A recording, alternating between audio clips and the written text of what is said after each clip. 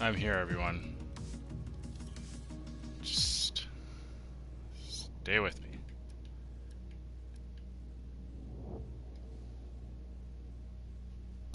Okay.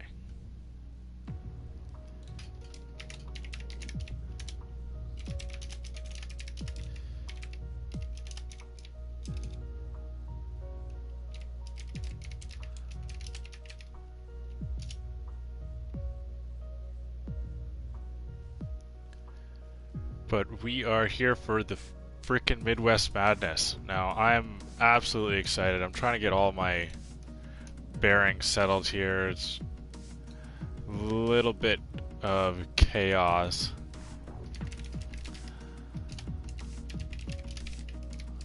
Let's just get the Austrian track map up here. Okay. There we go.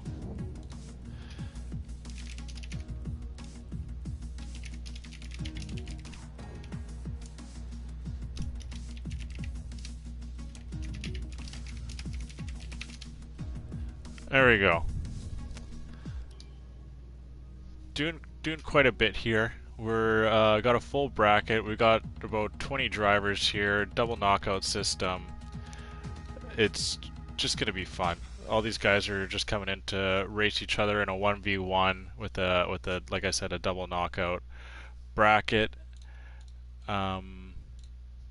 We're going to start off here with Noganator, a very well-known driver in the Midwest F1, actually represents Tier 1. And we got a new face on the block, Smith Pell. So let's check out what Smith Pell has got to offer here. Brand new to the league. So, oh, what am I? Did I got into a car. Okay, I just need to crash into a wall. Alright, well that's good that I'm starting at the back. Oh jeez.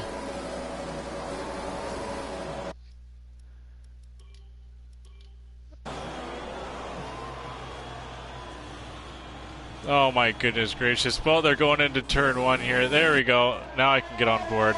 Looks like Noganator's got the early lead. We'll jump on board with Smith Knowles. We're going to come all the way down the straight into turn 3. Noganator's got the lead, takes a little bit too wide of a line here. We're just going to stay on with Smith Pell here as I screwed up and didn't go into spectator, so it threw me into a car. Noganator's trying to increase that gap. He is the higher seed in this race, so he does get the option to choose which track to drive on.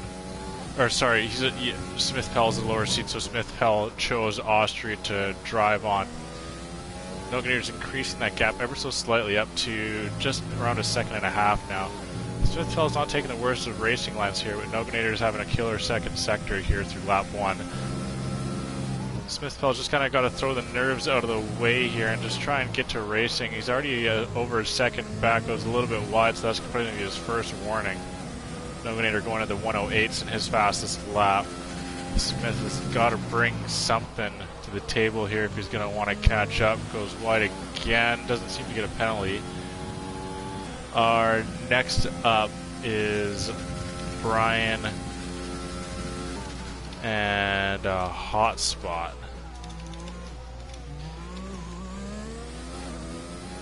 Noganator has increased this lead to just above 2 seconds here. Still a lot of things can happen here, so be sure to ride the rest of this race out here. But Smith Pell's just trying to, looks like he's just struggling for a little bit of pace in that first sector here. Noganator increases that gap to around 2.5 seconds as he'd like to call this race over, but still plenty of things can happen.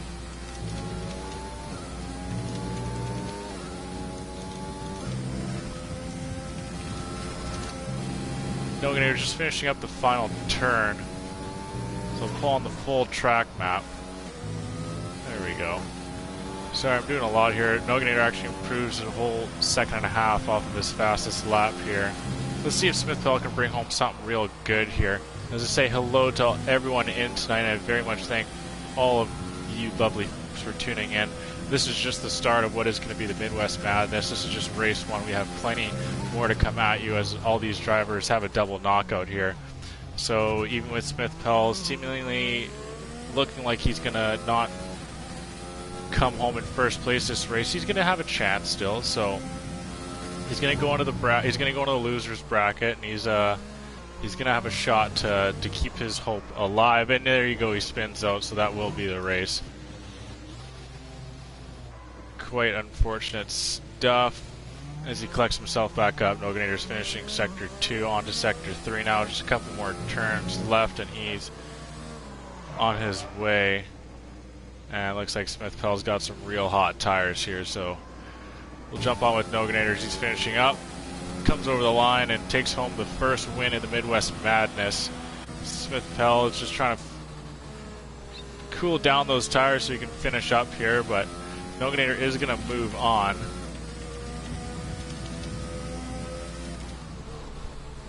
And he's going to wind up taking on Jacko in the second round here. Smith Pell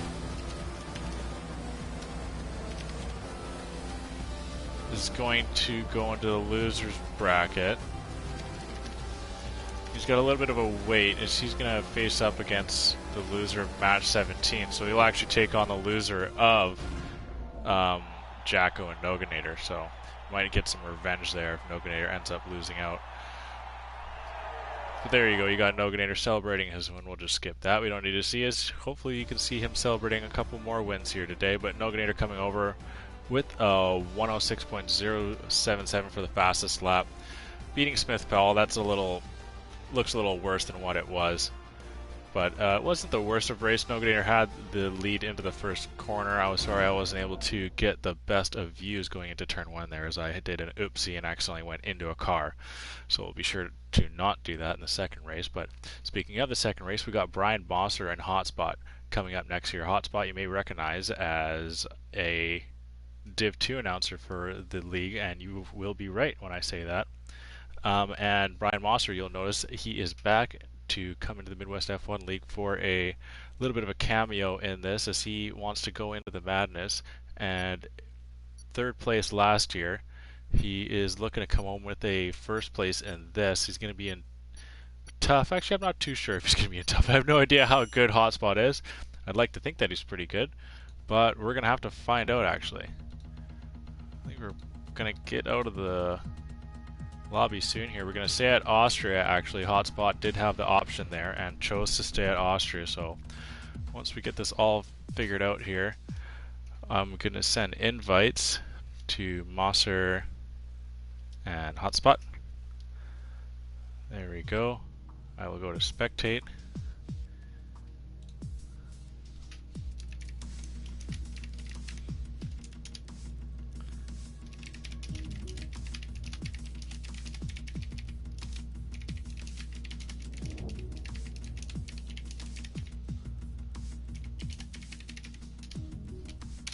And we are right into it as both drivers ready up. Back to Austria we go. I'll be actually in spectator mode here, so I'll be able to actually bring you the action. But how we're going to go is that pretty much everyone who loses, with us missing quite a few drivers actually, we're going to, all the drivers that lose in round 1, we're actually missing 8 drivers. So all the drivers that lose in round 1, they're going to go into losers round 1, but they're all going to get a bye through into losers round 2.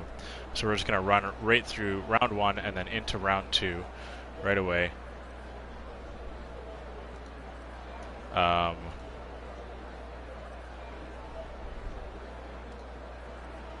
Sorry, I'm just getting distracted here, but yeah, so we're going to run right through round 1 and round 2, then we'll actually get into the losers round, which will be losers round 2. Just to put it simply.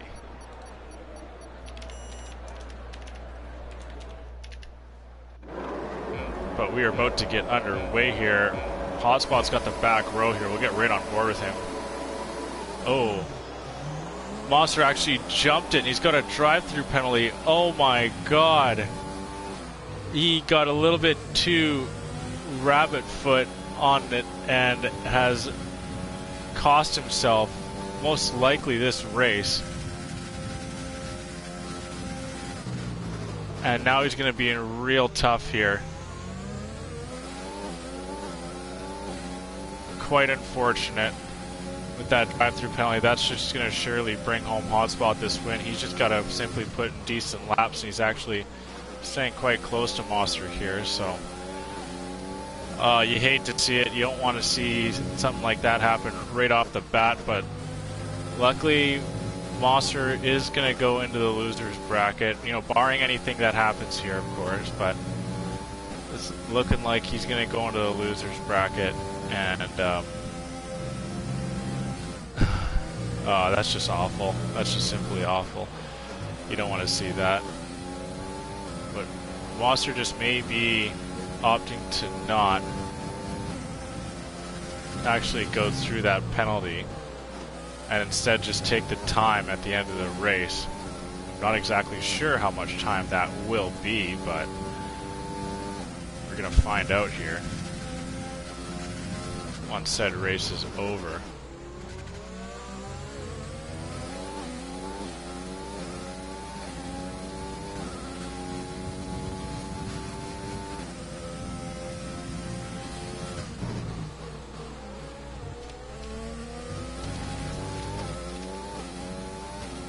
Looks like Monster has been able to grow that lead up just ever so slightly here, pushing it above a second now. Hotspot's trying to stay close. He's just outside a second, not losing too much ground through Sector 2. So he's not doing too bad of a job here. Monster's just gonna... Oh, he is gonna take the drive-through penalty now. Okay, so he is opting for the drive-through. Quite unfortunate here. I'm going to stay on with Hotspot as Hotspot actually increases his fastest lap through lap 2 here. See what he can do through Sector 3 as we'll throw on the detail. No, we want that one. There we go. See if you can go purple through Sector 1 and maybe get a little bit of a quicker lap set up here. He's got a quarter second down. You see Monster coming out of the pit. Now, on this track, I can say he's only 2 turns behind Hotspot, but with this track being so very long, 2 turns is quite a ways actually. So Hotspot just finishing up turn 4 as Monster comes through turn 3. We'll jump back on to the lad as he is coming through that straight into turn 4. Hotspot's just finishing up Sector 2, and it looks like he's going to be able to hold on for the win here. Our next race up is Monkey Mafia and Career.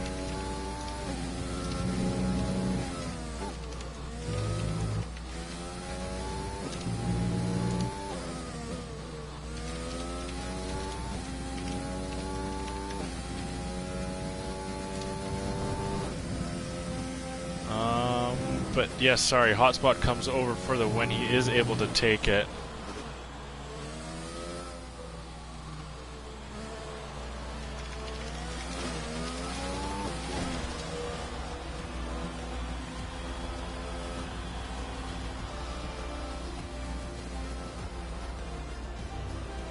Hopefully we can get an answer from Greer pretty quick here, but like I said, Hotspot with the win.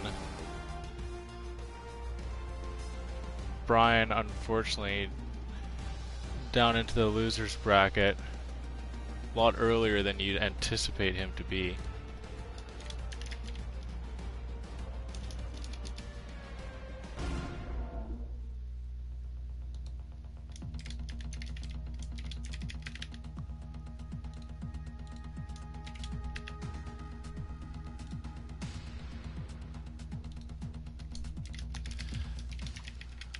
Gonna update this quick. Hopefully we can get an answer from Greer here.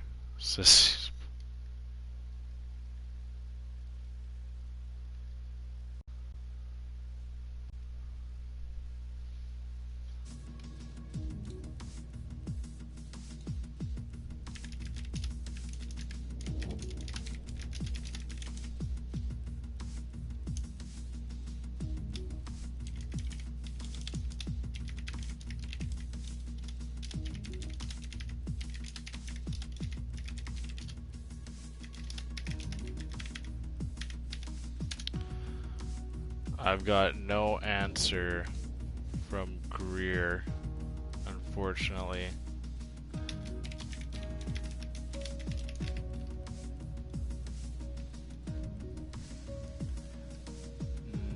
Next one up is Asnick and Kaz.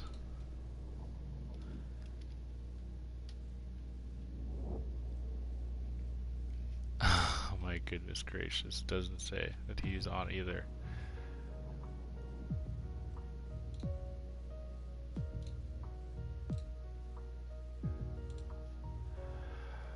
Oh, that's not what you wanted to see, but it looks like it is what it is.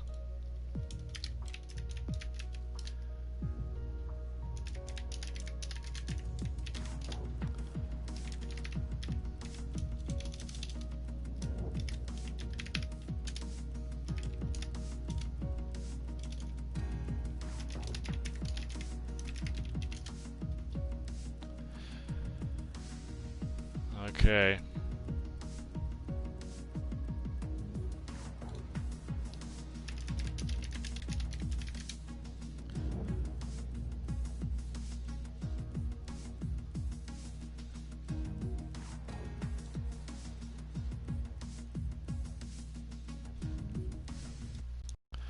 We'll invite him.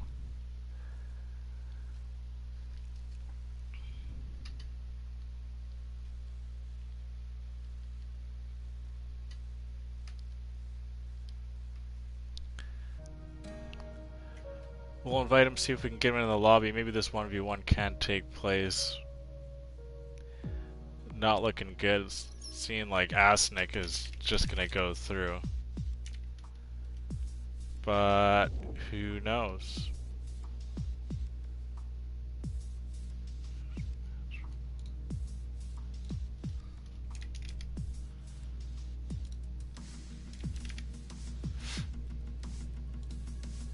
That's not what you want to see. But what can we do?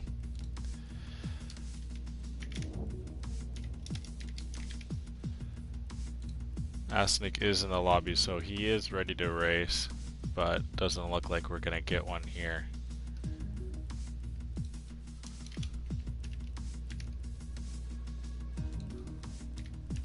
I'm trying to update the bracket here.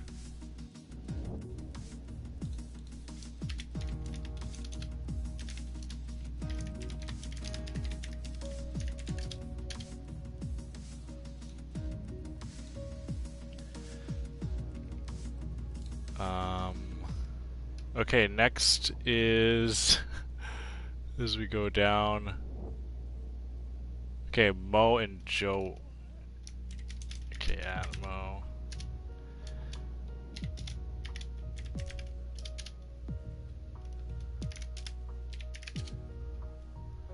Okay, Asnick, you're good. Jump out of the lobby.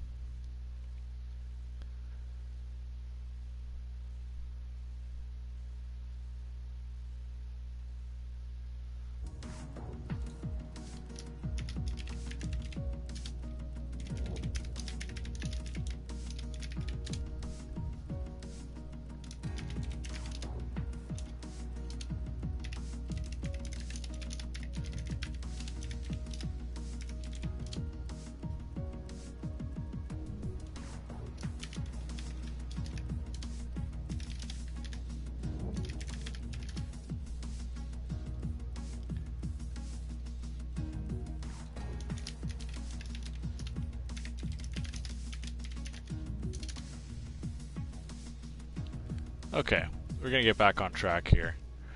Get Mo into this lobby here, then we'll start it. Let me check what Asnick chose.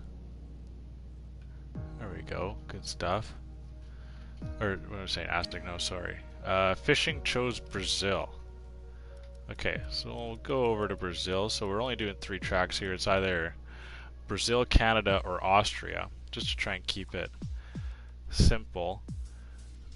And the loser, the lower bracket gets the pick, as I believe I stated before here. So we're just gonna wait for these drivers to ready up, then we'll get right into it. 3-lap race. Joe Fishing is considered the underdog here against Chill Mo. We'll have to see what battle we got set up for us here. Very excited, as this is going to be our second freaking race, as all these no-shows and whatnot. But we got Mo, who's considered the 12 seed, as a randomized seeding. So Mo's sitting on the 12 seed, and Joe G Fishing sitting in the 21 seed. So flipping the numbers, we'll have to see what's going to happen here. Very much looking forward to getting to Brazil for the first time, as I find Brazil to be a very fun and exciting race. It's got a lot of good passing opportunities, even through Sector 2, which is kind of a little bit of a slower sector. It's got a couple of really solid corners where you can take a nice little lunge into if you get the timing right. And of course, it's got that long swooping final straight into turn 1, ending off in Sector 3 there. That offers a good area for a pass as well as a secondary rest section going into Sector 2 as well.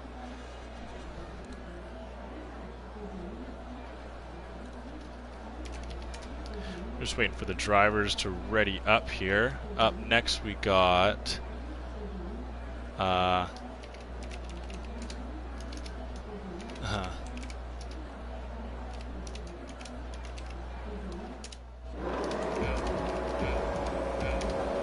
we got Kenny and the Tier up next, but right now we got Mo and Joe Fishing. Mo's got the front row here. Joe Fishing's got the inside line. Mo seems to get the better start.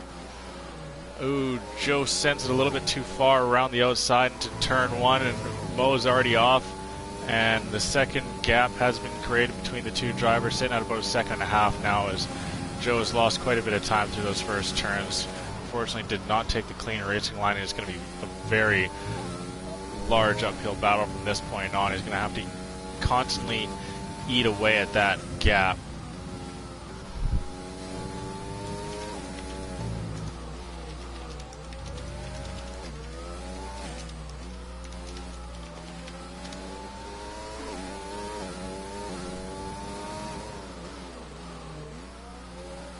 That gap's still above a second, nearly flirting with 2 seconds now. It's at 1 3/4. Joe's really got to bring something here in these final 2 laps here, because he's kind of put himself in a real rut. As I say that, he eats off a whole quarter of a second, so a very good start from the lad, but that gap is ever so slightly moving back up, as it seems that Chili Mo's got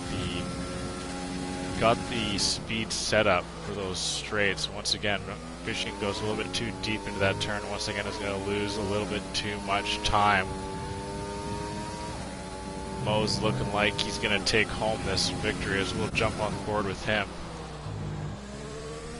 Going purple through Sector 1. Not a surprise to see, as the first time they went through that sector was off of a dead restart. Mo's grown that gap to above 2 seconds now, just around 2.5. Very comfortable lead between him and Fishing. Let's see if Fishing is able to close that at any bit. It doesn't look as to be. Mo's just in some sort of groove on this Brazilian Grand Prix circuit here in the Interlagos. Fishing, of course, choosing this track. I don't imagine that the drivers know too much about each other. I think Fishing just went with the track that he was more comfortable with, but unfortunately with him losing so much time through the first 2 turns.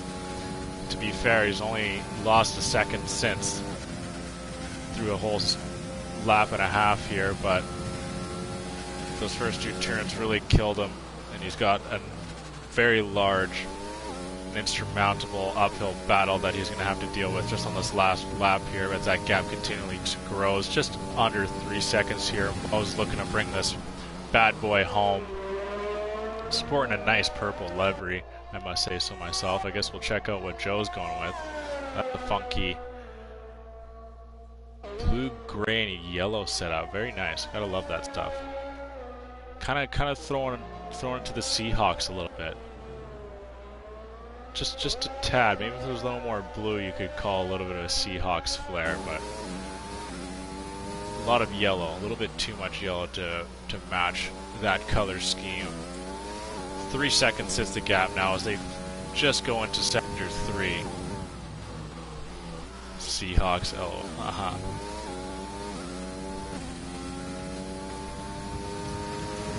But Mo looks to come over the line, barring any late crash, to win in Brazil, taking down Joe Fishing. Next, we're gonna have Kenny and Tier the Tier. Oh, don't have a good feeling about Tier the Tier right now. We'll have to see.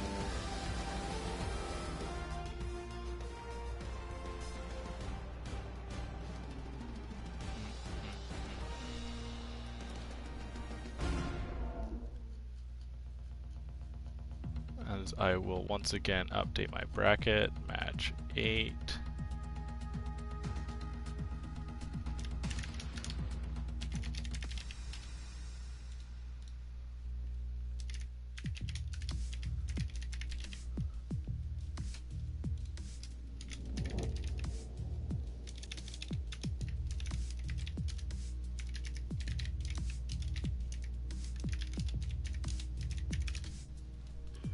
Oops.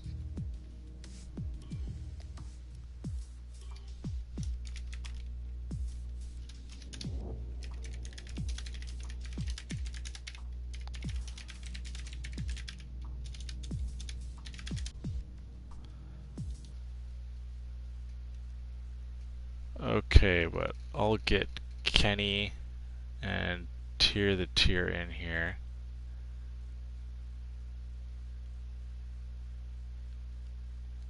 Okay, so he says he's in time trial, so he's playing the game. That's good news.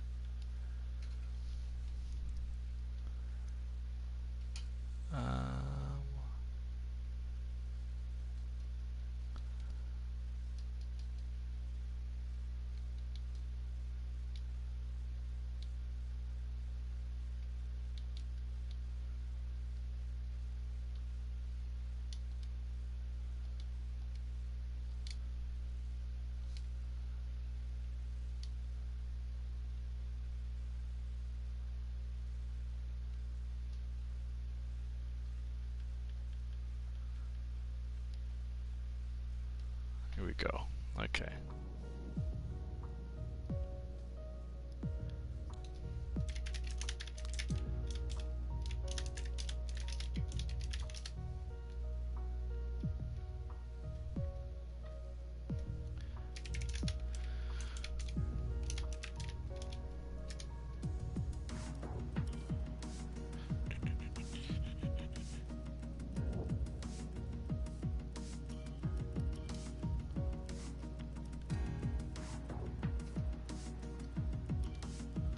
That's why you save it, ladies and gents. So we do stupid stuff like that and just back out the lobby. You can just join right back in.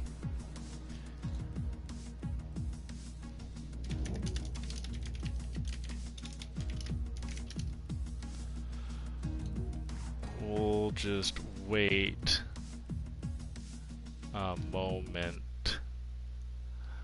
Says he's actually online. So you gotta give him the benefit of the doubt here.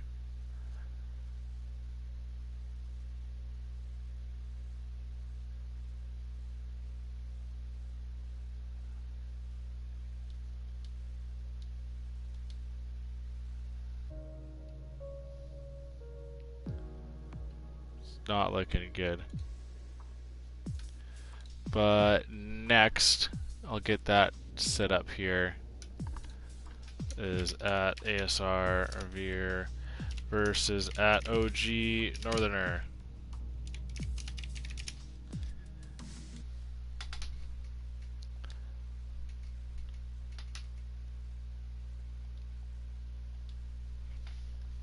Let's go. OG picked Austria.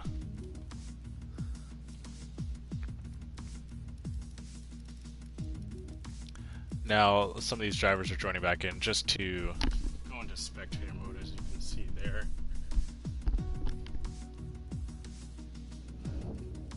But once again, unfortunately, another no-show. That sucks, and it's quite annoying, but it is what it is, and we're just going to trek forward.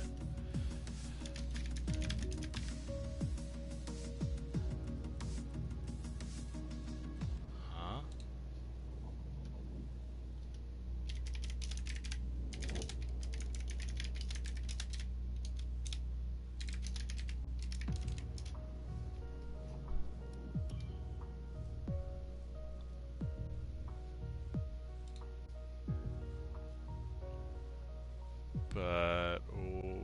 Okay.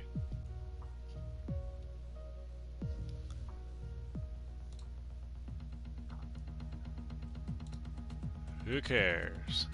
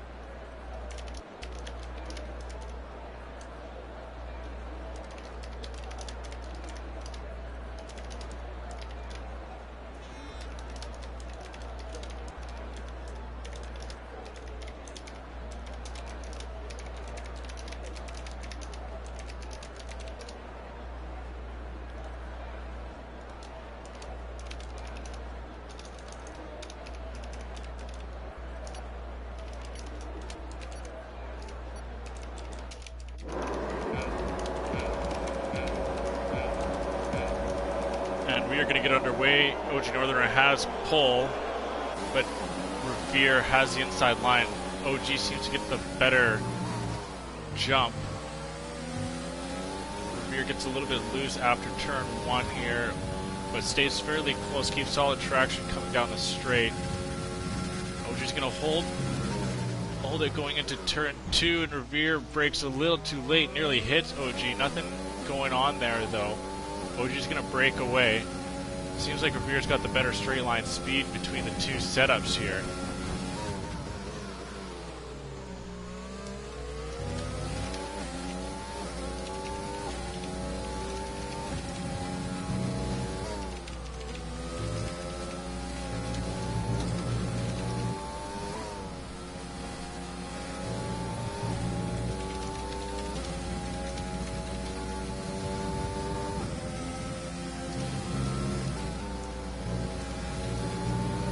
OG's still going to hold lead after lap 1. Both drivers go a little bit wide.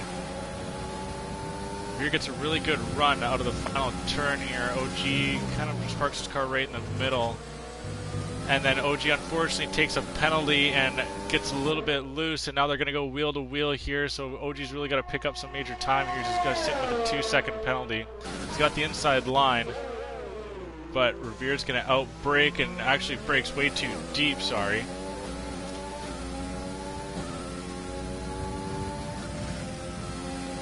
And OG's trying to come back. He's got the inside line. Revere breaks late. Both give each other enough room, and a tap from Revere. Oh, goodness.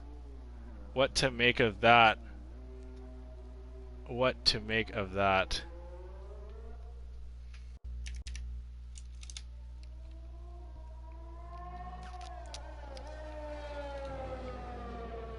Where do we go with that track? That, can someone clip that? Noganeer, can you clip that quick? Yeah, I'm feeling a racing incident as well. The chat's calling for a couple of them. We don't have clips enabled. Oh, piss. Yeah, I just. Ugh.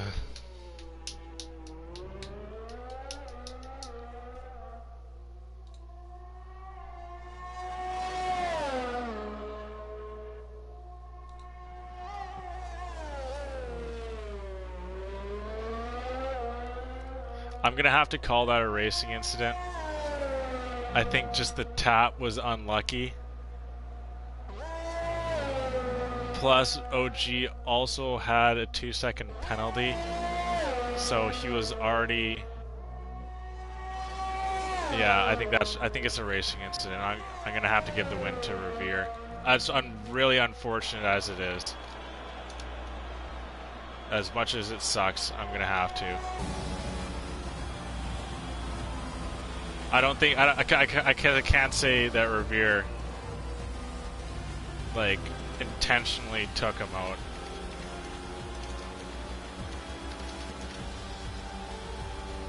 Reaver, sorry. Why did I say Revere? I say it all the time, Reaver. Sorry, OG, but you're down into the losers bracket there, Bromigo.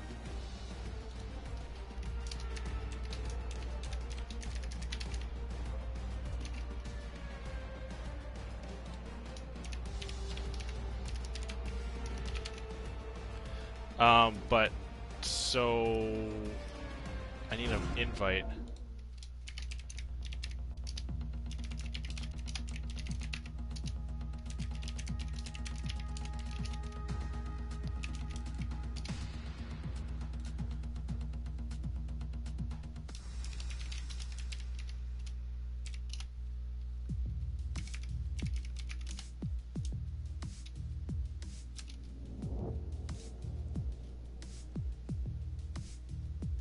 Get an invite from Monkey.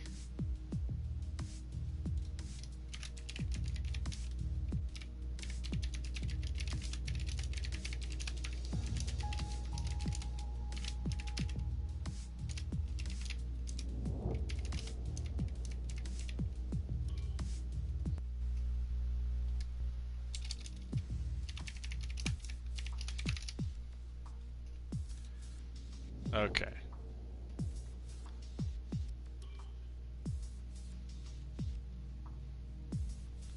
Oh no, Tier Tier can't join this one either.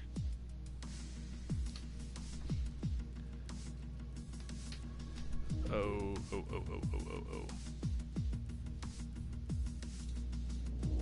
Oh, he's in.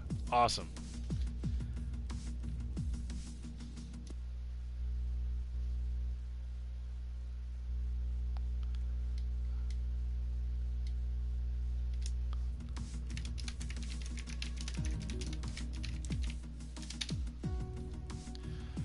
Sorry once again to OG Northerner, as unfortunately he got the crap end of that stick.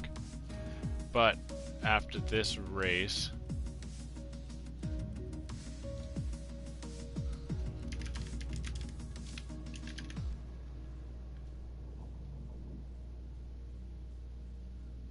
ask Nick, you gotta get to spectator.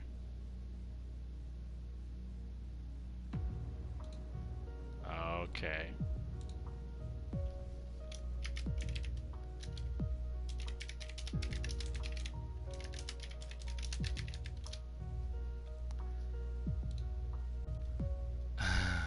Okay.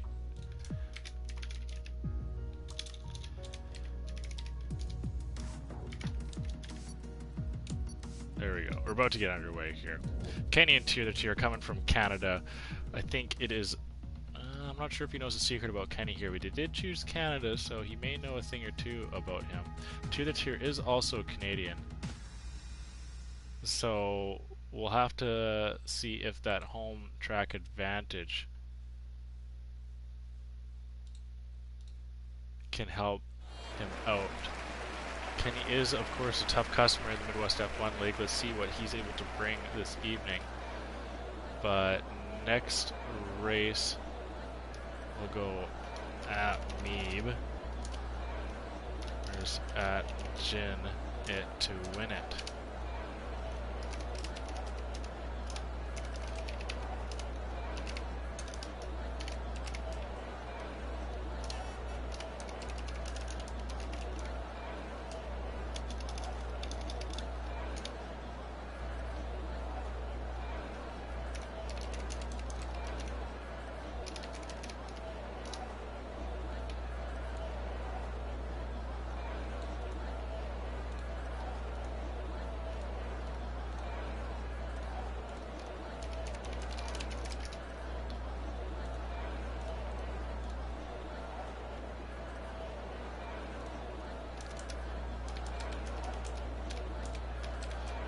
Waiting for Tier the Tier to ready up here, so we can get right underway.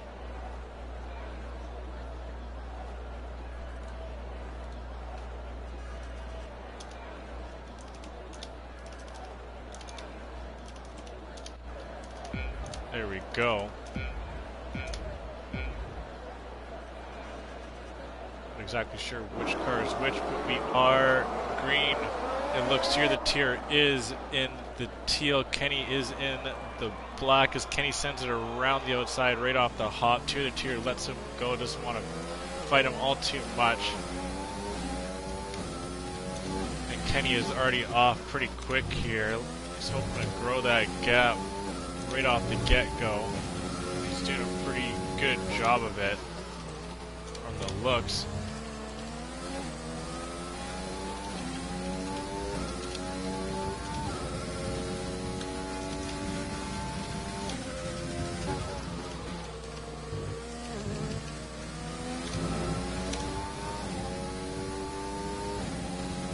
And Kenny is way off in the distance already. Grows that gap to above 2 seconds even before lap 1.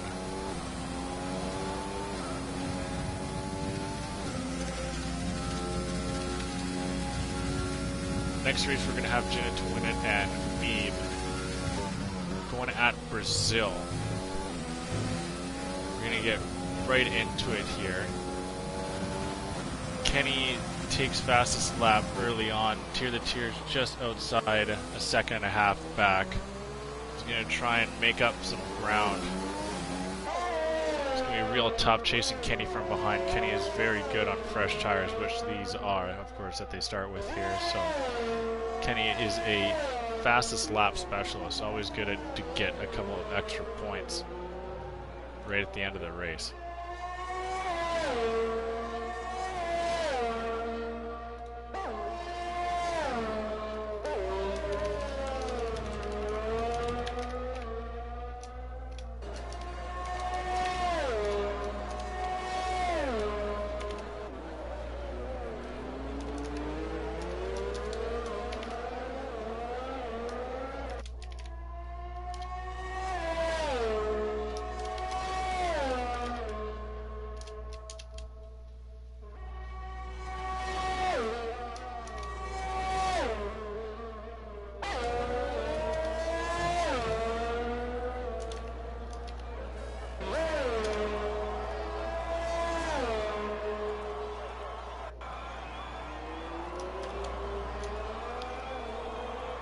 Yeah, that gap seems to be ever so growing, and it may not change.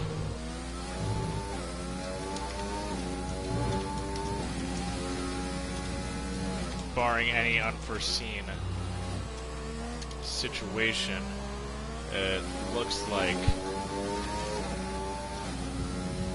Kenny's going to come over the win, as that gap is now just under 4 seconds. Sorry. Oh, what am I saying? Kenny spins out. Oh, that brings Tier the Tier right into it. What are we going to see here? Kenny is in real tough now. He's got just a little bit of damage, so with it being reduced, Tier the Tier, oh no, it goes way too deep into the hairpin. We're going to have a little bit of a drag race here. Coming down the casino straight. Tier the Tier does have DRS. Kenny's got the straight line speed right now, though. Tier the Tier is going to send it right in. Kenny cuts the final corner. Oh my god, that got weird. That got really weird. But Tier the Tier's going to come over with the win. Wow. That was completely unexpected the way that that finished.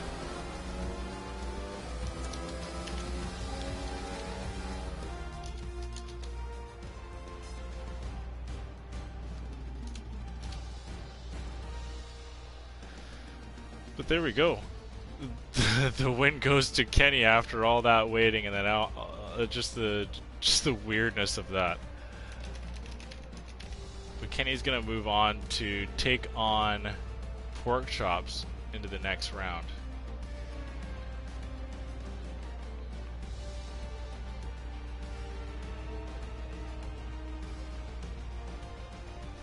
We're gonna get right into the next one, as the next two drivers are joining up.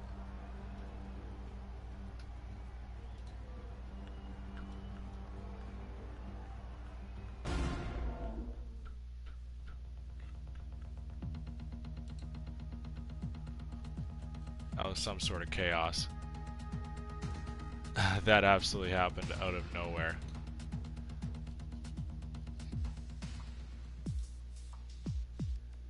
Janet is in.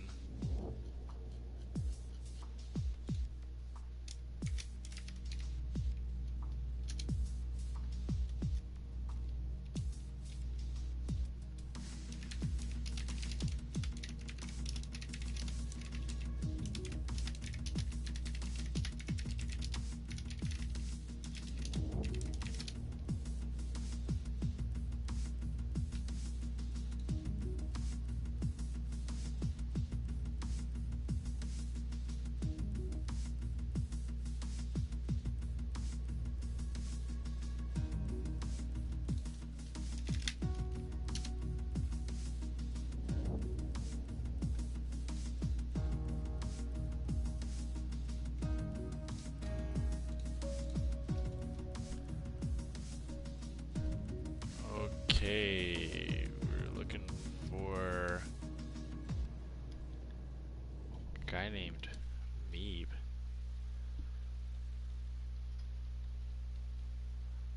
Another no-show. It's just gonna break my heart, not gonna lie.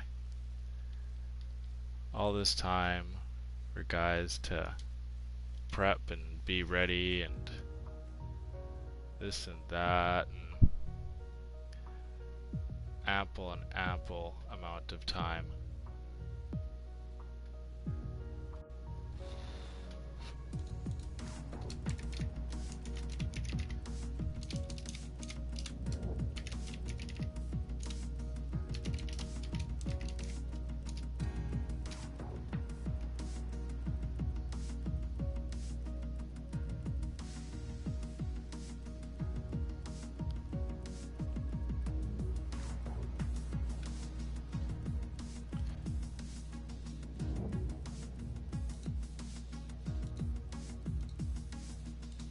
Okay, Noganator, you're up, dude.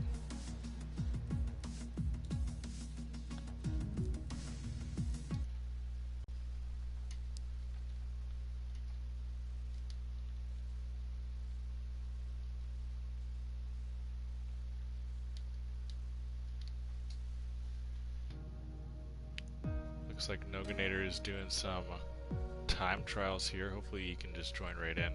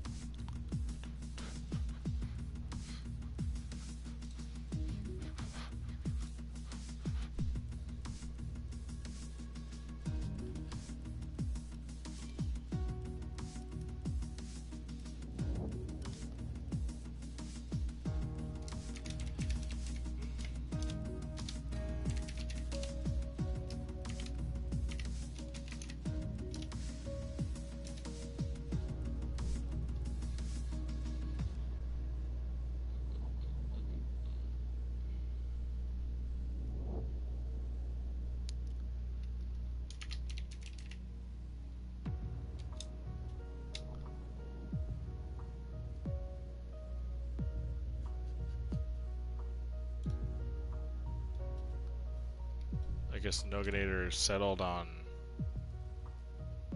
Canada.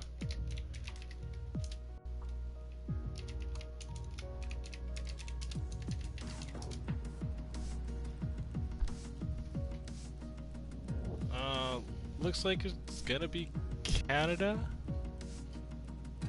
I think Noganator's readied up.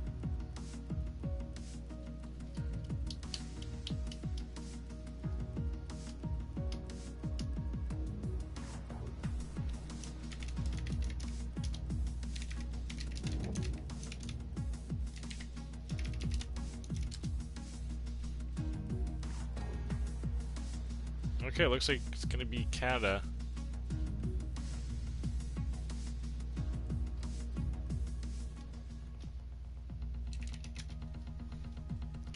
Okay, back to Canada we go to watch Noganator and Jacko. Now, like I said before, the loser of this match is going to go on to face Smith Pell. Yes, yes, yes. There we go, so Jinnit to win it gets an automatic bye. Bye. Okay.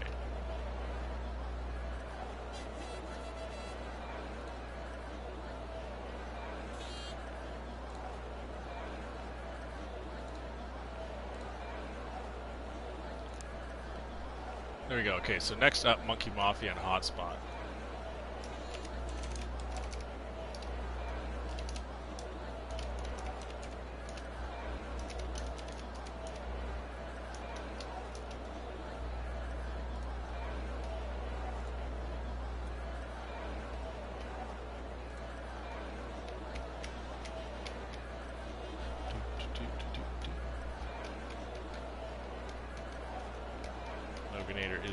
readied up, and we're going to get right into it.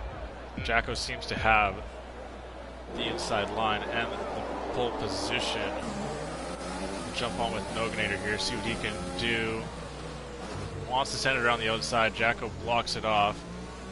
Noganator tries not to go too much.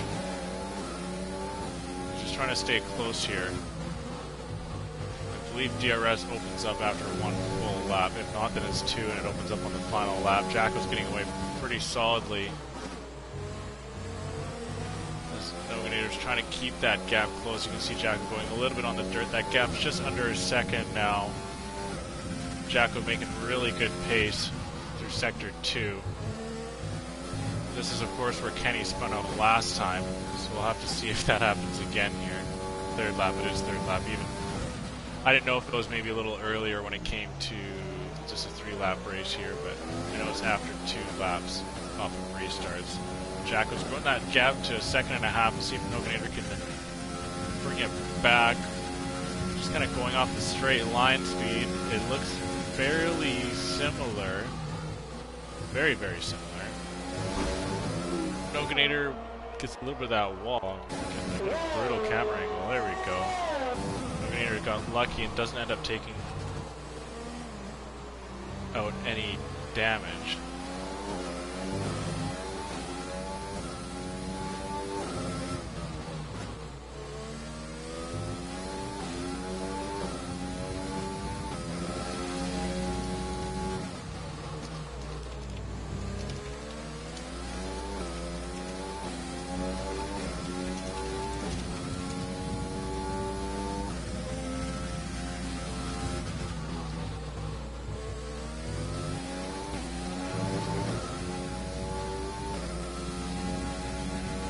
Okay, well, it looks like we're going to have another free walk for another driver here, as I've got news that Knight has opted out as well, going for another no-show. Jacko is still holding that gap just around 1.8. Not too much change from lap 2 from 1. Noganator takes a pretty clean racing line, actually makes up a little bit of ground on Jacko coming through. Jacko goes quickest in this lap again. Maybe Noganator can get a consolation prize and take fastest lap in his final time around the track here, but Jacko looks like he's already gaining that gap up to 2 seconds here. Noganator seemingly done from this race. Looks like he's going to go back down into the loser's bracket. He's not going to go back down. He's going to go into the loser's bracket to take on Smith Pell.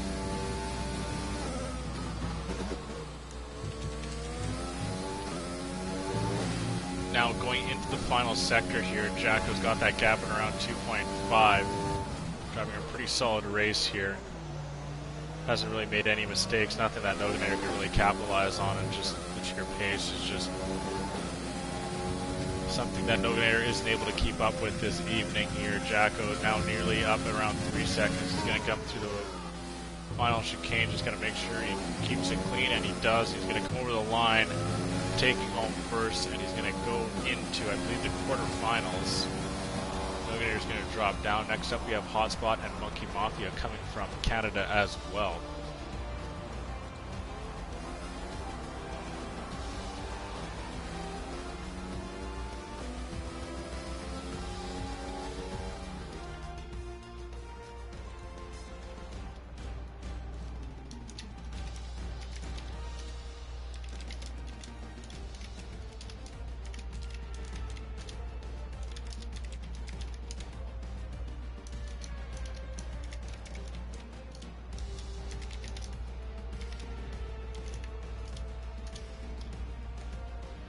There you go. Jacko coming over with the fastest lap as well, going to 110.981, half a second faster than Noganator's quickest lap. Noganator just...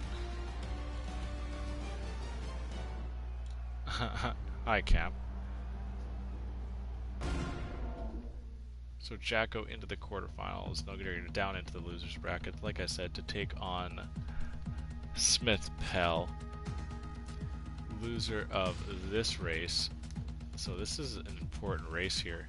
Because the loser of this is going to take on Brian Mosser.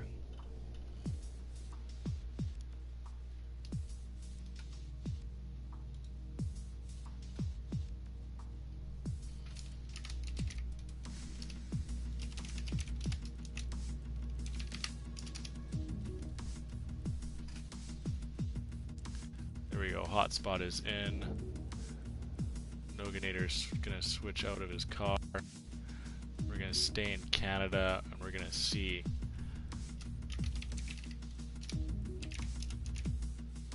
There we go. Lovely stuff, okay.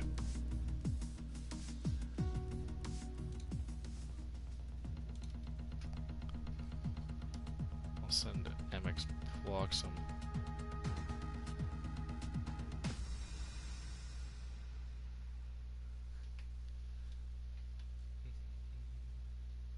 So now the winner of this race is going to go on into the next round to take on Jacko.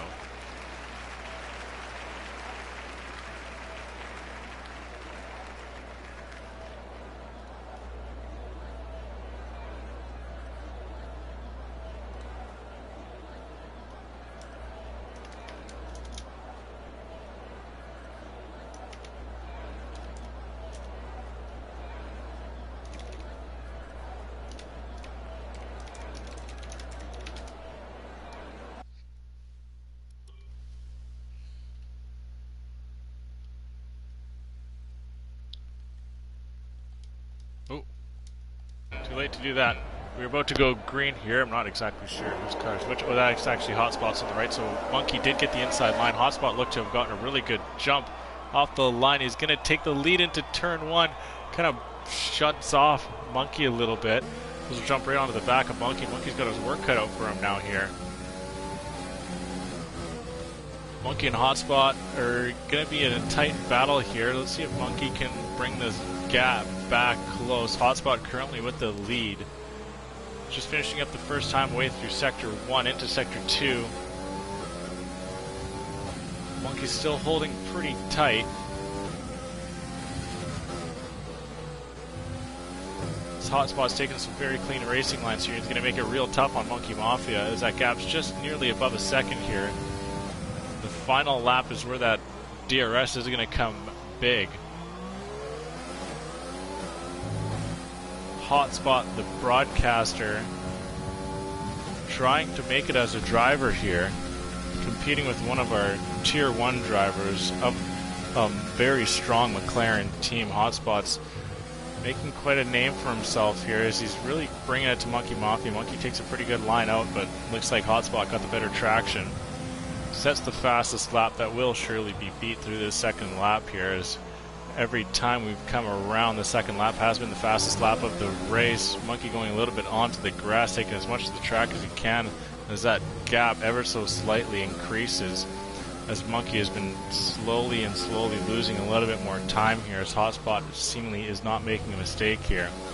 Really putting the pressure on Monkey Mafia. But it looks like, there you go, Hotspot makes a little bit of a mistake and Monkey Mafia is able to eat back a whole half a second now. So one more of those from Hotspot and it's going to turn this race right on its head. Monkey's just got to stay patient, make sure that he doesn't overexert himself. But as I say, he's already eaten up a decent bit of that time. A good run out of this final hairpin can be really beneficial for Monkey, and it looks like it is, as he's got a very solid run now into the slipstream. Doesn't have any DRS, unfortunately. He'll get on the final lap, but right on the back of Hotspot, he's going to take that slipstream. Now they're going to go wheel to wheel down the straight. Monkey's got the inside line. Hotspot sends it right around the outside. A very good job of giving each other enough room, but unfortunately Monkey Mafia is the one that collects the penalty here. But he's also the one who's got the lead going into turn one. And he's going to hold it through turn two. Gets a little bit too heavy on the brake, and Hotspot just ever so slightly touches the back on him. We'll jump on a Hotspot now as he's chasing him down. Oh no, Hotspot actually clips a little bit of the wall here, but with Monkey Mafia's penalty.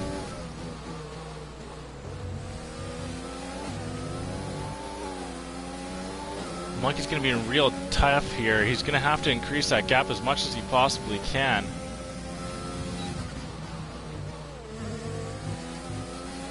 just over a half a second between the two. Monkey's trying to increase that. If he can get it all the way up to 2 seconds, it's going to be an absolutely ruthless task. He needs to take off a whole extra second from Hotspot. And no, Monkey Mafia has just kind of lost it in the end here, as he unfortunately took way too wide into that hairpin, then went off into the grass, and it looks like Hotspot's going to come over with the win. Even with the penalty that Monkey Mafia had, it was a very hard task to be done. And he did a very solid job re-overtaking for the lead, but Hotspot's going to come over with another win here. And Monkey gets a good piece of the wall for good measure.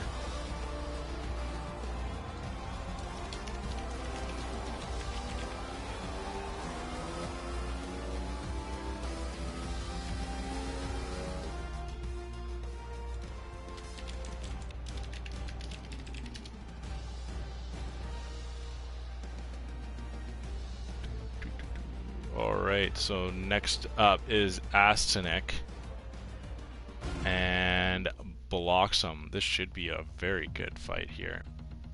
Looks like Astanek is going with Brazil.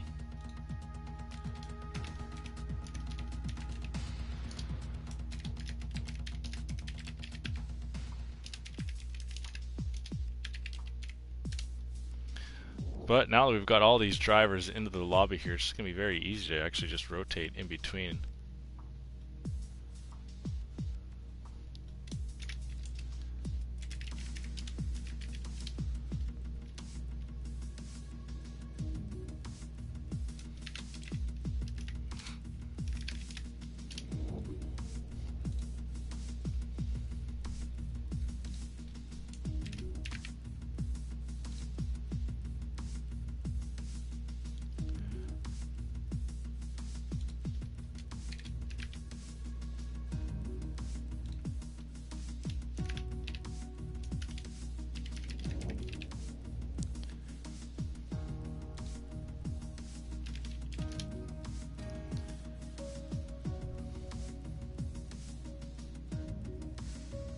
There we go. Astanek and Bloxham up next here. This is going to be a very good race. I'm very much excited for this one.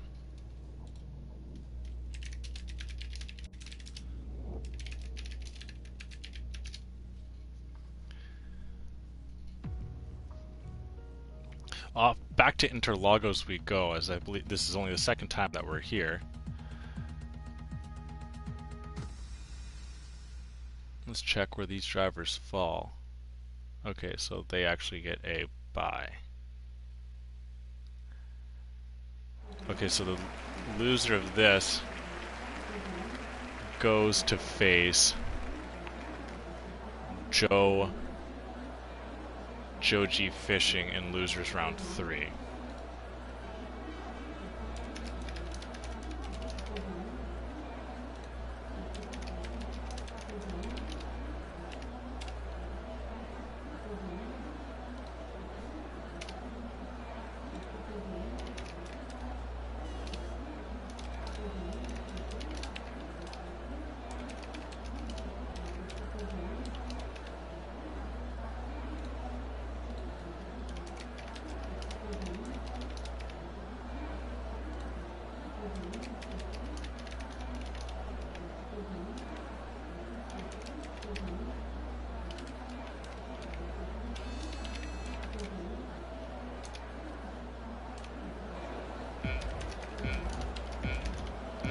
There we go at Interlagos.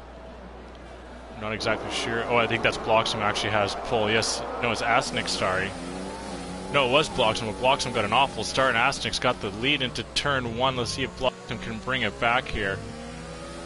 Our final day of racing in 2020 for the Midwest F1 League. Astanek and Bloxham are going to bring us a very solid battle. Two fairly close drivers, in my opinion, on skill. But unfortunately, Bloxham with that dreadful start is going to find himself back and gets a little bit too much onto the curb, and he's going to find himself already behind 2.5 seconds here. But with this damage to reduce, I believe, yeah, he is able to keep his wing intact. So just quite unfortunate the way that he got a little bit too high up on that curb right off the hop, and finds himself now 3.5 seconds back. So he's going to be real tough from this point out. He's going to really have to do some crazy lap times here, but I wouldn't be surprised if between these two drivers I see that lap time, or that gap between the two drivers, stay at around 3.5 seconds.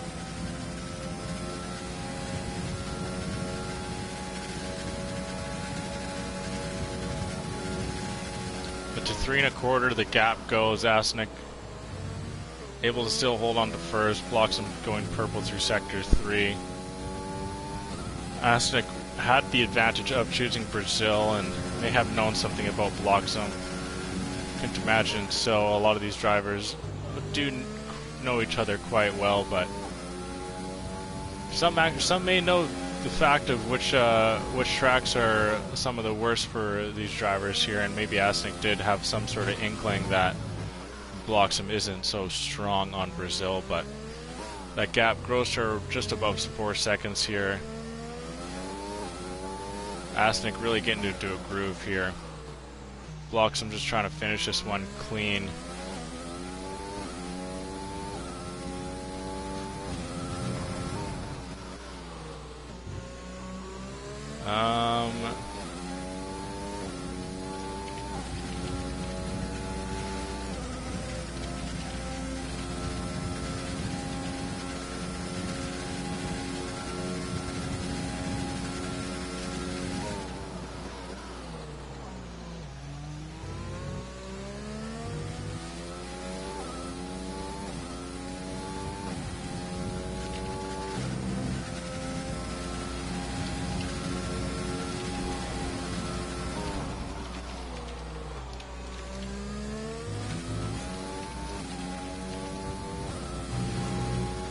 But next we got Random Serious and JC Blackley.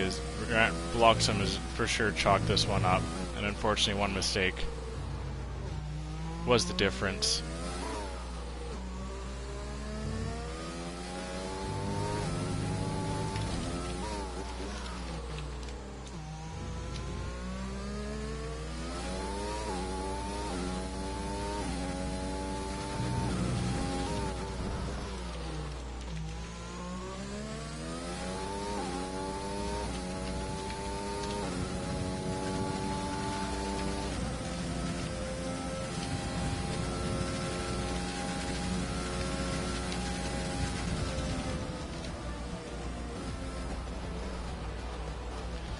There we go. Asnick comes over with the win.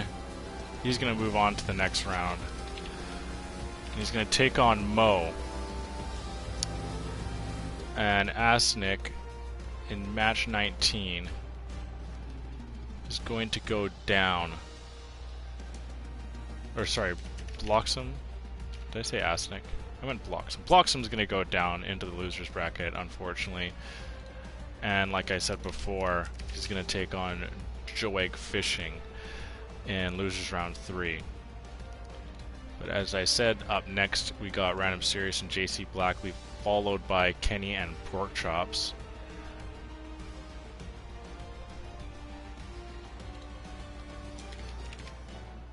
Then Cam and ASR Revere to finish up the bracket, or the round 2. So Random as in match 21, the loser of this is going to go on to face against a bye. As with all of these no-shows, it's really just kind of throwing a wrench into this all. But we're making do with what we got here.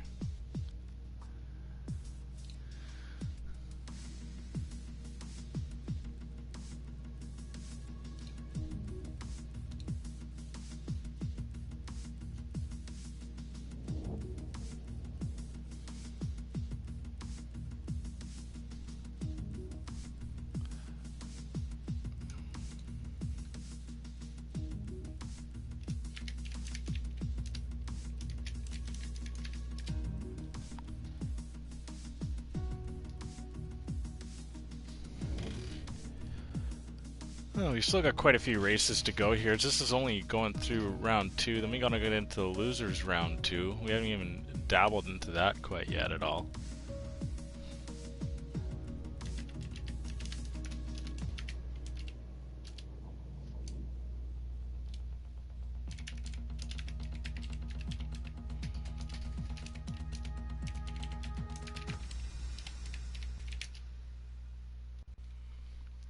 back to Austria. First time for a couple of races, as we spent a little bit at Canada and the last race at Brazil.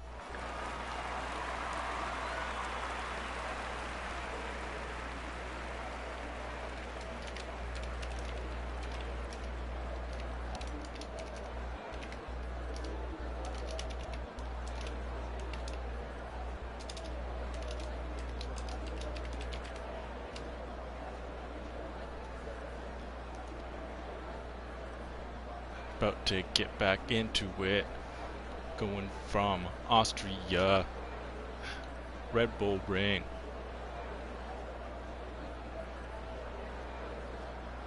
But as I said before, thank you everyone that was able to make it in here today. Oh, a couple of new follows from some people that I've missed. I'm sorry I haven't been able to stay on top. I've been a little bit busy here, but Devin Young 15, thank you for the follow. As well as 24 Chill Mo, much appreciated for the follow, and same with Spoolin Dub, thank you guys for the follows, very much appreciated. We are up over 100 followers now on Twitch, and it's quite a little milestone. I mean, as I say little, it is a little bit of a little milestone, but one that we are very happy to have surpassed with only being around for half a year. So you know what, there's been faster growing Twitch channels. There's also been slower growing Twitch channels, but 100 followers is still 100 followers, and we're very much happy to get to that point, and it wouldn't have been done without everyone that is in the Midwest F1 League, as well as the outsiders and the friends that do follow us. So very much appreciate all those people, and thank you that do follow us on our other platforms, that being YouTube and Twitch and Instagram, as we post all of our links and whatnot throughout those pages as well. But we are going to get underway here at the Red Bull Ring. JC Blackley has the lead. Random Series is in second. Random Series gets a pretty decent jump, but JC Blackley is going to take the lead into turn one. And that's just going to make this race even more interesting. Random Series is a very good driver, but unfortunately finds himself spinning out a little bit too much. JC Blackley, one of our younger drivers, and is a good friend of Kenny. And Kenny has helped him out quite a bit on pace, and he has ever so been improving week to week. So this will be a good test for him to try and take down one of our top guns in Random Series here. Random's going to be in tough, as JC Blackley is really putting out some solid first and second sector time here, as Random gets a little bit of a lockup here. JC is moving here. I think it's taking Random Series a little bit by surprise here. Random just trying to keep solid racing lines. Makes up a little bit of ground through sector 2 here. Now this is all about JC can fly, that's not deniable. But JC can also find himself into a little bit of trouble here, and you can see that's exactly it. He found himself in quite a bit of trouble in the last sector there. Sector 3 really hurt him. He actually had that gap to over a second. Now it's brought back within half a second here. Let's see who's got the better straight line speed here. It looks fairly close. JC seems to be pulling away, so he's got a little bit of a quicker straight line speed. That's going to be huge when these two are going to go battle for the lead later on in this race. Right now, Random Series is just holding that gap just above a half a second here.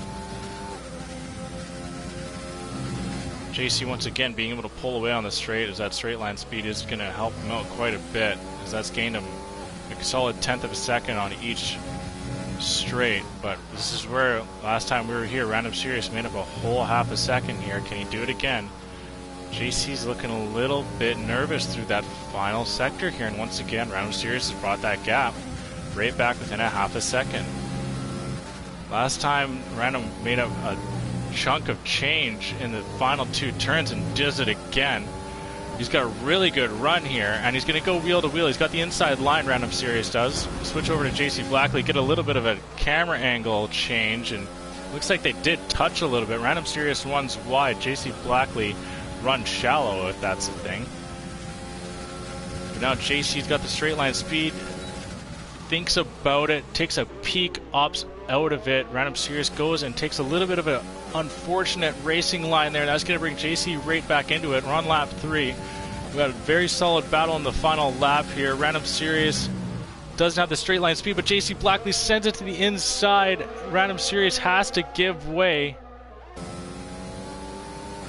JC making a very aggressive move, and Random Series for sure is not a guy to get his elbows out too far and should have found a little bit more aggression in that battle there, as JC Blackley somewhat stole that racing line away from Random Serious, and as a result is going to go on to steal this win, as it was Random Serious to take, and JC Blackley is going to come over first. You see Random Serious character celebrating in second, but that's not what he wants. JC Blackley, very well done taking that.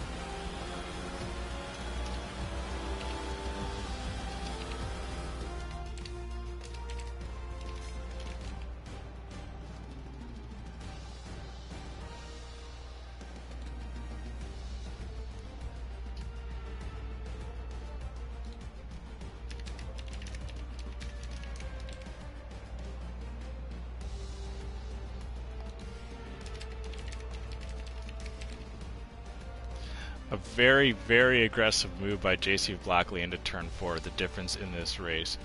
Seemingly, Random Serious had that all lined up, and JC Blackley ripped it away. Fair driving, clean driving from the two. JC takes home the win, and I can say an upset on Random Serious, as that's not something that people would have pegged to happen. But we venture onward, and that is to Kenny and Pork Chops, which is going to be going down in Montreal. Pork Chop seems to know a little something here on Kenny, thinking that he can take that time away from Kenny in Canada. We'll have to see if it can be done.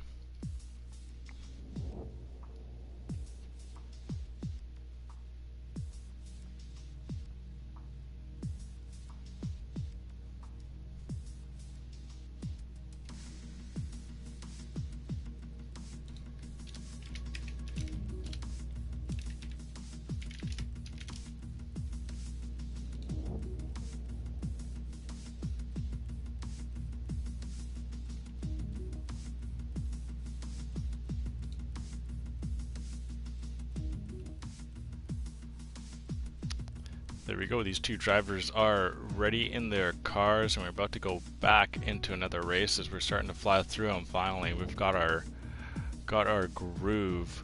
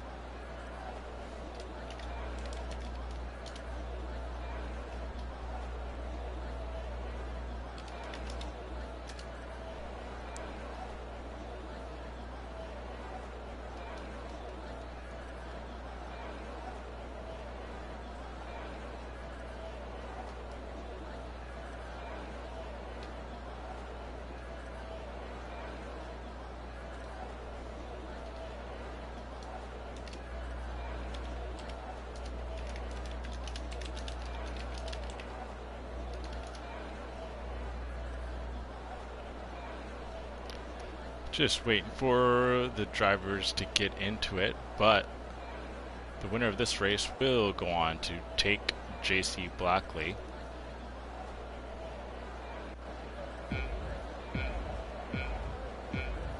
Looks like Kenny starting second.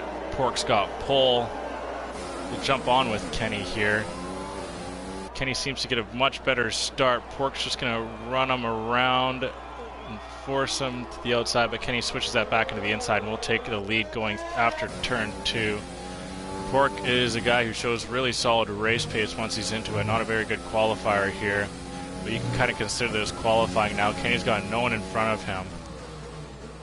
Just Pork Chops behind. If he just kind of finds a groove, it's going to be very tough for Pork to catch him here. Pork's already just sitting at around a second back.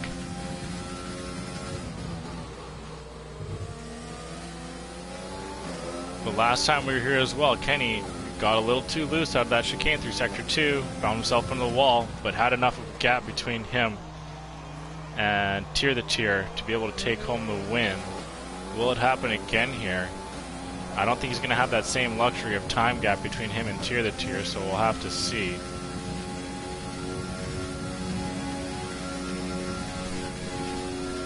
Pork Chops and Kenny seem to have very similar straight line speeds, not much of a difference between the two there. Can't really make too much out of that final wall of champion chicane. Pork Chops is going to have to find somewhere else on track to do it. No, he gets too heavy on the throttle and spins out as he's coming out of turn 2. And once again, that's going to give Kenny a very large gap. Sits in 8.5 seconds now, so a little bit of a spin out is gonna re-throw this race back into chaos.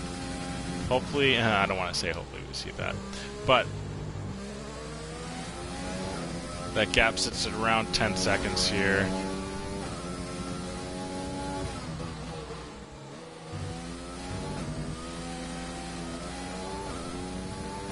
I think Pork Chops is just chalking this one up. It looks like Kenny's going to come home with the win, and he's going to move on to face JC Blackley. Pork Chops is going to drop down into the losers bracket to face Tier the Tier.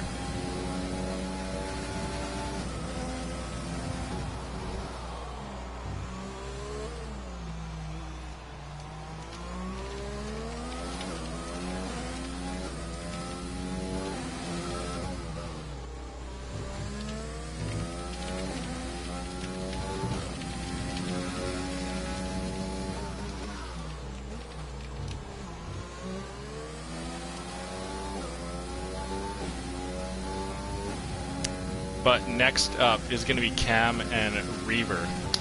So that's going to be a good race. Reaver, of course, takes Brazil as the choice.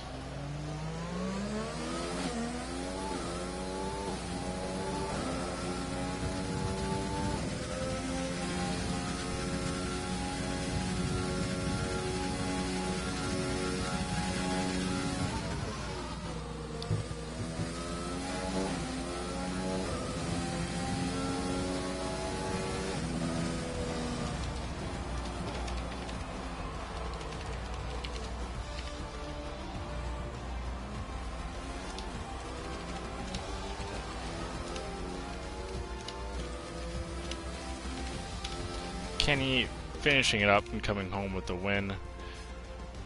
Does it fairly cleanly. There was a little bit of a battle between the two for a bit there, but with the spin out from Pork, it just changed the flow of the race, and unfortunately that was about it for that competition. But we're expecting a very good competition between these next two drivers.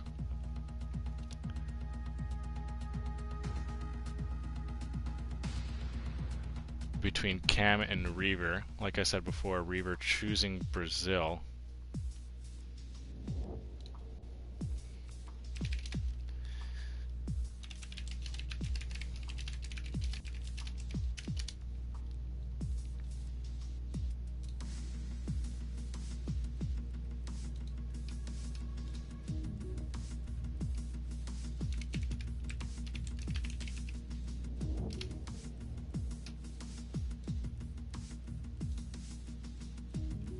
So this is going to be a race of attrition as well as a race of speed. But I think the best way of doing this is to get everyone just into the lobby.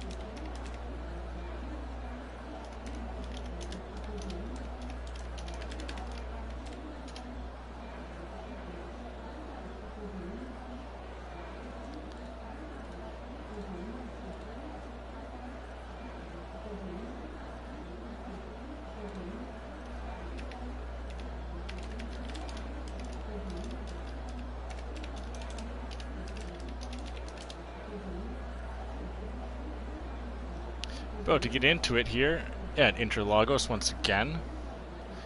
After this, we're going to go right into the losers round.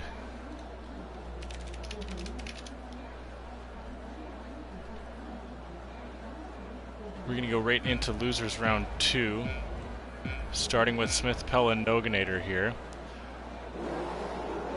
Reaver's got pole. Cam's got the inside line. Cam breaks early, doesn't want to hit any of Reaver. Reaver's got that gap at around a half a second. Last time he was here, he had the win virtually after the first 2 corners here. I don't think he's going to be in that easy here with Cam, as Cam has got some crazy pace. Gets a little bit on that curb like Bloxham did before, but not enough to make him lose traction. The gap sits just under a half a second now. Cam's going to maybe look for somewhere in Sector 2 to get a move done. Reaver's going to make it hard on him here, though.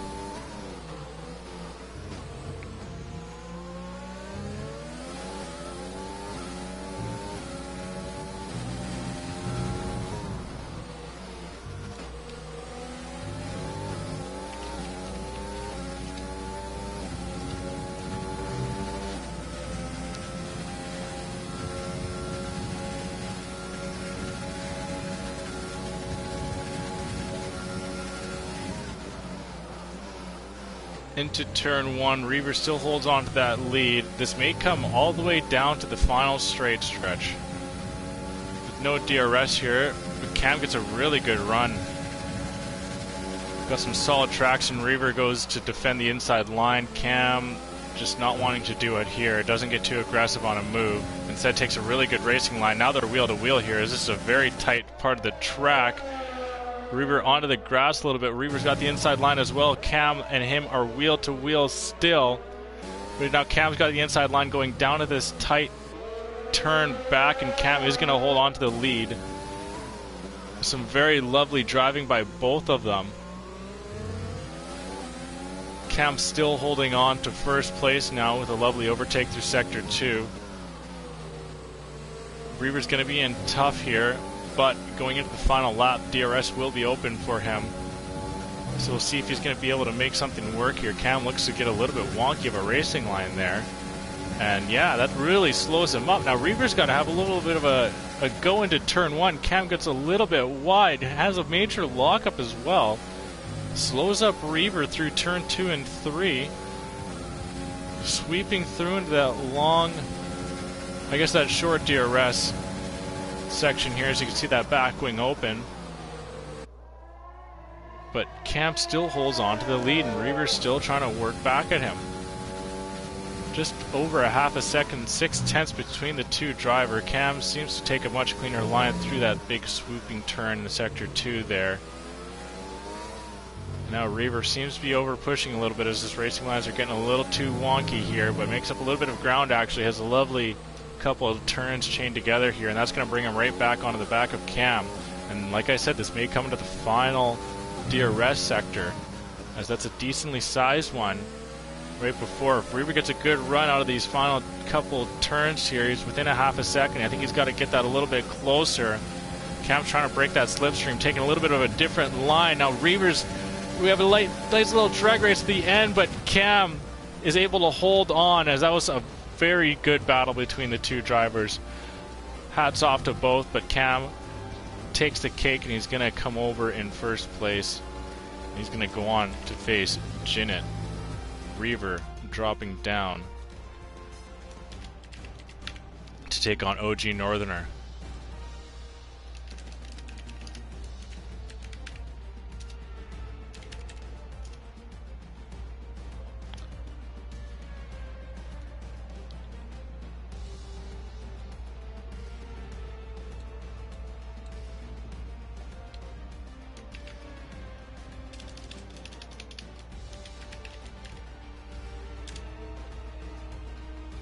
But next up, we got Smith Pell and OG Northerner.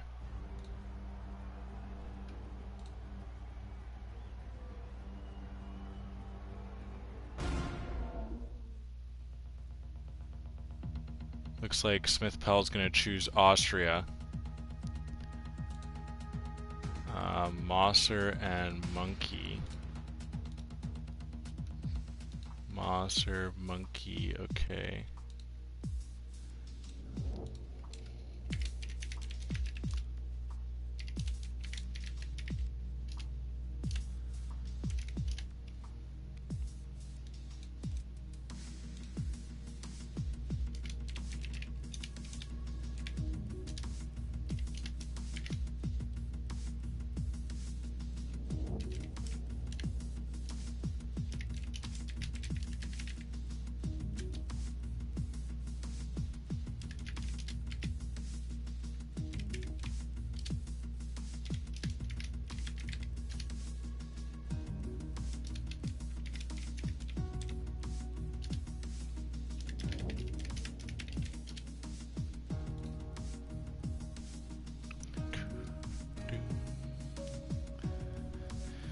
Yeah, so the next up after this race between Noganator and Smith Pell is Monkey and Brian Mosser, with Monkey getting track pick.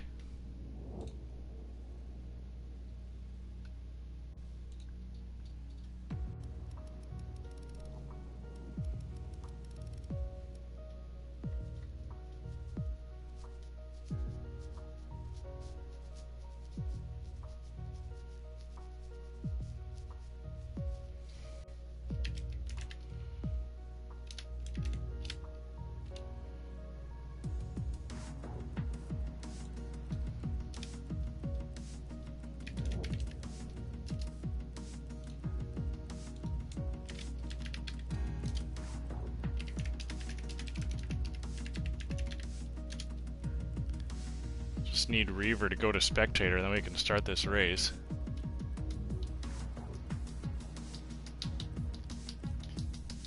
There we go, now we can get underway here.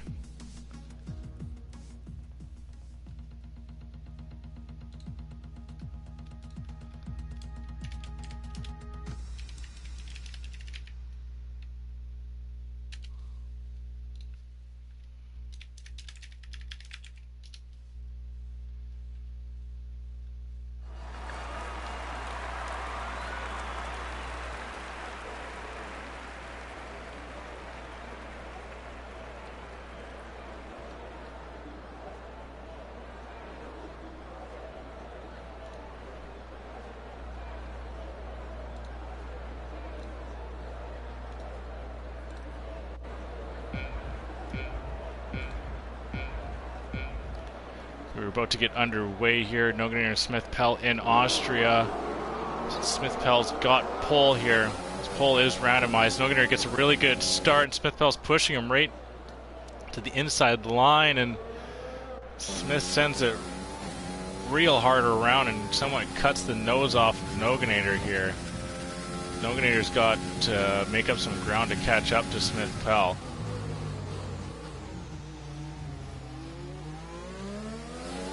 And real tough. Now these guys are racing for their lives here to try and stay in the league, or in the Midwest Madness here, in the losers bracket. Smith Pell's got an early lead. Noganator seeing if he can make up that ground. He's already starting to chop off some time here early in Sector 2. Smith Pell goes a little bit deep.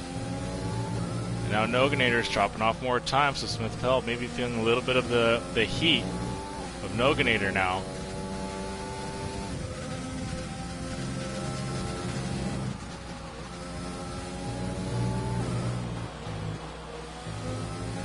Smith Pell takes a pretty good line out here, but Smith has got to be careful and not take a penalty. He's got to watch his track limits here.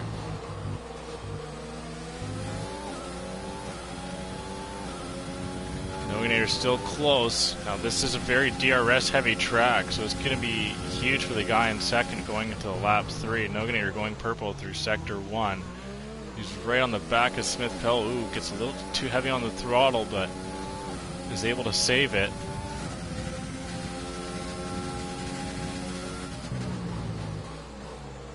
Noganator thinking about a little bit of a move here. It gets the back of Smith Pell ever so slightly, not enough to make him lose it, but Smith Pell goes to defend and brakes way too late, and Noganator hits the back of him, but with damage being reduced, Noganator is going to have a look in through Sector 2 here. Looks like Smith-Pell went off ever so slightly, as I didn't get the camera angle good enough to take a peek at that. But now Noganator is going to have DRS coming in through this final sector and gets a really good run out of turn 10. Now Noganator's looking at an inside move. Brakes late, but once again Smith-Pell sends it around the outside, but Noganator isn't gone yet. He's going to have two DRS sections coming up here. Smith-Pell going to defend the inside line, but that's just going to give Noganator a better look. And there you go, Noganator's right alongside of him, and Smith-Pell pushes him off a little bit, but nothing too lost here, as Noganator is going to be able to come right back and then send it right at Smith-Pell, and he's got the lead as it stands. Smith-Pell now drops back into second here. Well underway into Sector 2, going into 3 now. Smith-Pell's only got a couple more corners to get it done, and oh no, he loses it. And that'll be it. After some solid defensive driving from Smith-Pell, once Noganator was able to get ahead, Smith-Pell pushed a little bit too much, and unfortunately that was it, and Smith-Pell is out of the Midwest Madness. Very respectable race between the two though. Noganator and Smith-Pell really bringing it to each other and getting the elbows out a little bit, but nothing too crazy there. But Noganator moves on. Smith-Pell unfortunately out.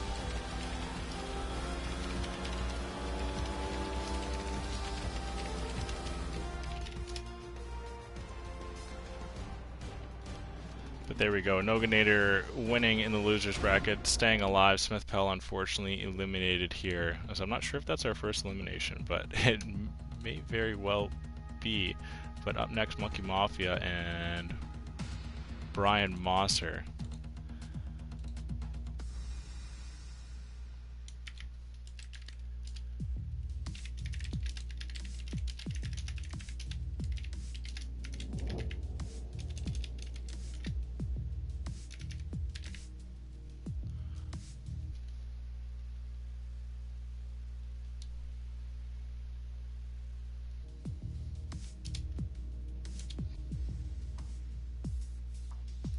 Oh wow, already ready, look at that.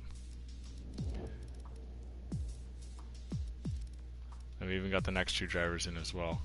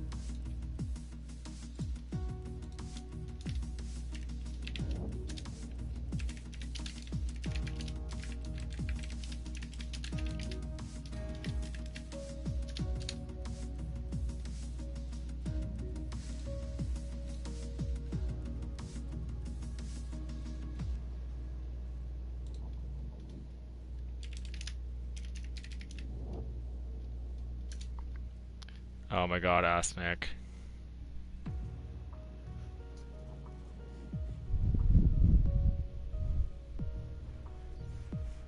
There we go. Okay, he went to spectator. Okay, we can get underway here.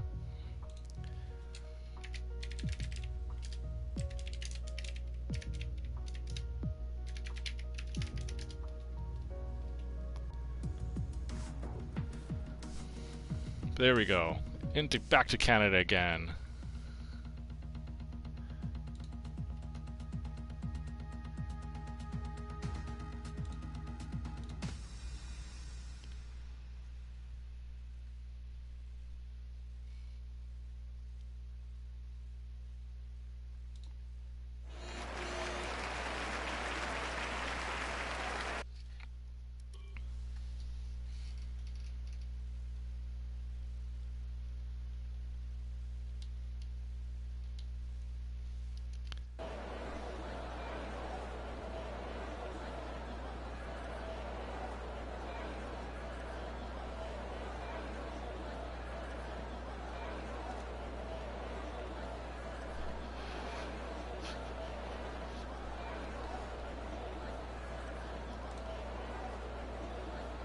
So even after this race, Tier to Tier and Pork Chops are going to go at it in the losers bracket as well. And we're going to stay in Canada.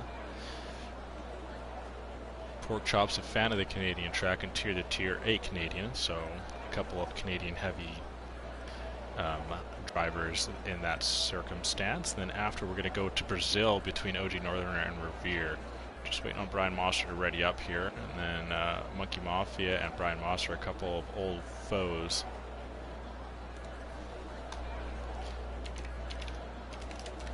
Are going to go right back at it.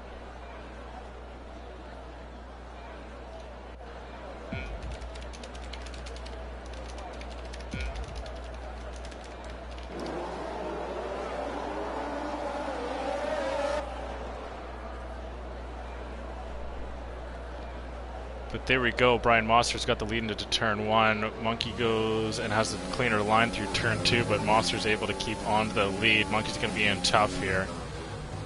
Let's see what Mosser can do. He's going to be a real hard losers bracket driver to take down here. See if Monkey's going to be able to do it here. Monkey's able to still stay close, within half a second of Mosser here. Mosser, of course, brought home the maiden win of the very first ever race in the Midwest F1 League, and Brian gets way too late of a break into that chicane, but Monkey decides to help out the man as it throws him off quite a bit as he slides a little bit out of that chicane through Sector 2 as well, or the late chicane of Sector 2. But now Monkey is just fallen within 6/10 out.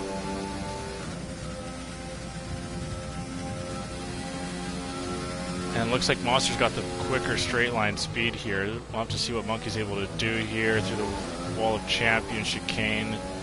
Mosk once again taking a little bit cleaner, as well as going fastest lap.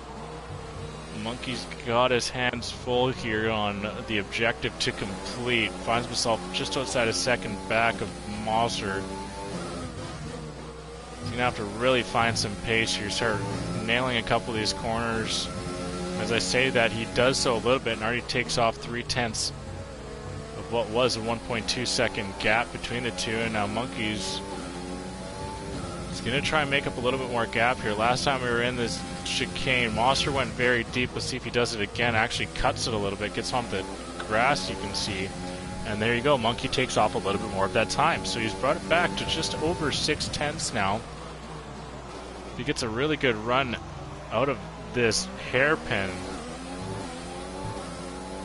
but it actually looks like Monster gets the better of the two.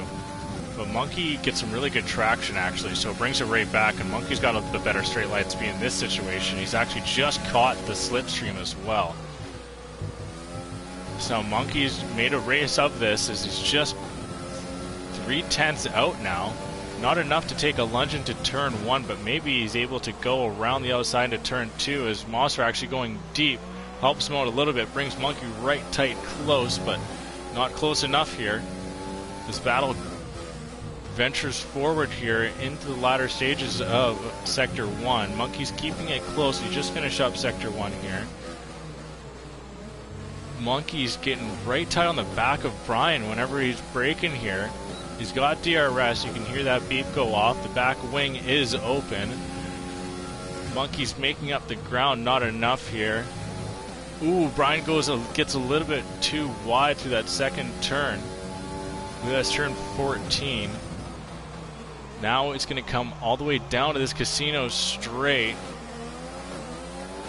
But once again, it looks like Monkey gets off the line a little bit better here, and I think that gap may be a little bit too big, but with DRS, Brian's really just trying to break that slipstream, and Brian makes a late lunge to defend, but with doing so, he opens it up, and Brian goes and blocks off Monkey, and oh, wow, that got really tight in the end there.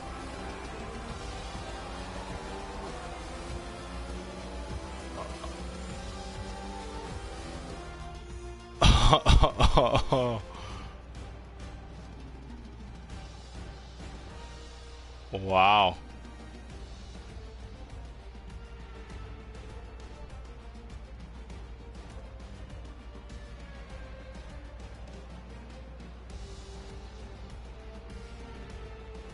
Oh my goodness.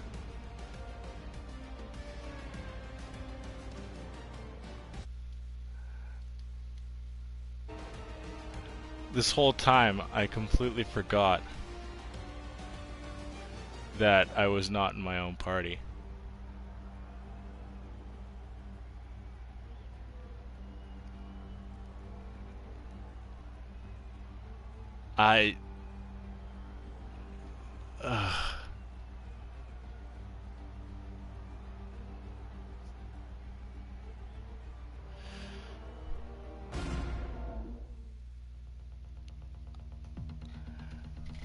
Oh.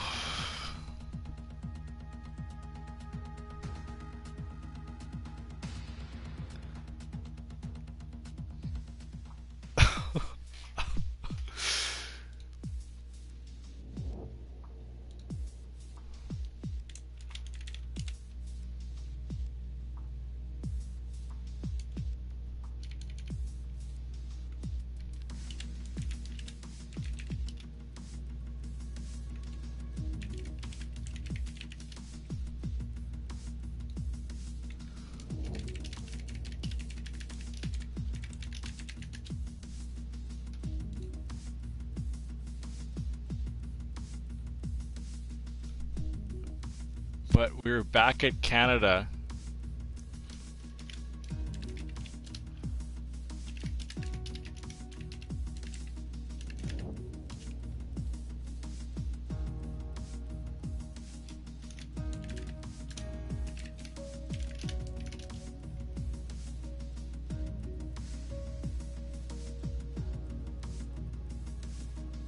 Oh my god.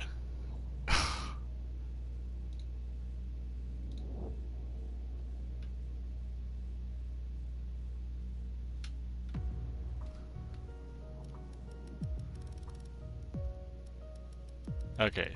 Alright, the tier is in.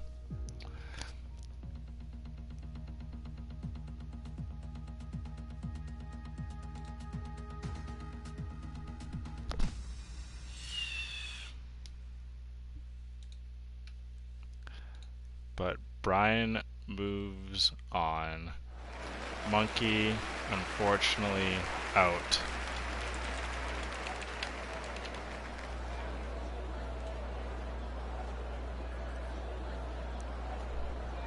Pork chops and tier up next here. Ooh, that was kind of fun to say.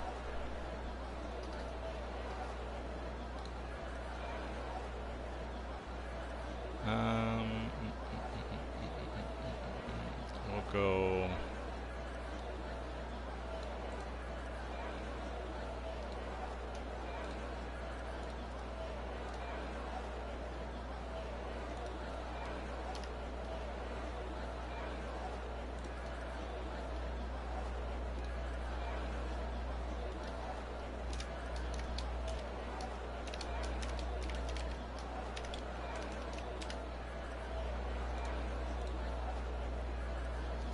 Excuse me, I'm just getting all this set up.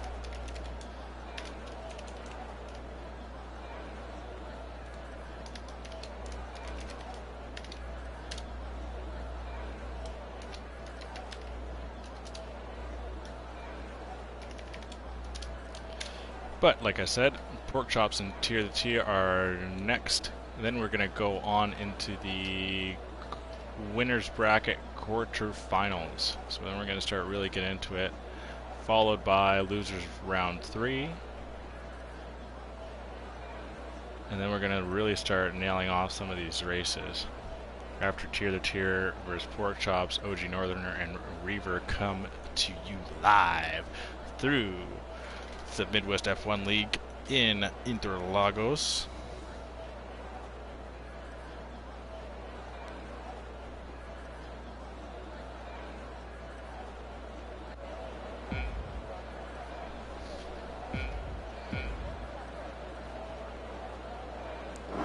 Looks like pork chops got pulled. Tier in the teal blue gets the better run. Looked like it off the get-go, but pork chops gives that line to Tier the Tier. Doesn't want to ruin his race after turn 1 here. Maybe feels like he's got the quicker pace than Tier the Tier and is able to take him out in open racing. Tier the Tier has the lead off the start here, just through the first couple of corners. Porkchop's right tight on the back, not getting discouraged and actually sends it back. Tier the Tier goes for a nice little switchback. They go wheel to wheel here. Tier the Tier just behind, as you can see Porkchop's on the inside line, but Tier the Tier looks like he's got the car ahead and is going to take the lead through that chicane in Sector 2. Back onto Porkchops we go as this battle is going to venture onward into Sector 3. The hairpin we go. Tier the Tier breaks a little earlier than Porkchops, throws off Porkchops the tiniest bit here, and now Porkchops gets a pretty good run out. He's just going to be able to reach into that slipstream down the Casino straight.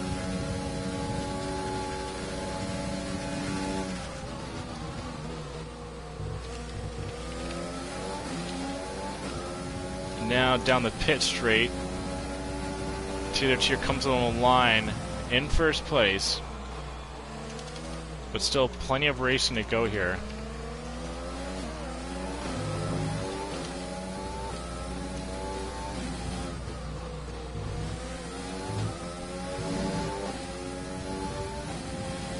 Into Sector 2 now. This is last time where Porkchop sent it at Tier the Tier. Porkchop's looking to come back and doesn't look like there's enough room on track for Pork to go at Tier the Tier, and Tier the Tier didn't have the option of opening it up enough, but Pork is still in this race.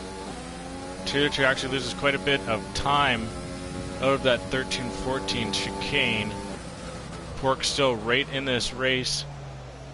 Now he's able to take a cleaner line out of that hairpin. Last time he got slowed up a little bit by Tier the Tier, so let's see what Porkchops can do.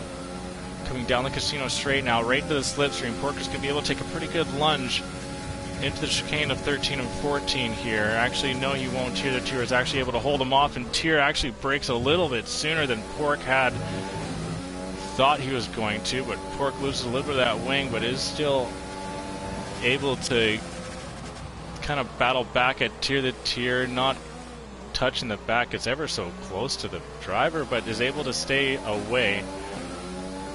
That was a purple lap from Pork. As this battle still continues on, and were we going to see, I imagine we're going to see something into the final chicane of the Wall of Champions. Last time between Brian and Monkey, that's where it all happened. Pork gets a little bit too wide and hits the wall. Oh, Porcupine, no, no, no. Oh. Well, that womps.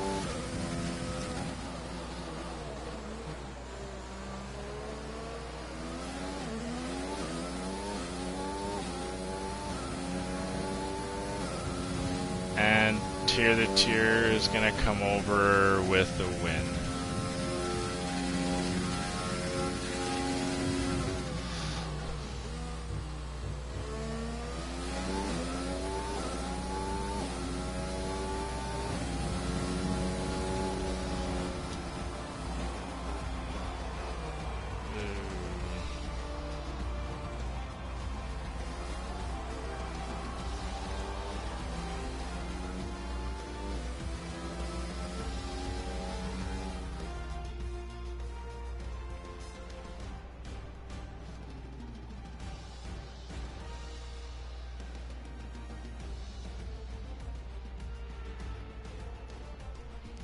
Okay. Porkchops is no more. In the Midwest Madness, that is. Tier the Tier moves on and is going to take on Random Serious in Losers Round 3. But before that, we have the quarterfinals of the winner's bracket to go through here. As there's still so many races left. Oh my god. Okay.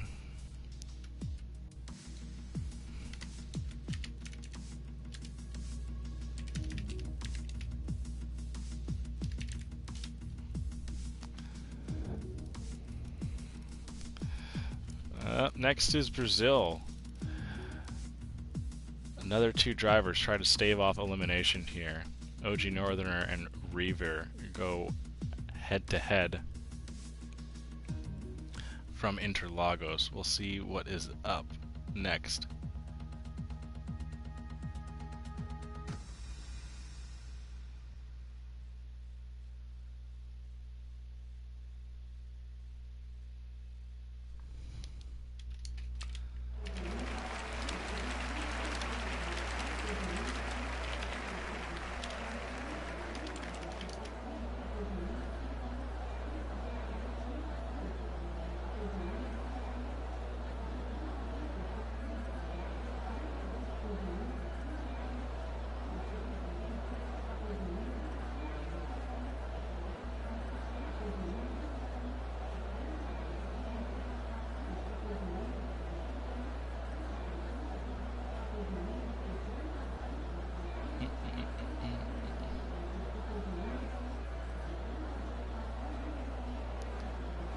There we go.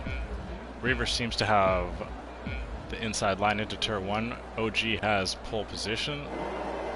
Let's see what's to happen here. OG is known for his good start, and he gets one there. Reaver finds himself behind OG off the get-go here. We'll have to see if OG is going to be able to hold him off for this entire race here. Reaver has shown to have some pretty solid pace. OG has made it very clear that Brazil is one of his more liked tracks. We'll see if he's able to prove it. Reaver just half a second back. He's working himself back within. Oh, OG cuts that turn quite a bit, goes nearly all 4 tires onto the grass. We still got first place after all that's done.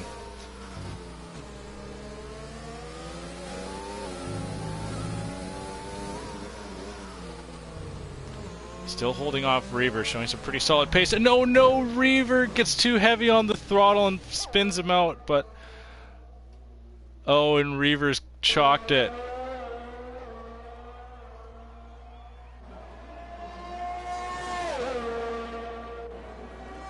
Oh.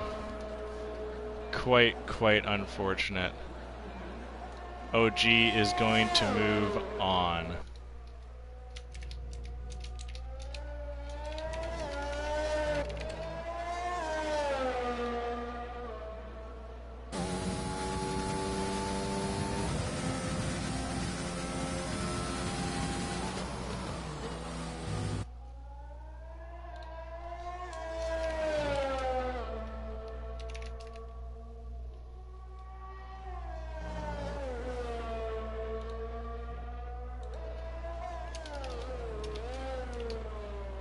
Come on, OG, just retire, dude.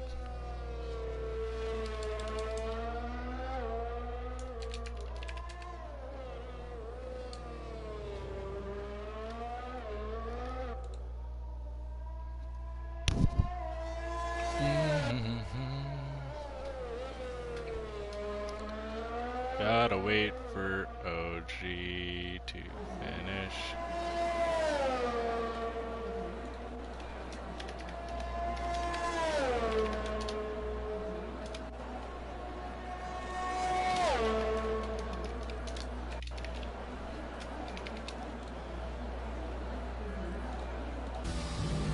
Okay. He retired.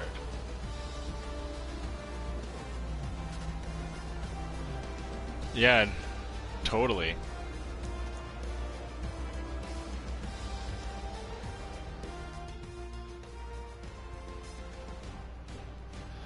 But unfortunately, Reaver spins out, and that brings his day to an end. Oh my god. Okay.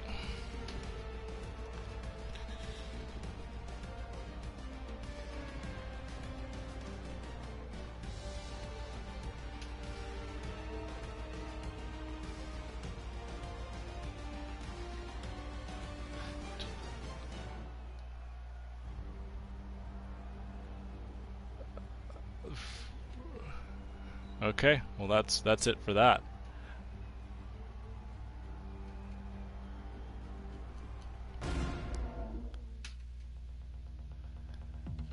Next up is Jacko and Astanek.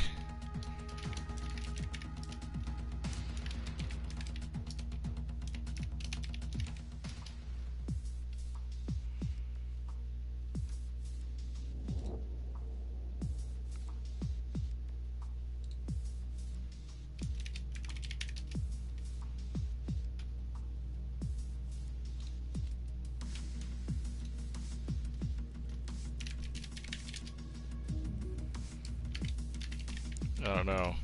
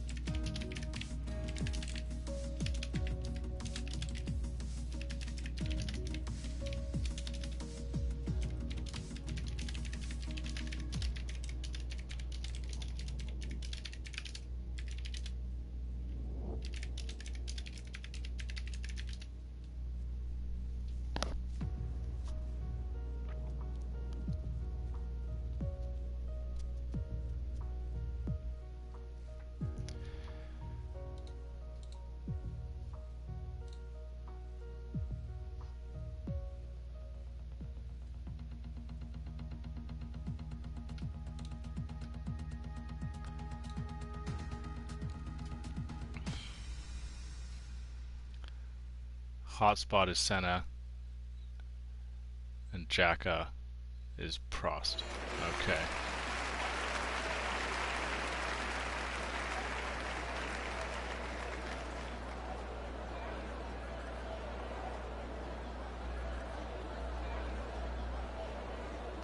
But Canada we go. Hotspot versus Jacko, Senna versus Prost, as I've been told to call it as.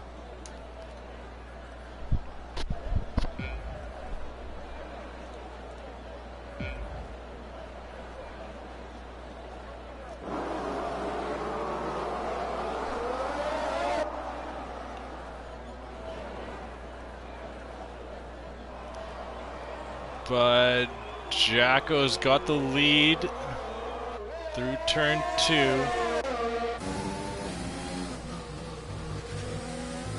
Hotspot to Senna, Jacko's Prost. Hotspot Senna. Okay, so Senna's sitting in second, Prost in first. Hotspot, not Hotspot. Senna trying to make up the ground to Prost, but Prost taking the much cleaner racing line through turn 12. Senna just outside of a second.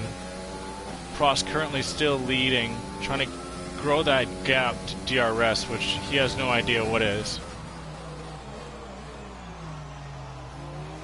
Senna trying to take the cleaner line out through the hairpin, doesn't seem to do so, as Prost has the lead and has grown that to above a second now.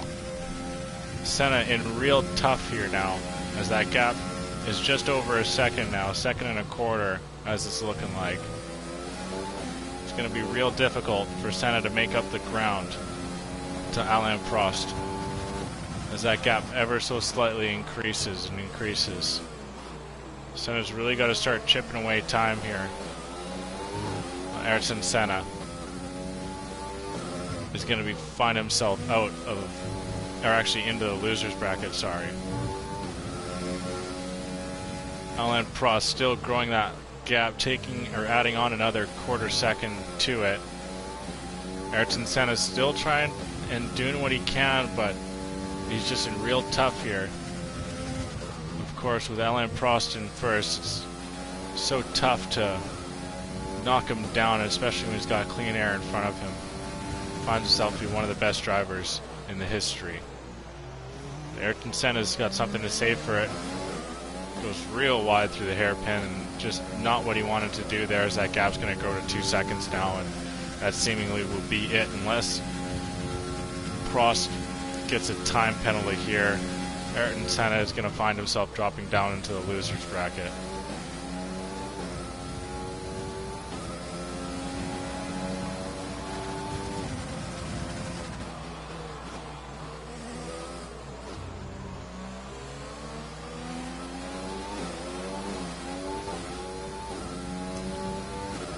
Senna's still not giving in though. He's going to try and do what he can on this final lap to make up that time to Alain Prost.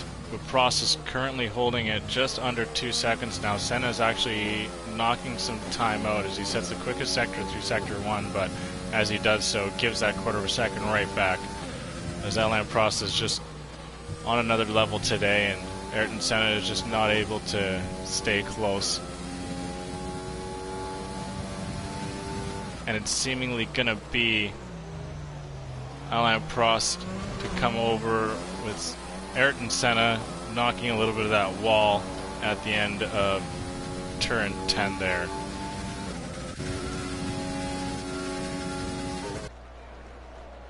Coming through the final wall of champion chicane, and Hotspot just cuts the final chicane, makes up quite a bit of time, but unfortunately not enough, and will find himself in second this race. Jacko moves on. Hotspot moves down.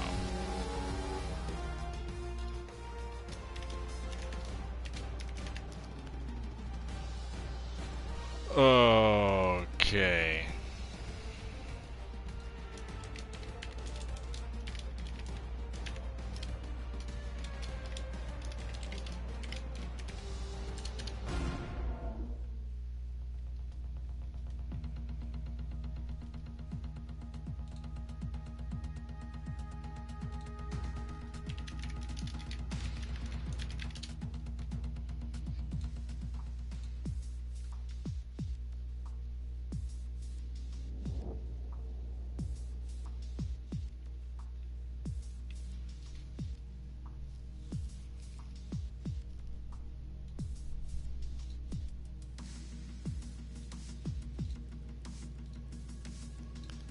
But we venture forward.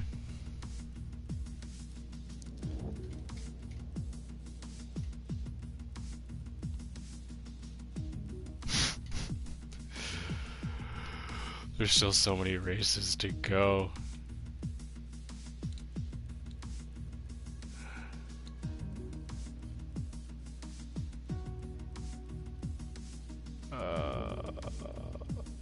Let's go. There we go, Asnick, and where's Mo?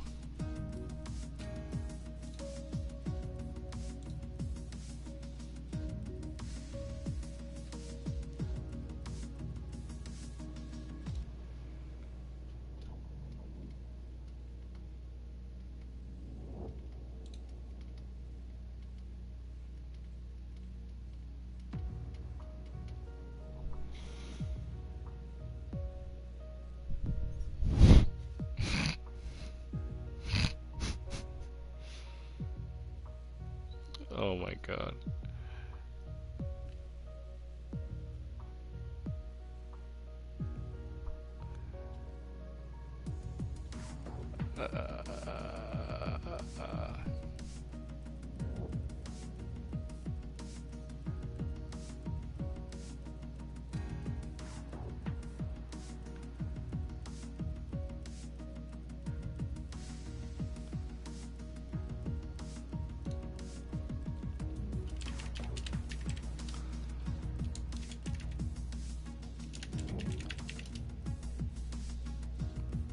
Okay.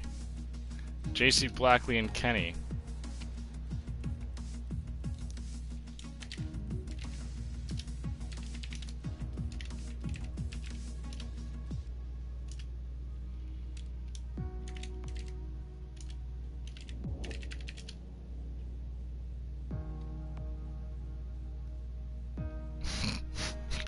Okay. And Asnick moves on.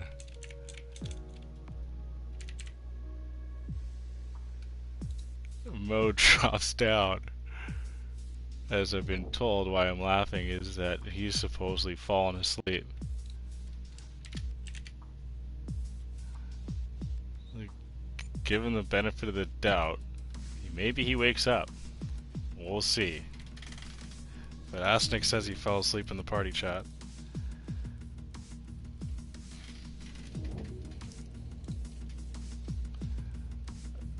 Sure. we'll go at Cam and at Jin.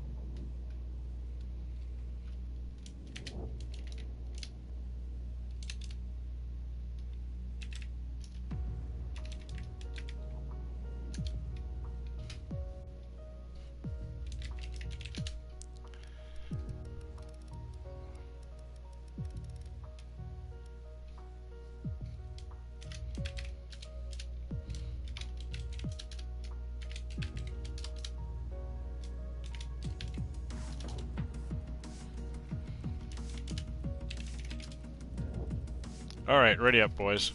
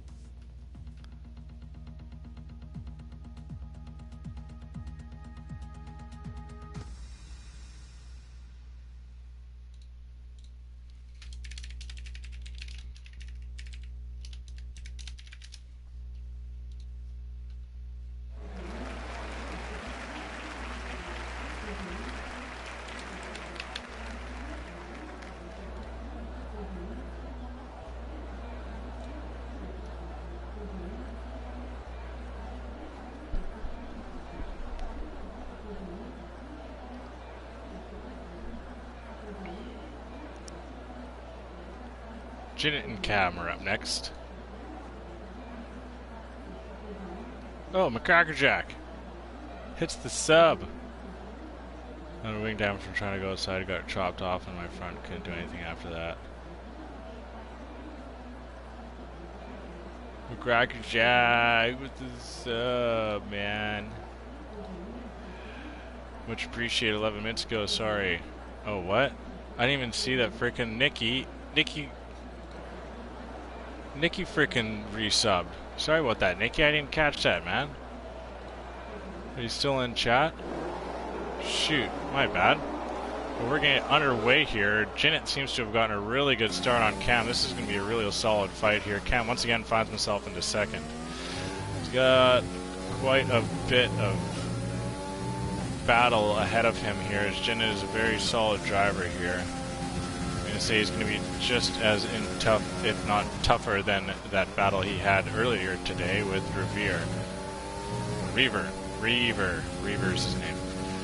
But Cam currently sitting about a half a second back of Janet. Janet is going to try and open up that gap, but Cam gets a really good run. Out of that last couple turns, actually in the early couple turns of Sector 2, just finishing up the little slalom through Sector 2 here in that kind of a switchback hairpin 10, and then into that nice swooping turn 11 where you can get some major pace, where it all breaks down into turn 12, and this is a very important turn. Some solid traction is going to mean big going into that long straight stretch where you can just put the pedal to the floor and just give her, and that's what Cam's doing here. Is Cam's got a real good run and he's got the slipstream, got the inside line as well. He's going to send it. Janet's going to go around the outside. Janet is going to try and hold on, but Cam is going to take first place. Janet falls back into second here. Now Janet's in tough. Cam is a very good driver once he's all alone ahead of him. If Cam is able to stave off the pace of Cam and a couple of the early lunges that Janet will bring, then Cam will surely be able to ride home with the victory here, but Janet's able to keep it close. Let's see where these drivers are going to go with their timing through Sector 2 here. It seems to still be very close here. Cam gets a pretty good run, but Janet is not giving up, and Cam actually locks up a little bit, maybe actually feeling the pressure here. Once again, it's that long swooping left-hander of turn 11 into that tight 12, and then this straight stretch.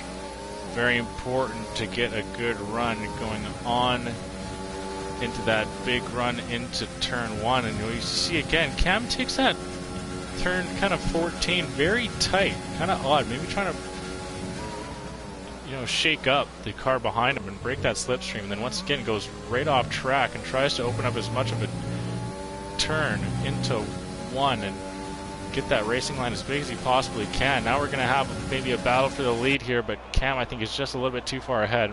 As you saw, that back wing of Jinnit to win it was open, and he goes purple through sector 1 here. Cam's going to start really feeling the heat. Cam's going to try and build up that gap between the two as much as he possibly can through sector 2. Just about a half a second here. I got to say that gap for a half a second between Jinnit and Cam probably isn't safe into that final long, straight, swooping left-hand turn, what is sector 3. Through 11 we go into 12, now just under 7/10 as it just reaches 7/10, 3/4 of a second now is that gap. I think it's open enough. Cam may have enough of a gap here. DRS is open, but the track is running out. Jinnit, maybe with one more lap, could have gotten it done, but Cam gets it done, and a very solid job taking the win. Variable spectacle racing between the two drivers here. Jinnit is going to go down into the loser bracket.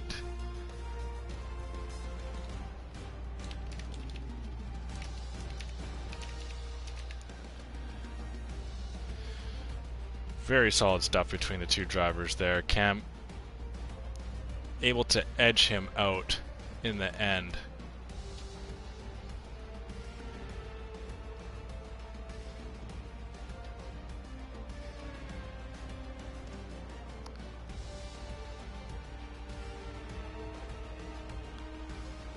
But Kenny and JC are up next.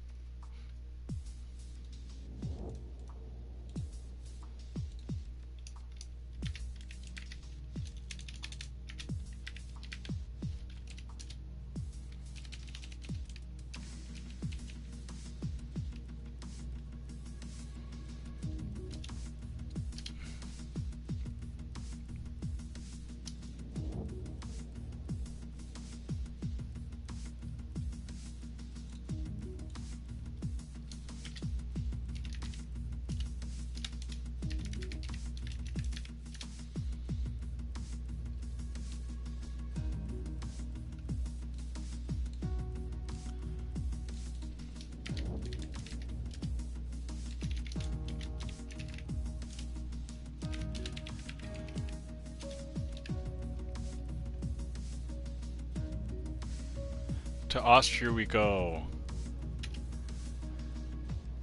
where a couple of pals are going to find themselves. Those pals being JC and Kenny.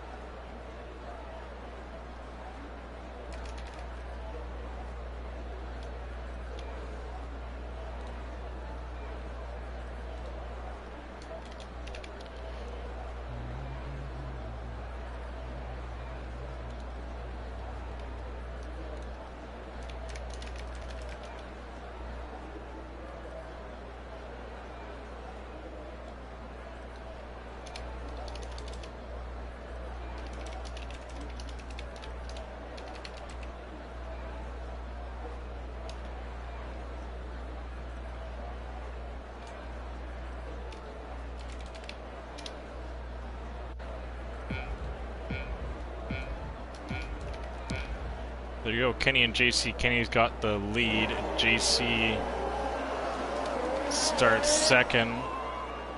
Both seem to get off pretty evenly, actually. Oh, and both do virtually the exact same thing. Get a little too heavy on the throttle after turn one. We're getting right into it here. Kenny's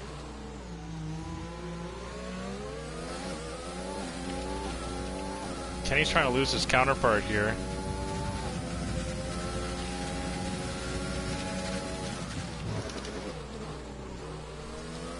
His protege, if you will. But JC's still keeping close here. This is a winner bracket quarterfinal, the final match of.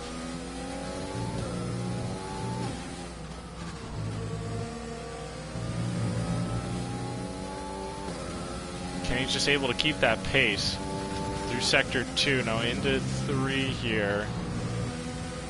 Very important to try and hit these final 2 turns as flat out as possible. Kenny goes a little bit too wide through turn 10, but has the straight line speed over JC actually, and is able to make up that ground and increase it to just under a full second here. JC's really in tough.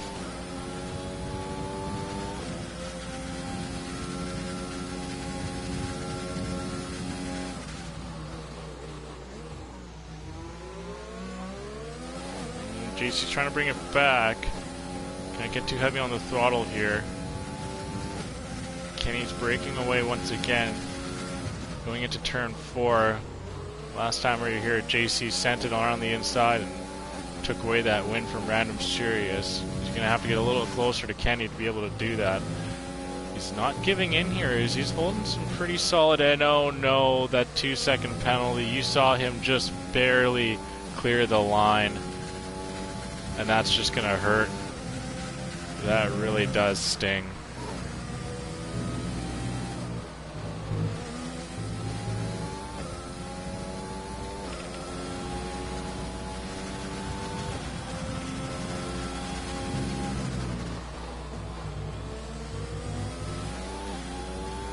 Now JC Blackley also finds himself outside of DRS.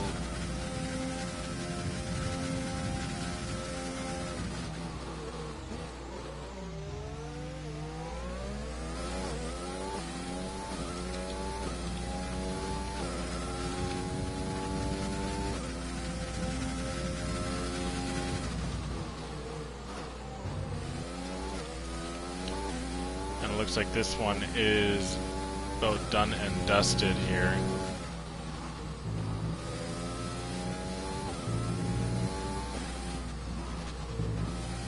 Oh! Oh no! Kenny actually picks up a 2-second time penalty. If JC was able to still keep close, then he might have had a shot, but now it is for sure done. Oh, and yeah, that's one way to finish it off there, JC. JC down into the losers bracket now.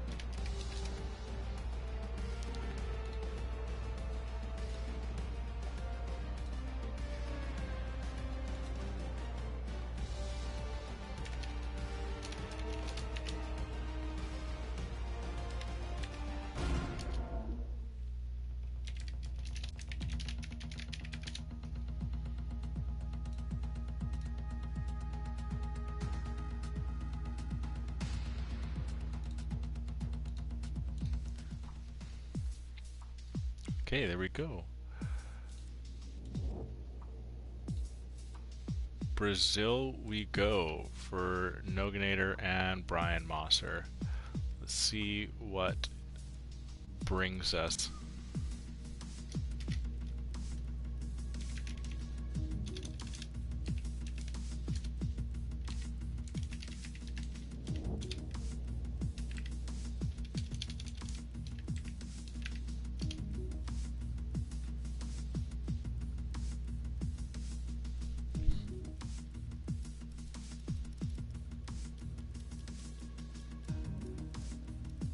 Oh, is Noganator not in the lobby anymore? Oh.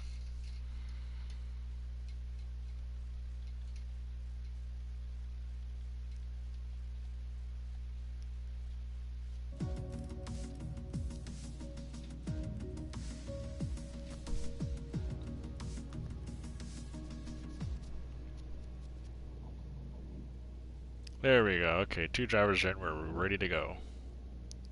Noganator's ready up, as is Mosser, and we are back to Interlagos, taking a short little breather in the Red Bull Ring, but back to Interlagos we go.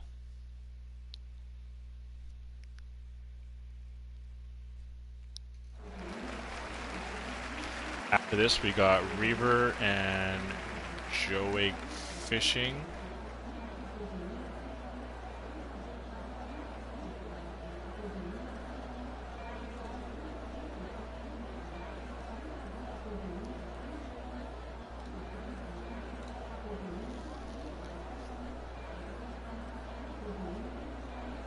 That's going to also be at Brazil, so we're going to go back to Brazil after this. And then Tier the Tier is going to bring us to Canada for a clash between Random Serious and himself.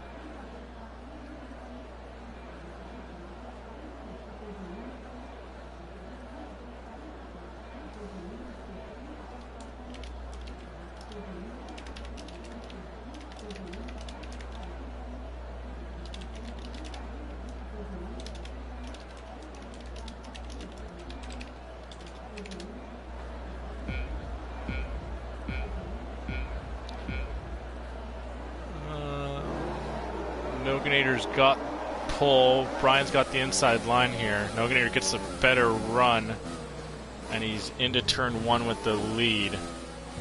Ooh, Brian gets a little bit too heavy off the throttle early, and Noganator had a chance to increase that lead, but saw him go a little bit too wide just after turn 3, so that brings Brian right back into it here. Brian messes up his racing line ever so slightly here, but makes it all back up, going into that big swooping turn of 6 and 7 into the tight of 8. What can Mosser do? Mosser's taking a little bit more of a sharper turn into 9, but is still able to keep that gap ever so close. A little bit too heavy on the throttle once again, but Noganator is not able to open up that gap enough. Into the ever so important turn 12. He just gets the better traction. The way it starts, it looks like Noganator does. And Noganator, yeah, he is able to increase that gap between him and Mosser. Mosser just not having the traction out of that final swooping left-hander of 14 and 15.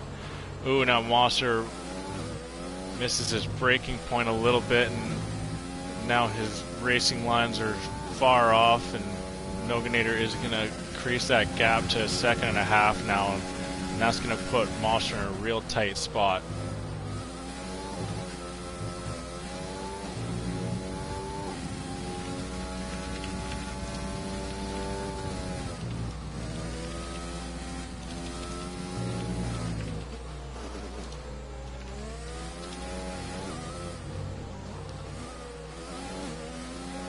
Brian's going to do what he can to bring that gap close, but Noganator's just not losing any time really on the track, and Mosser's finding himself in tough here as that gap just climbs to about 2 seconds.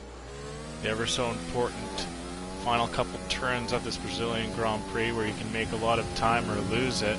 Looks like Brian has been making a decent bit of it back, as these drivers actually seem to take it as even as you possibly could.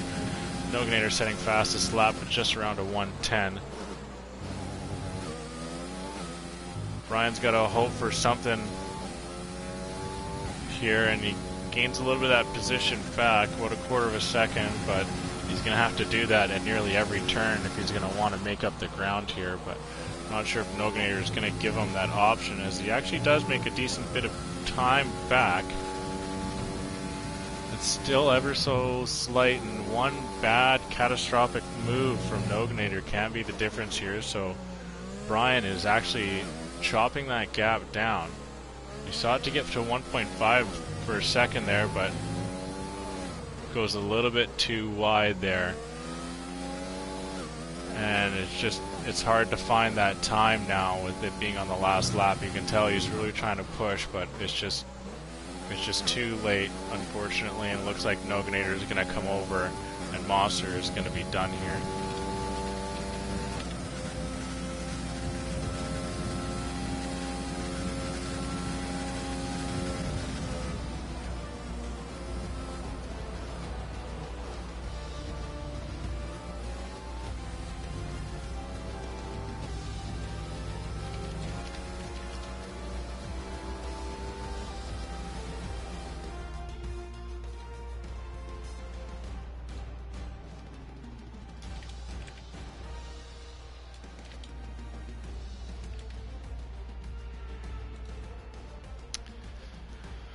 Noganator moves on. Brian Mosser is out. Noganator will go on to face Hotspot into the next round.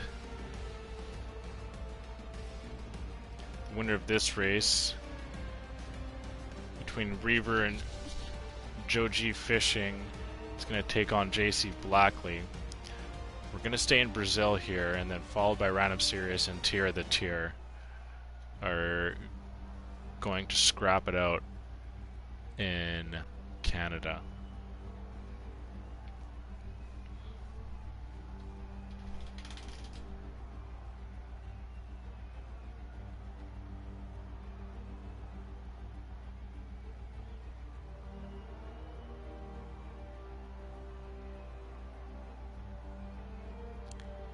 Just waiting for the timer to count down. We can get right into the next race. As I said, Reaver and Joe G Fishing is gonna hit it up in Brazil, staying in Interlagos.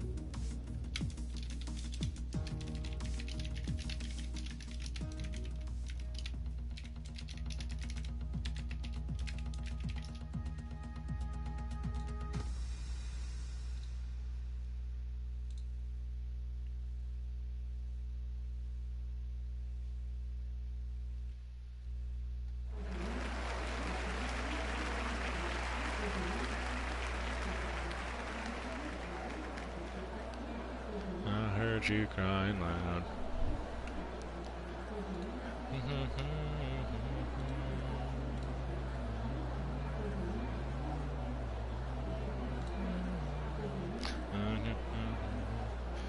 You can just call me Revere Crash. Oh, trust me, it's fine. Oh god. DMCA, yeah, right. The time that's at the world around. It'll be fun when I come around. What's up with that shirt? Oh. Oh, nice.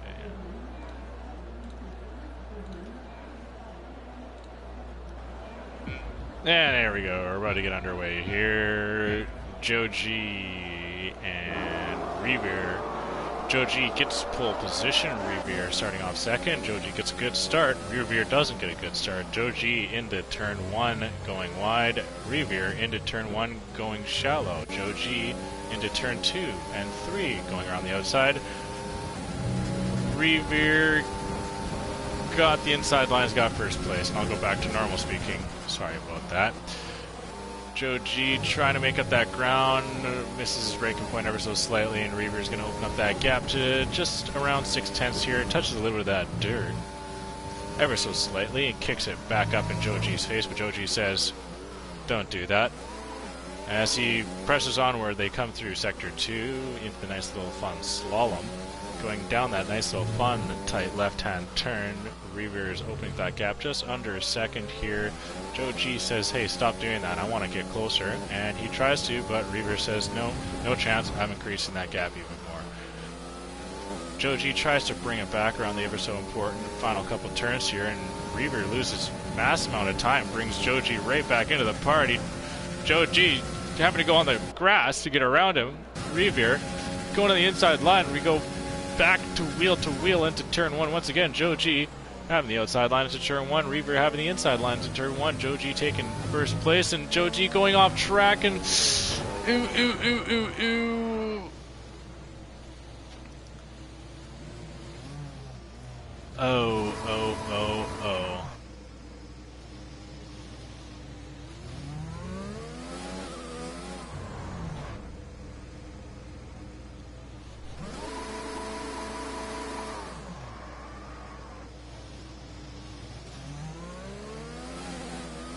Is that racing incident?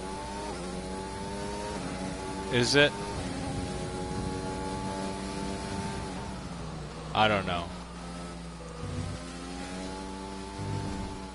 I want to say... I wish I could go back and check. Yeah, you reckon it's a racing incident, hey?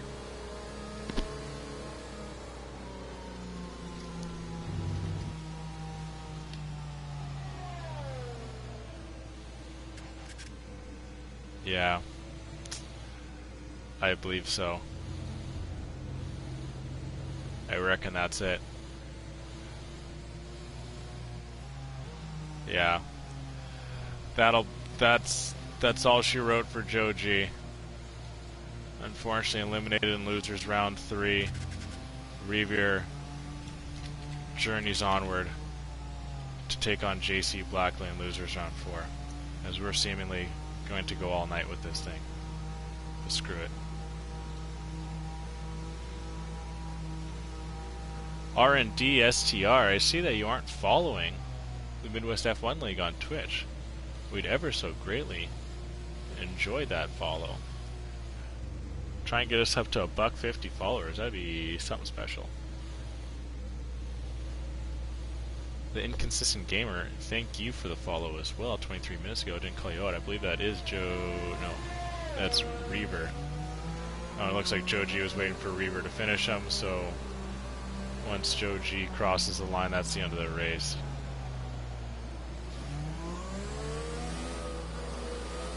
That's all she wrote here. Joe G finishing up his final drive in the Midwest Madness. Wait for him is why not prolong this any longer here. Finally finishes up. Joe G, unfortunately, got to call it as it is. It's just an unfortunate situation and not enough for a restart there. Sorry for the bad luck, but we will see you back in Midwest F1 League very soon. But that is it for Joe G as we wave goodbye, and Reaver is able to stave off elimination. As I said, going to take on JC Blackley next losers round. And then Random Serious and Tier the Tier actually come up next here.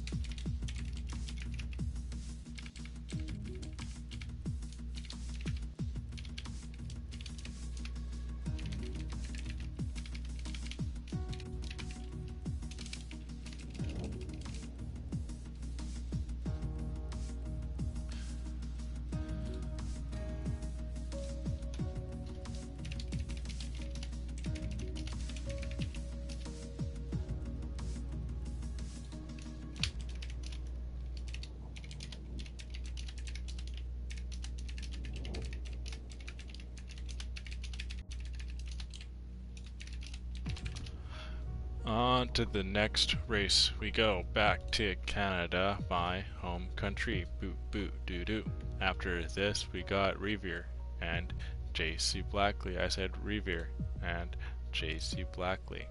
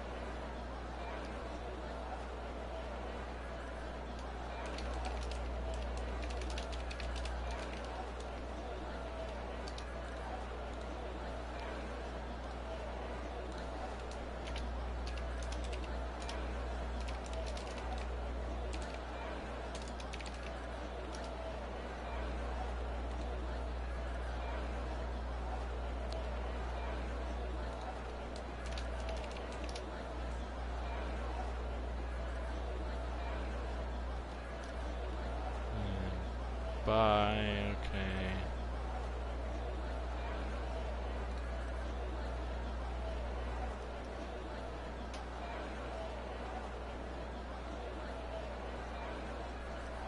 Austria again, okay.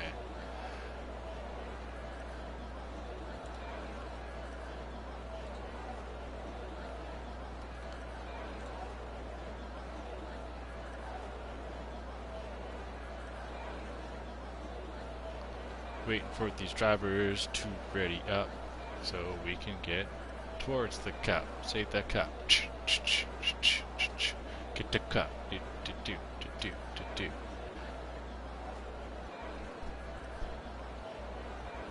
As we're ever so slightly dwindling down the drivers.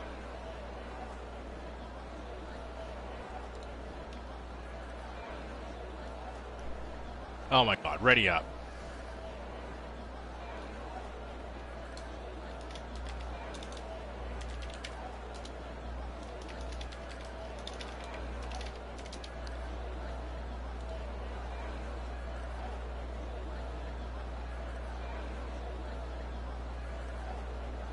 There we go. Okay, we got the timer down. We're about to go back to Canada.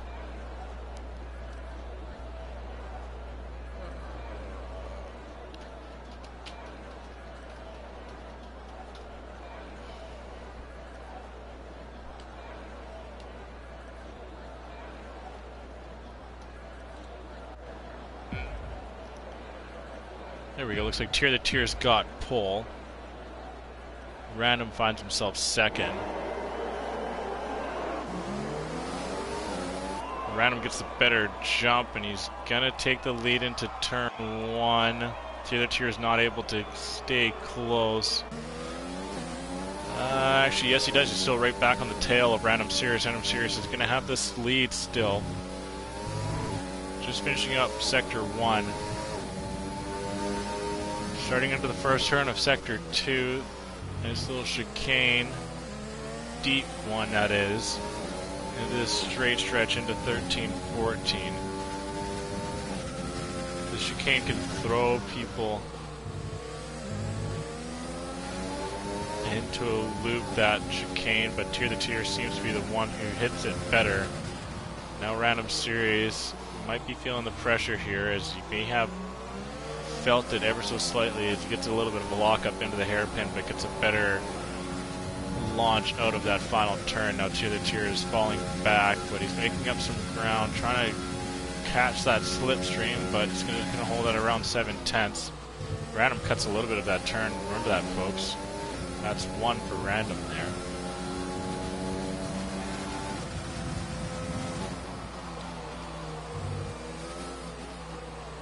Ooh, Random once again gets a little bit of lockup. Tier the Tier trying to stay close, trying to stay within that second, getting that DRS into that final lap 3, but right now it looks like Random is going to be able to pull away, which he is doing so well right now. Now going into the 1.2s, into the 1.3s. Tear the Tier's got to be feeling the pressure now. His time in the Midwest Madness is running out. And that is going to most likely do it. The 2-second time penalty, but can't say for sure. Random Series did hit one, and that is, now he feels a little bit too comfortable as he takes a very poor racing line there, and that actually chops a second off, or half a second off of his lead, but he gets a really good run out, and he's making that time back.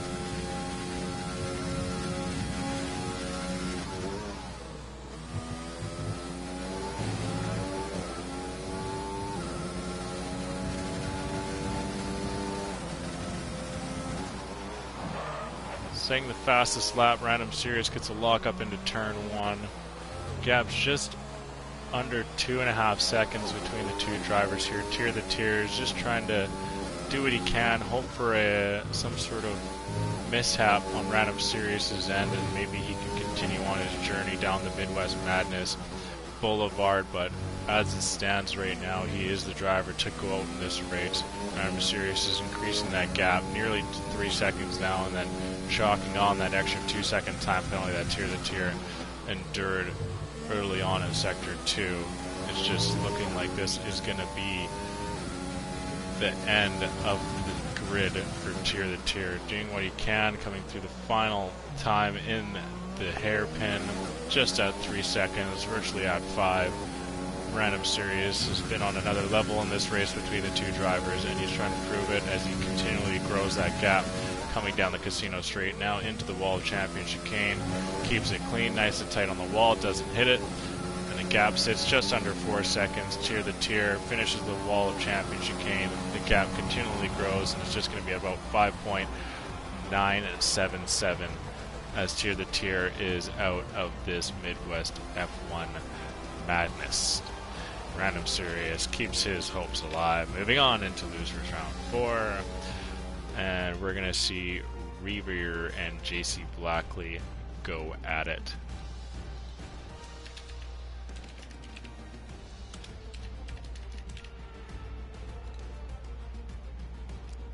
We are dwindling down the drivers. We've actually got 1, 2, 3, 4, 5, 6, 7, 8, 9 races. Okay. So we're starting to crush these out. We're really starting to bang these tracks out now. But like I said, Reaver and JC are going to be the drivers to go at it next here. They opted for Austria.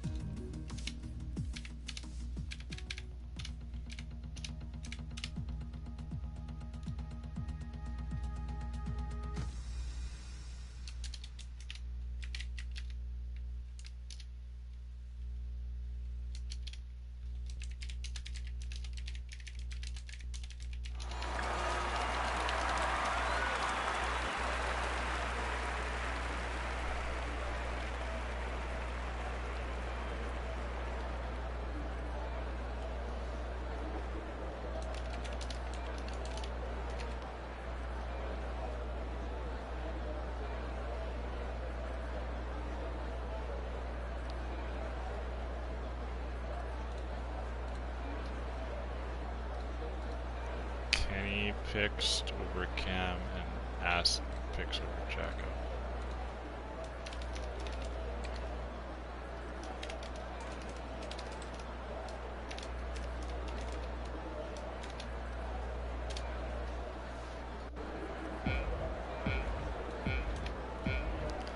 Looks like Reaver's got pulled between JC and Reaver. It's going to be a good matchup here.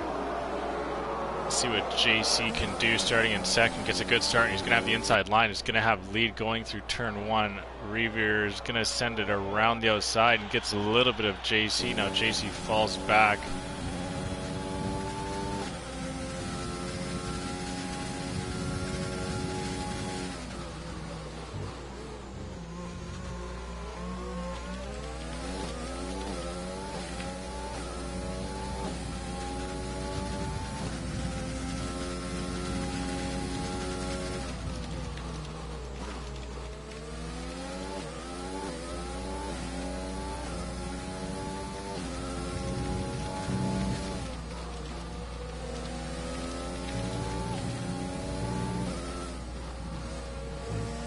JC finds himself in second place, trying to make up the ground to Revere. Revere opens the gap up, but JC is ever so slightly taking it down as he's just outside of half a second here. Both drivers go wide. I'm not sure, that may not be a track exceeding penalty, but it also may be one. Revere goes 108.158 off the start. That'll surely be broken.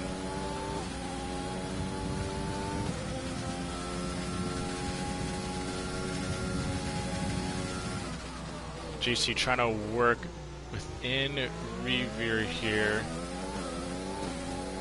That gap still holds it around 0.6, but JC gets a really good run out of turn 3 and has brought it back down within a half a second.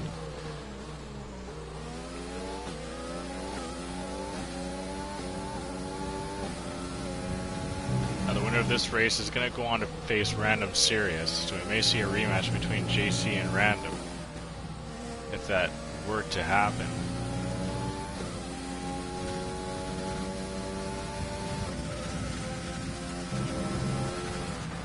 JC maybe just waiting for that DRS, which he will get now going to the final lap. He's kept the gap close to Revere.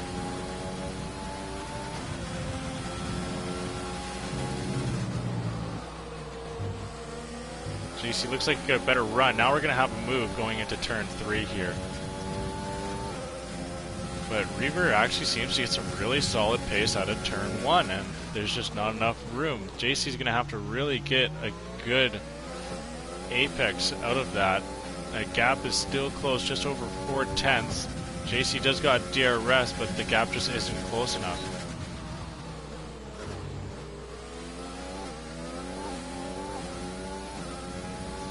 JC's running out of track here. We're on the final lap, just about into the final sector as well. Only a couple more turns. JC's trying to push, he's trying to push, but it doesn't look like it's going to happen. He needs a big mistake from Revere if JC's going to do the impossible. Cuts a big portion of that corner, and doing so, there he goes. Says, screw you, DRS sign. Revere's going to come over with the win, and a valiant effort from JC Blackley, but wasn't enough.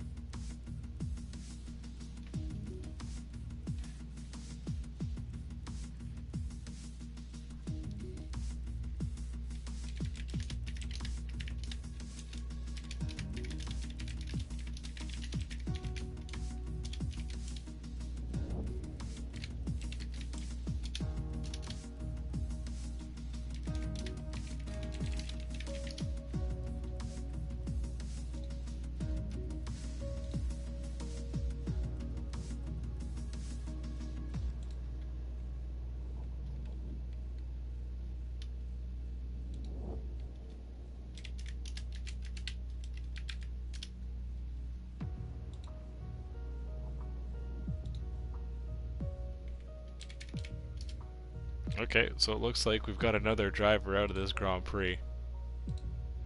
Jacko's just gonna get a free walk. I think I woke him up. Oh. Called him on Discord.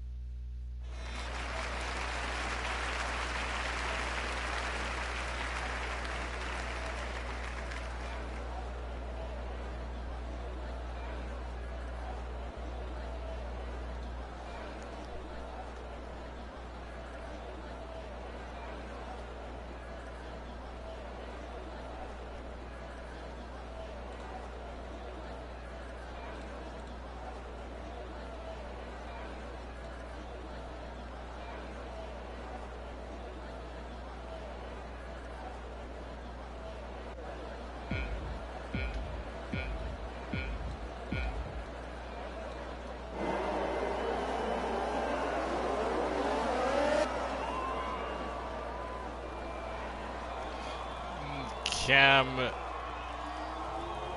goes in behind Kenny through turn 2 as I got a little bit distracted there, but we're back into the action. Coming in and finishing up sector 1. Oh, Cam early hits the wall. Luckily we got it on reduced tonight, so that's not going to hurt him too much. Still very much in this race where in normal circumstances he's going to have some gnarly damage to that right wing. You see, now he's still got that right flap, so that means he's still got his wing in entirely, but he's got about a second gap between him and Kenny to hunt down and reduce a couple of our top-notch drivers here the Midwest F1 League has to offer. Kenny, of course, winning the Drivers' Championship, Cam coming second, so a little bit of a friendly rivalry between these two, you could say. But Kenny has grown that gap to about 1.3 of a second, as this is the winner's bracket semifinals. The drivers have opted for a best-of-3 format, so we're going to find ourselves in Canada, which was Kenny's pick, and then followed by whatever Cam decides to go, with that either being Austria or Brazil. Cam's really got to make up the ground here.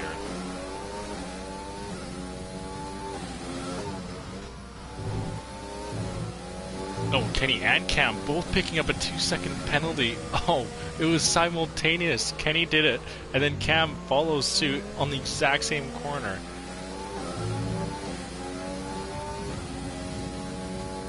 Nope.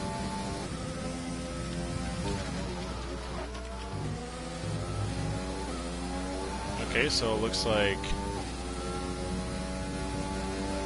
JC is going to move on in this. Kenny goes way deep into that, actually hits the wall.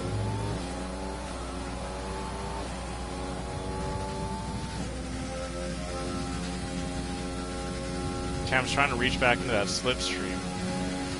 Kenny's just a little bit too far out.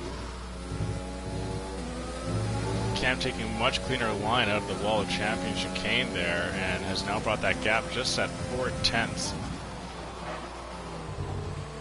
Cam getting very close to Kenny now. As you can see, DRS is enabled.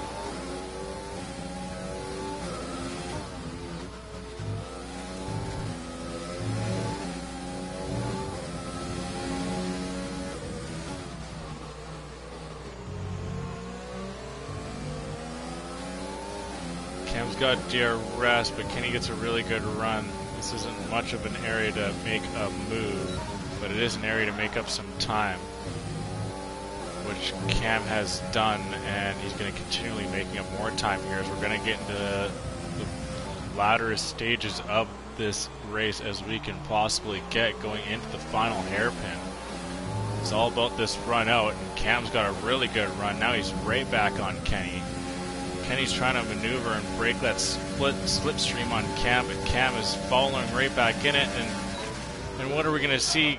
Cam's going to send it around the outside, has to cut the chicane. We're going to have a drag race to the finish here. It says Cam's ahead. It looks like Cam comes over the line, but I think the final penalty was the doing, and yes it was. Kenny will take the win in race 1, as we had a very exciting race right to the fucking... Oh. Right to the line. Oh, Jesus. Just dropped the hard F-bomb there.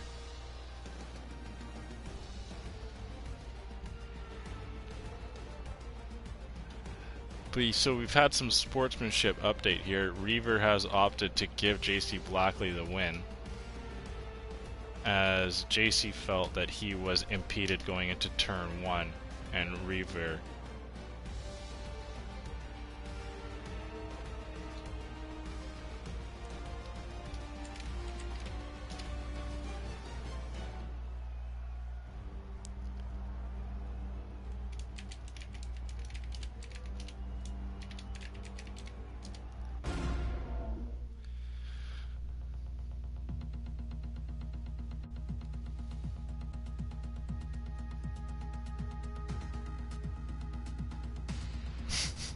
looks like Jacko might be getting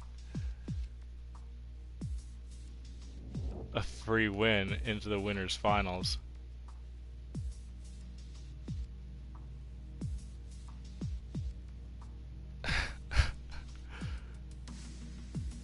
This is taking Cab, just make a decision. Austria, okay, we're going to Austria, monkey.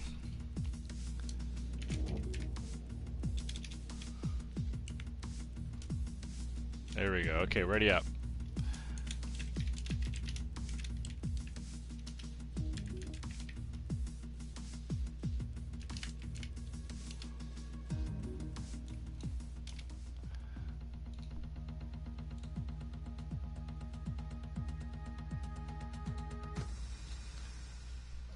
Oh. Jacko, looks like you got a free walk into the finals.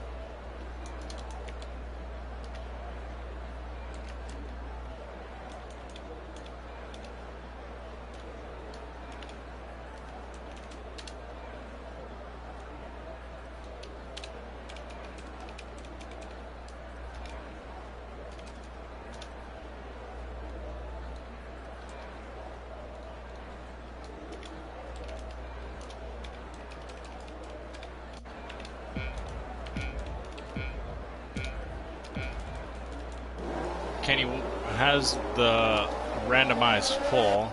Cam second place.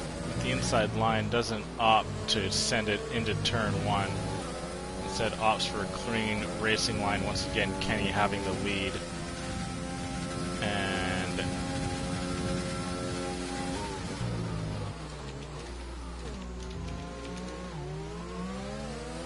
as I make a mistake,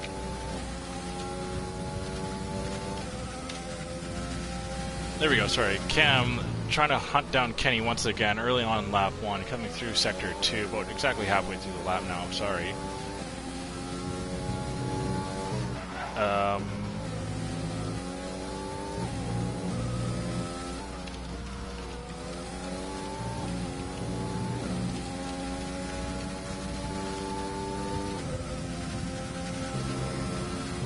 Cam's still trying to hunt down Kenny late in sector 3, lap 1. Kenny trying to open up that cap. Cam going a little bit off, but finds himself just around 4 tenths back, 4.5 tenths back, to be precise. Cam looking to take a clean racing line through turn 1. Does. Kenny loses a little bit of time. Cam's trying to reach and reach and reach and reach to get into that slipstream. Doesn't look like he's able to. Makes up a little bit of ground, taking a little bit tighter of a line through what is kind of a fake turn 2. Kenny gets a really good run out of turn 3, but Cam is bringing it right back in just around half a second.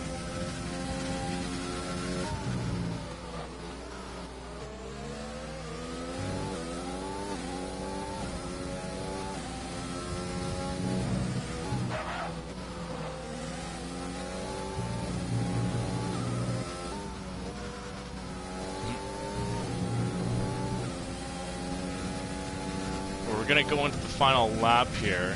Looking like it's going to stay Kenny 1, Cam 2. Cam's trying to make up that gap back. Ooh, Kenny goes off a little bit. That's going to help Cam make up some ground. Not too much ground, though. Cam needs a really good run out of the turn 1. It's hard to not get too much on the throttle, and Cam with a 2-second track limit penalty. That may be it, and Cam looks like he's going to drop down into the loser's bracket. I believe that's all she wrote.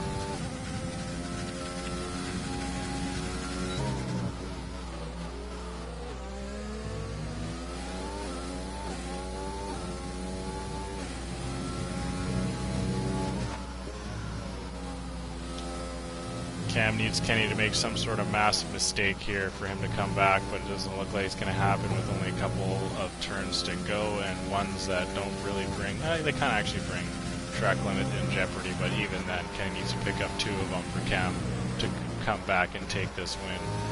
But Kenny is going to come over with a 2-0 sweep. Cam actually picks up another penalty.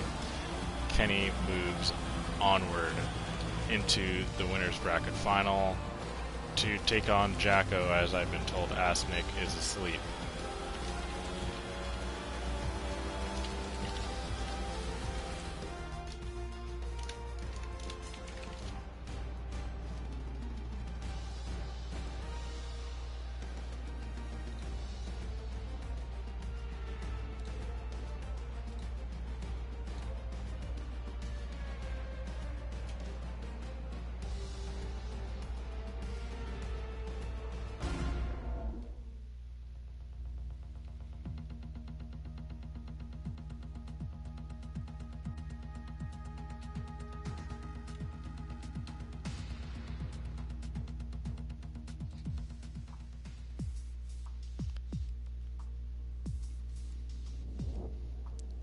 Noganator and Hotspot next up.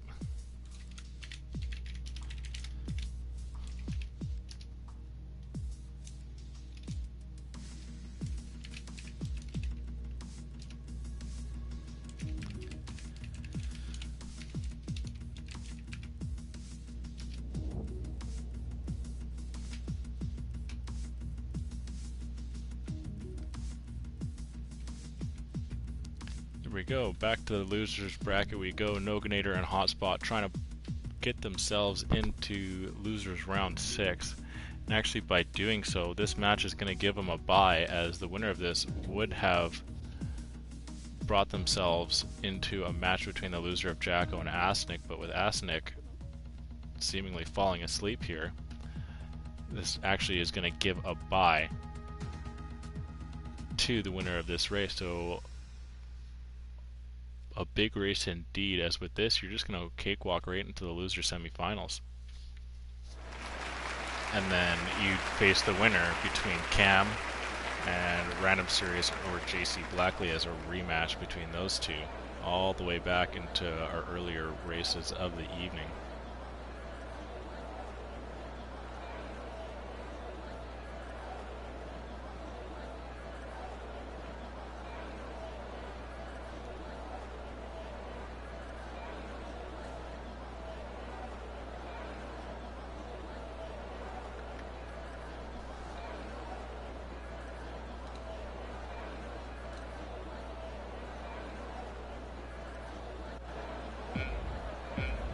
It looks like Noganator gets the pole position.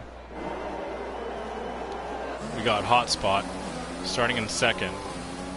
Noganator will get an easy lead into turn 1. As I say so, the Hotspot kind of comes right back at him.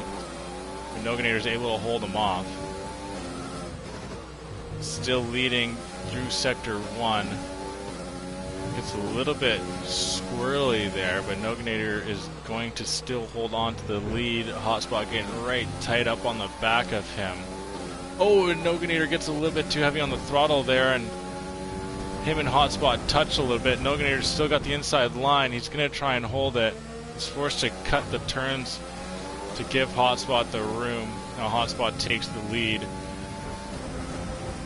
And now Noganator is the one sitting on the fence of being eliminated from this event. He's going to have to reach deep. Gets a really good run out of that hairpin. He's chopping that lead down quite a bit. Does he have enough room? It doesn't look like he's got enough time to make up the rest of that gap. Hotspot looks like he actually cut a little bit of that final turn there right before the chicane, so we'll have to keep an eye on that. That might come back to bite him if he collects another time penalty. So he is taking every inch of this track that is given to him as he gets real tight on the turn 1 as well. Noganator is just trying to stay close to Hotspot here. Hotspot seems to have some pretty solid pace through sector 1 here. Is it the same for sector 2? Noganator chops off a little bit of that gap as Hotspot gets a little bit of an unclean racing line and loses some ground because of it. Noganator making up a little bit of ground here as that gap isn't as big as it was before early on this lap. Ooh, Noganator is the later breaker of the two and ends up actually hitting Hotspot. And then Hotspot gets away as Noganator unfortunately gets a little bit too heavy on the throttle.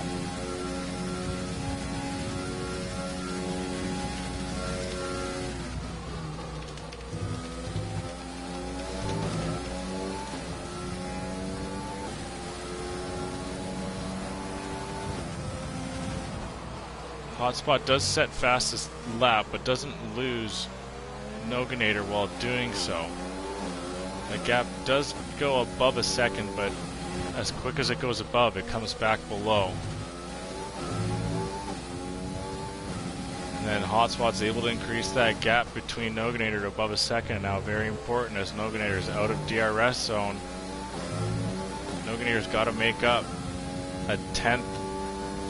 And looks like he's doing so. Just brings it back within a second here.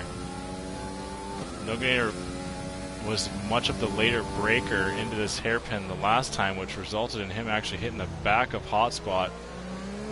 Hotspot seems to take a much cleaner racing line here.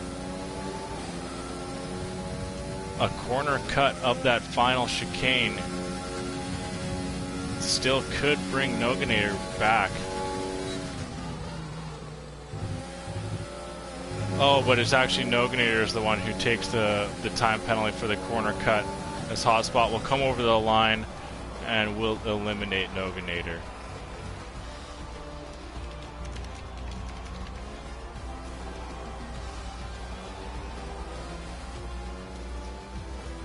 So JC and Random are going to go back at it here.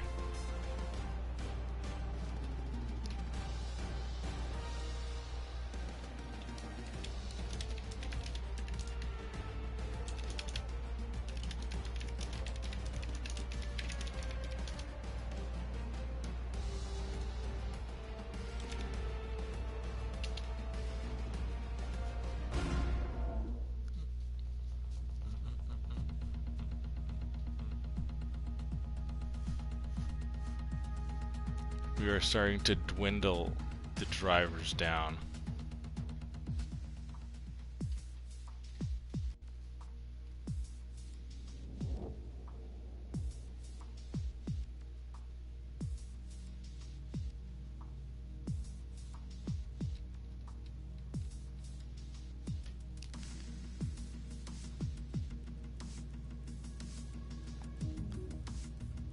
JC and Random Series are back at it.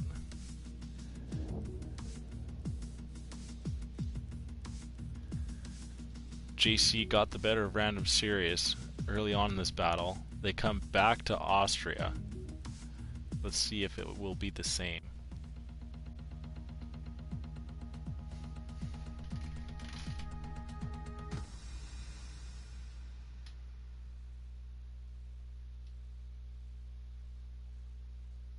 Winner of this will go on to face Cam.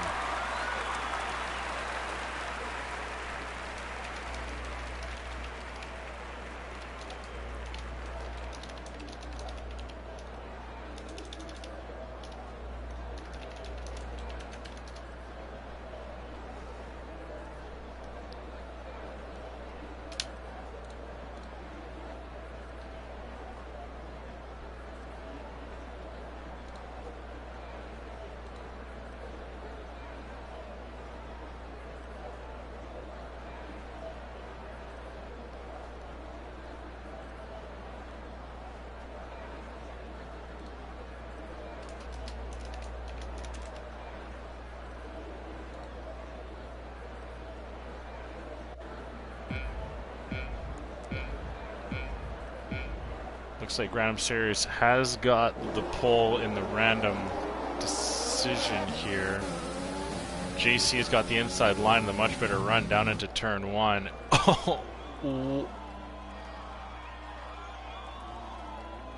Okay.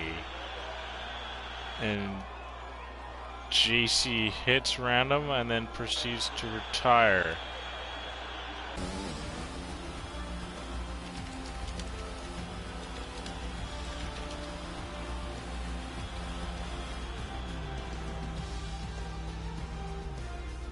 Okay, so JC deems that he misclicked.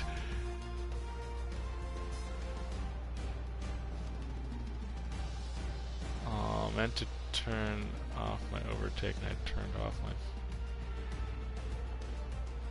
my... Okay...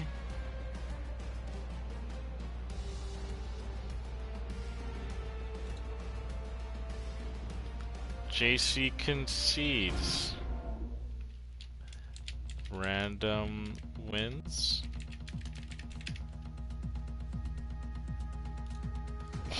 That was the most anticlimactic thing ever.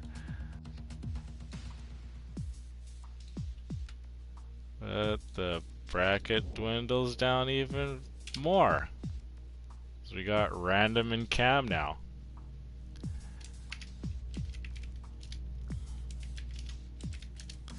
You know, maybe if this was early on, I'd probably call a re-race, but this has been the longest stream we've ever done. We're at 3.5 hours now.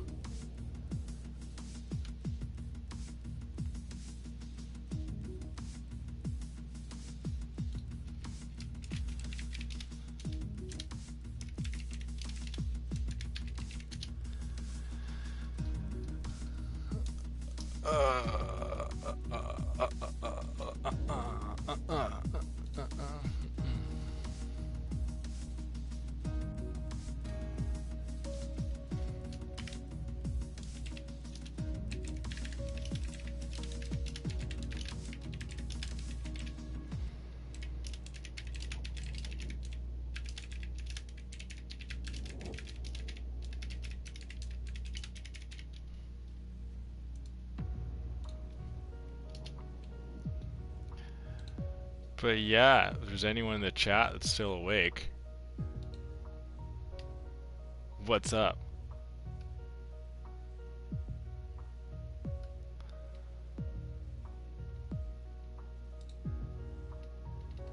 Okay, Brazil.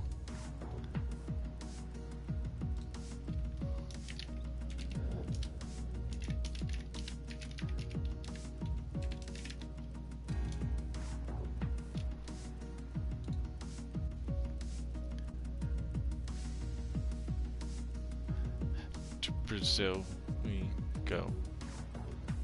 Random Serious and Cam.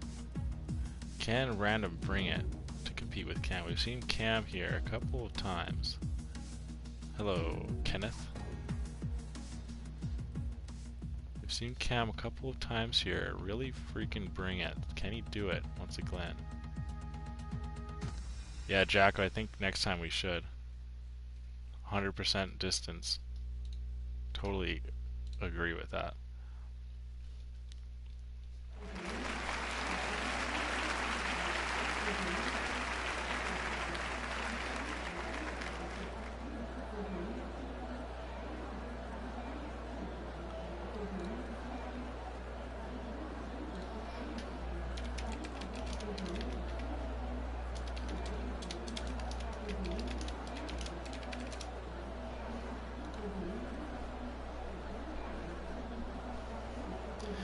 We are committed now.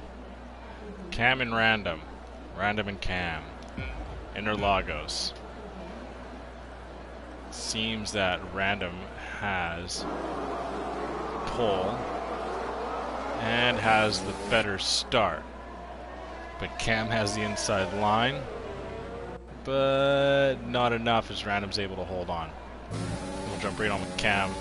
As Cam looks to get an early overtake here on Random. Just alongside him, he's got about half a car on him now. Random's going to have to send it around the outside. Random goes off track a little bit. Cam still keeps it close, but Random's got the lead and he's got a full car ahead of him now. Cam's going to try and stay right on the back of him. Random is going to do his best now to lose him. Cam locks up a little bit. Just go through that nice fun slalom down that fun little left-hand turn. Get right on board with Cam here and see what Cam is able to do. We really pick up some solid pace now into the important turns of 12, 13, 14, and 15. Where can you gain the pace? Both seem to take that turn 14 really tight now through that ever so slight change of direction into 15. Back down into 1 through the right-hander of 2. No, Random. Oh, loses it. Oh, and he's just going to call it. That's it for him. Cam moves on.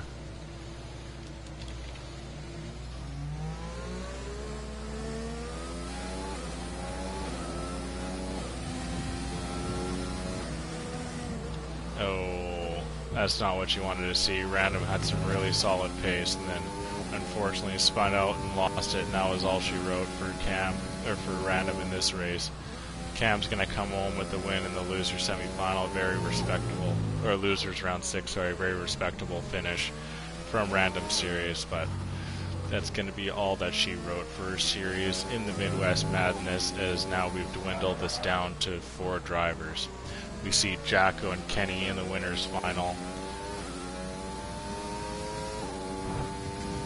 We'll do Jacko and Kenny.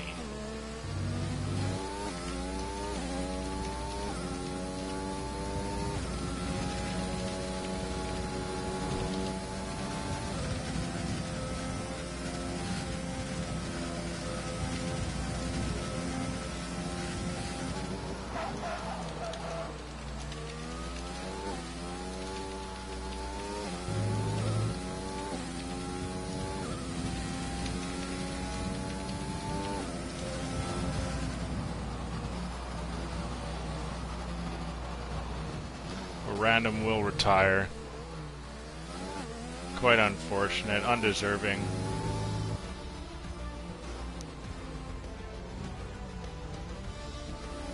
But we're gonna get on to the winners final.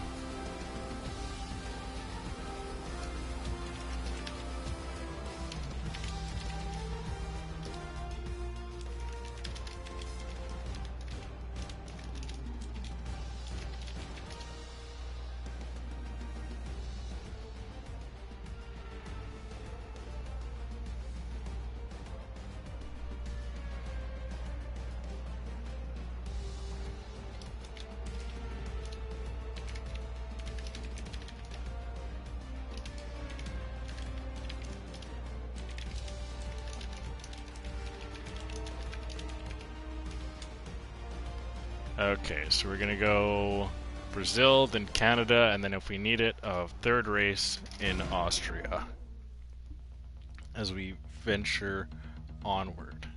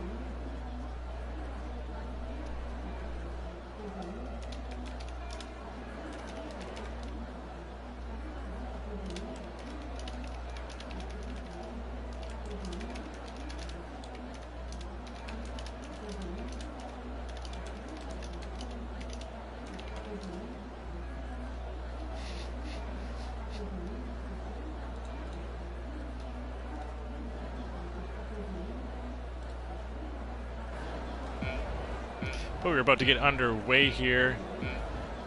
We're going to go into a best of three with Jacko and Kenny. Looks like Jacko's got the pole position. Kenny slots in behind.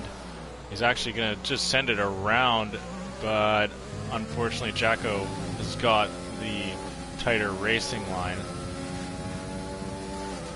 So he's going to be able to hold on to first place here. We'll have to see what Kenny is going to be able to muster up here, as early on Jacko with the lead. Kenny is in second, just over a half a second back. It not looks like he's going to lose.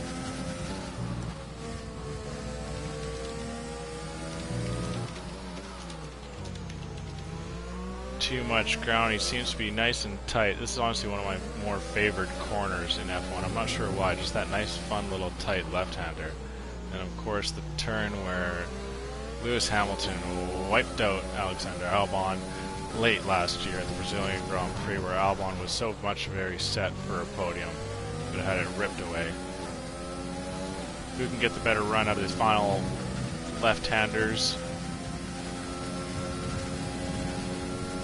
Doesn't seem to be too much of a difference between the two. Kenny's actually bringing it back nice and tight, but not close enough to take a true lunge into turn one. Jacko going a little bit wider of a line than Kenny opts for. Then once again, Kenny opts for a little bit wider of a line in turn two than Jacko opts for, and they kind of call it even, as no real-time difference has been made between the two. Kenny is trying to bring it back, but Jacko seems to have the straight line speed on Kenny. Coming in through the early couple turns of sector two, both get up on that curve there. As you go through a big swing right-hander where you want to hit it in around 6th or 7th gear.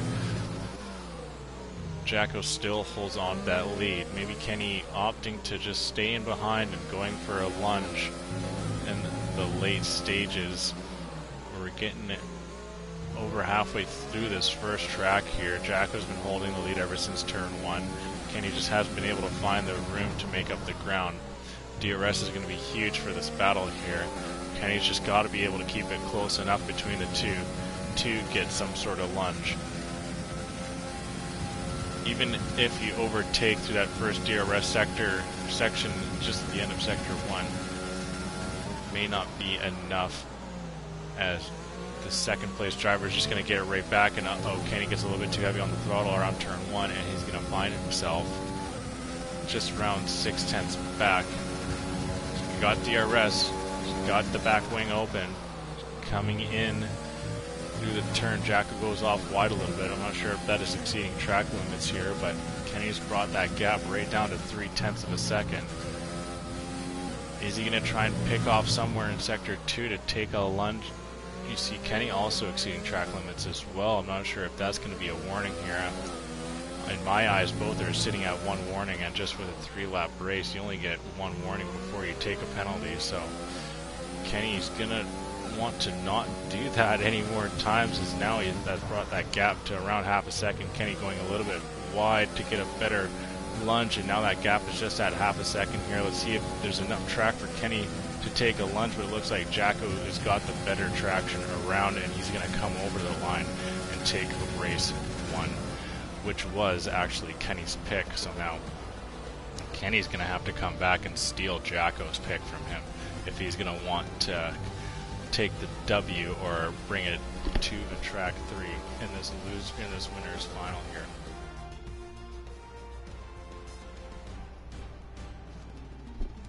But not much at all between these two drivers, Jacko and Kenny.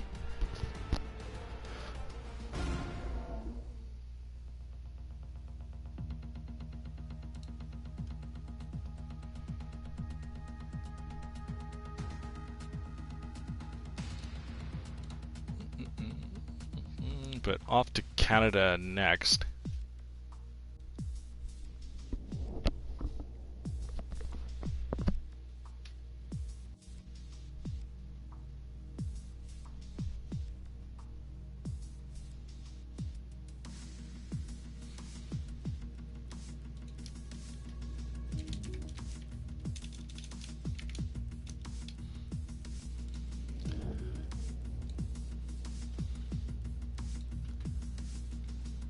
Canada we go.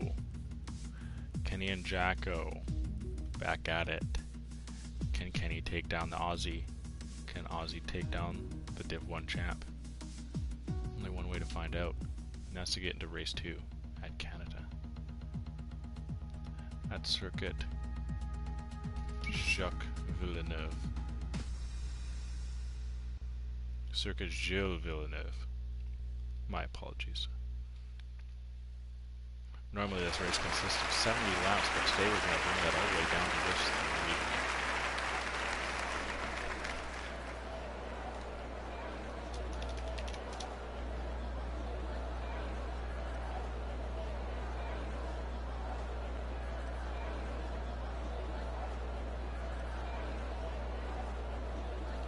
3. Waiting for Jacko and Kenny to get at it. We're going to get right into this. We're going to see what Kenny can muster up here. Kenny's got some real solid pace. He's been at Canada quite a bit tonight. He's going to get pole position.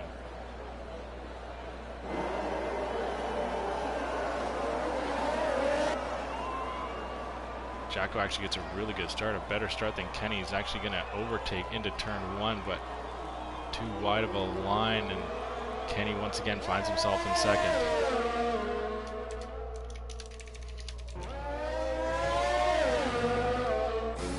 Kenny's right tight on the back of Jacko. Now you're going to start feeling the pressure that Kenny's going to be weighing on his shoulders here, as the losers final is seemingly slipping away from Kenny here.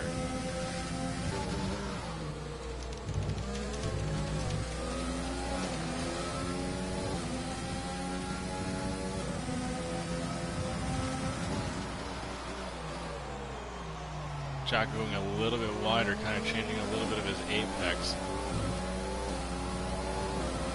Kenny's still right back on him, but it seems that Jacko's got some pretty decent straight line speed here. Kenny's just able to reach into that slipstream. Is making up a little bit of gap. Who can take the better line, and Kenny takes a killer line through that. I'm not sure if he crossed over or anything, but once again Jacko looks to have the defensive line, and now Kenny's gonna go and try and send it all the way around, but Jacko having the inside line, he's able to make that defending move stick, as Kenny's got to find somewhere else on track to do it. Jacko coming through that middle chicane gets quite a bit of dirt there. Kenny's kind of looking at a switchback here. Jacko slows Kenny up actually a little bit, but if Kenny's able to keep it close, it's all about getting that good run out of that final hairpin. he's able to do that, then you can see Kenny pushing this onto Austria, and then who knows when we come to that track, as passes galore all over that place. But Canada we are in race 2. Kenny down 1-0 in the series with Jacko picking up the win, and Kenny's picking Brazil. Kenny's looking to come back at Jacko here, but Jacko's able to hold him off. About 4/10 out right now, Kenny is. Kenny's trying to reach into that slipstream coming down the Casino Street. Looks to just be able to reach it, but there's not enough gap for him, or too much of gap, sorry, for him to shrink that gap between the two drivers down. But 6/10 is where that gap stands. Coming into turn 1, Jacko still holding on to the lead. Kenny right now seemingly going to be dropping down into the loser's bracket. Jacko just doesn't look like he's going to give up this lead. It's a little bit of that dirt once again through that metal chicane. Kenny's making up some real ground here, actually. He's within 4/10, so any mistake from Jacko is going to prove costly. Now once again you hear, sorry, not once again, but now you hear Kenny getting that DRS wing back open. Taking a fairly clean line there. Both the drivers, sits about 4/10 of a second here. Kenny's just got to match whatever Jacko does out of that turn. But here we go, we're going to come right down into it. Just at about 4/10. Kenny does have DRS coming down into that wall of champion chicane. It's just not enough. Oh, and then Kenny picks up the 2-second time penalty, and that'll be all she wrote. Jacko's going to hold on to the win. Kenny will drop down into the loser's bracket.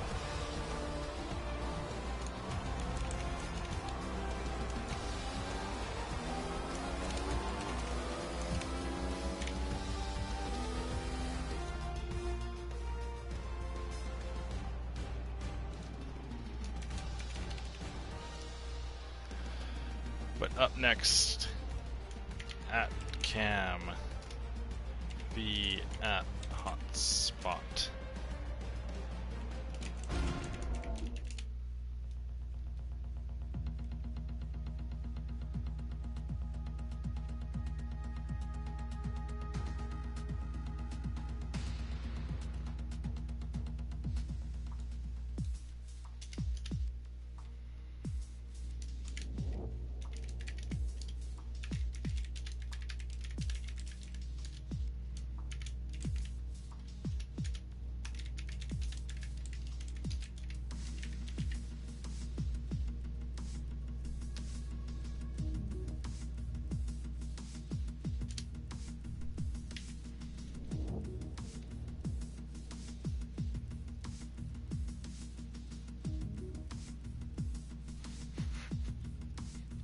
Kenny still has a chance.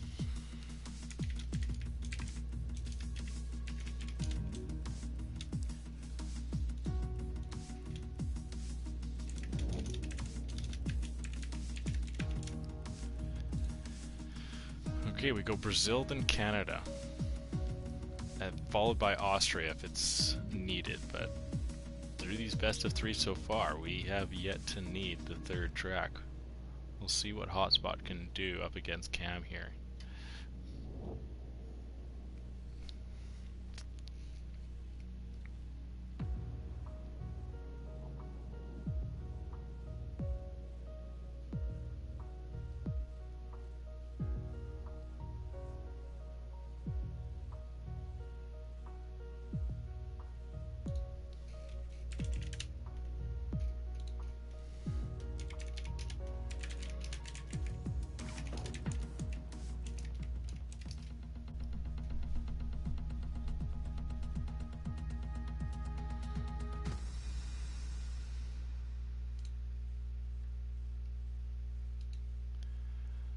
We are nearing the end. Cam and Hotspot into a best of 3, followed by a best of 3 between Kenny and the winner, followed by a best of 5 between Jacko and the winner of Kenny and the winner of Hotspot and Cam, and Jacko having a 1 race win advantage, with him being the winner of the winner's bracket final, and him technically not losing a race yet this evening. But for us to get there, we need to finish what's going on here, and to start off, we have Cam on pole, Hotspot sitting at 2. Looks like Hotspot gets a pretty solid jump out, and he's got the inside line. He's going to take the lead into turn 1. Cam not able to send it around the outside, and we're going to jump right back on board with Cam here. So Hotspot's got an early lead, but Cam has got some real solid pace here, and Cam's going to send it down the inside line. Ooh, Cam gets a little bit too heavy on the throttle, and all that work is going to be mute as he's going to fall 6/10 back of Hotspot now, and he's got a little bit of work ahead of him here to make up that ground between him and Hotspot. Hotspot, of course, our commentator for Div 2. If you haven't seen him, check him out on YouTube. He's a lovely watch, got a solid show that he produces for the Div 2 on the Thursday night, so please sure to check that out. But we are only 2 weeks in of that season 2 for this entire season, that is, from Wednesday, Thursday, Friday. We're going to start back up in the new year here. Cam actually's got a really good run right back on the back of Hotspot. Now Cam's got the inside line. Hotspot outside into turn 1. Cam gets a lock up and blocks off Hotspot, but Hotspot switches back on him, and oh no, Cam goes off as we had some tight driving there. Oh, and Hotspot opts to actually give the spot back, felt that he was the doing of Cam's spin out, and opted to give him the position back. Some major sportsmanship fundamentals were on display there by Hotspot. That's what you want to see, and then Hotspot picks up a 2-second track limit penalty, unfortunately. So as it stands right now, this is somewhat of Cam's race to lose, and it's tough to see that with Hotspot going to be going down 1 buzz after this, being his track pick as well. So it's going to be quite a battle bag, because we're going to go to Canada after this track. Still have a full lap to go here, so anything can happen. Cam currently sitting in first after what was a little bit of a tussle between Cam and Hotspot. Hotspot actually opted to give the position back, as I said earlier, and just slightly after took a 2-second penalty, which seemed to have been the demise of him for this Brazilian Grand Prix. But we'll see if he's able to muster up anything on this final lap. Cam goes to defend the inside line, and ooh, Hotspot actually sends it around the outside, gets an overtake on Cam. So now it's gotten a little bit interesting here. Cam looked to have been defending the inside line the whole way. Cam just opted to, Hotspot just opted to stay on the DRS the entire way through, and was able to take that outside line as Cam kind of got a little bit too far to the inside and stuck himself with the real unfortunate racing line through that final turn. And now as it stands, Hotspot has got first place, but with the penalty is currently going to drop down into second, but Cam has just fallen just outside of second here, and coming through that DRS detection, I think he was just a second out as it came through. He is sitting a second down, but yeah, no, see, DRS is not open, but he is gaining on Hotspot, and he's going to come over with the race 1 win, going up 1 buzz in this series on Hotspot. And then we're going to go to Cam's pick, which was Canada, to see if Cam can close it out.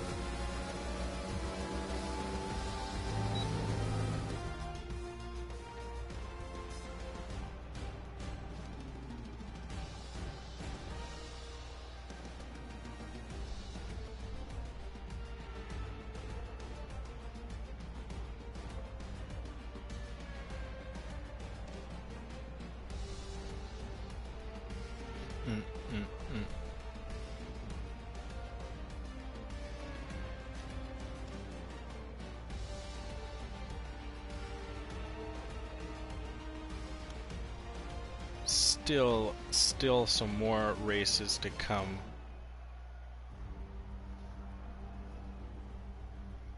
As I said, the winner of this will go on to face Kenny in a best of 3 as well, followed by the winner of that to take on Jacko. We are proceeding onward. We have 4 drivers left, sorry, but after this race we're gonna lose another one of those drivers. It is all dwindling down here, folks. To Canada we go, to Gilles Villeneuve, where we just saw Kenny get taken down by Jacko. Can Cam finish off Hotspot and proceed to the losers finals to take on once again his friendly rivalry with Kenny, as Kenny did early on take down Cam in a best of 3. Can Cam get his revenge in the losers finals? The only way that Cam can do so is to complete what he has set up for himself here in Canada, giving himself an early 1-0 advantage on Hotspot. Will he be able to finish off and proceed onwards to the losers final? He gets pole position. Hotspot does sit too. Hotspot did last race, but got such a good start that he was able to overtake into turn 1. Hotspot sends it right around the outside and is able to overtake once again and has the lead here. Though Cam is looking to come back, but Hotspot closes off. Through that metal chicane, Hotspot's still able to hold on to the lead.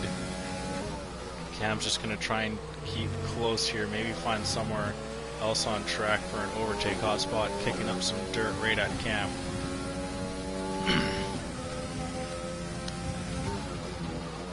That gap is just not increasing, is actually decreasing, and Cam has brought himself right back into the party as him and Hotspot looking to go in a little bit of a battle into the chicane, sorry, the hairpin, but Hotspot going to defend actually all the way through that hairpin, and by doing so leaves himself with a lot worse,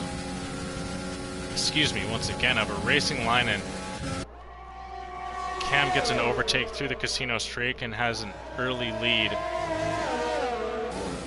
and will take it coming through the line in lap 1. Still 2 full laps to go here. Hotspot has plenty of time to re-overtake, but Cam currently sits with that lead, and the Hotspot takes a peek into turn 2, but by doing so he's going to give himself a lesser of a racing line here, and now Cam opens up that gap to around 7/10, and he's looking to extend it. If he can't extend it above a second by the time this lap is over, that's going to really hurt the chances of Hotspot. But Hotspot is still not giving in, as he's still right back and brought that gap ever so slightly closer, but now Cam has opened that back up to around 3/4 of a second. Hotspot, still plenty of track left to go, but hitting that wall is not going to help him out, as that increases the gap once again.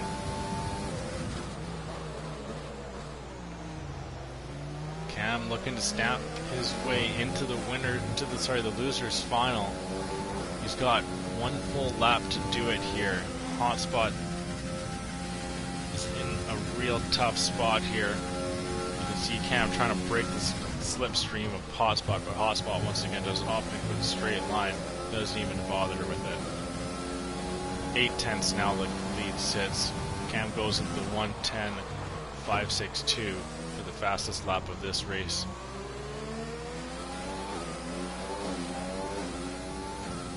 Oh, and that gap is now above a second. It's just teetering and just flirting, and it is now at 1.2, and Hotspot might be on his way out of this Grand Prix. It's getting so much bigger, and it is not what Hotspot wants to see. He's going to continue on, but a very valiant effort driven by the D2 broadcaster. But unfortunately Cam showed his class, as did Hotspot, to be completely fair, giving back the lead after he spun out Cam early on in Brazil. But that looks like it'll be it for our Div 2 broadcaster. Hotspot's going to come over in a final position of 4th place. Very respectable. And Hotspot just looks like he absolutely cut the final chicane, and he's going to come over the line in 2nd place, and Cam is going to come over in 1st, eliminating Hotspot.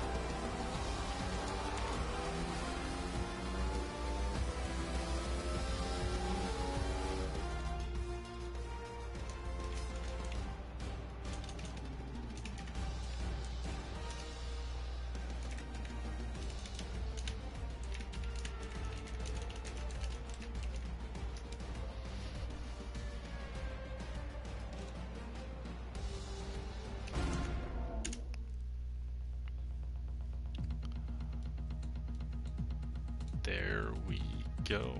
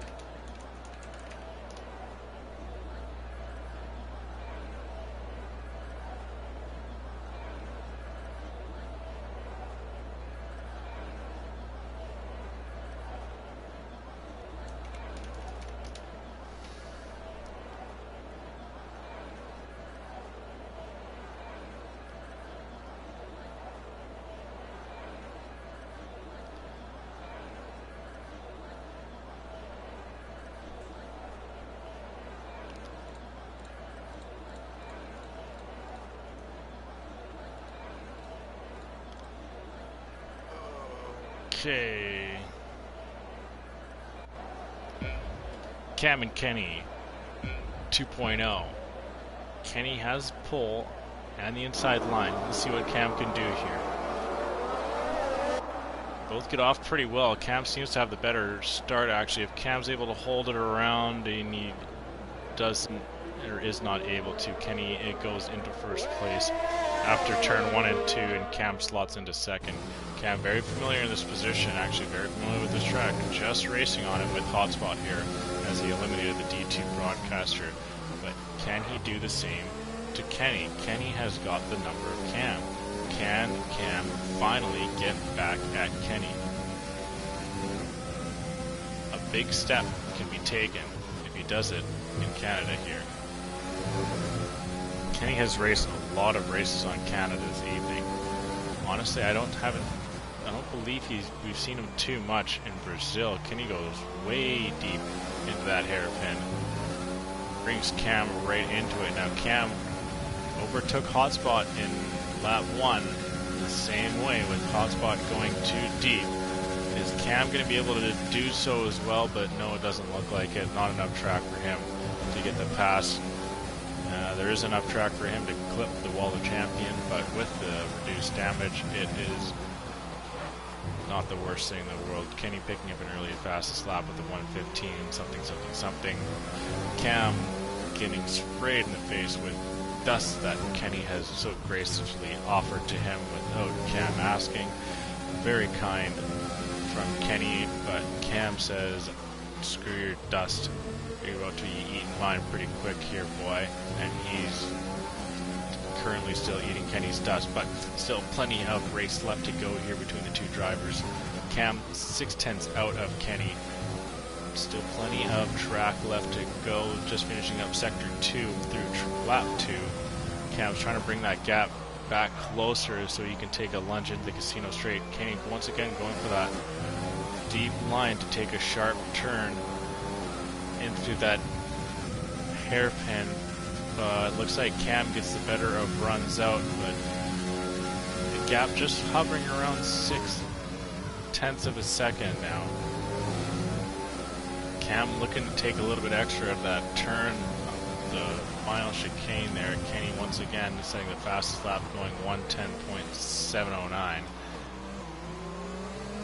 DRS is enabled, so this is where things can get freaky. Cam eating quite a bit of time out of Kenny's lead there. Oh, and Kenny getting a decent bit of that wall. But this is a very short DRS section here. Cam sends it a little bit too deep into that first turn of that chicane. That's going to open up that gap with Kenny able to take a cleaner racing line through. Since it's around 5/10 if Cam's able to get a better exit out of this hairpin, you may see a lunge into the chicane, but it looks like Kenny is going to be able to hold on. Cam's coming back at him. That gap is closing. What is Cam able to do in this final chicane? And it doesn't look like he's going to be able to do enough, as Kenny is going to come over the line with the race 1 win. And then we go off to Brazil to see if Cam is able to stave off elimination. Or are we going to see Jacko and Kenny go back at it into the grand finals here?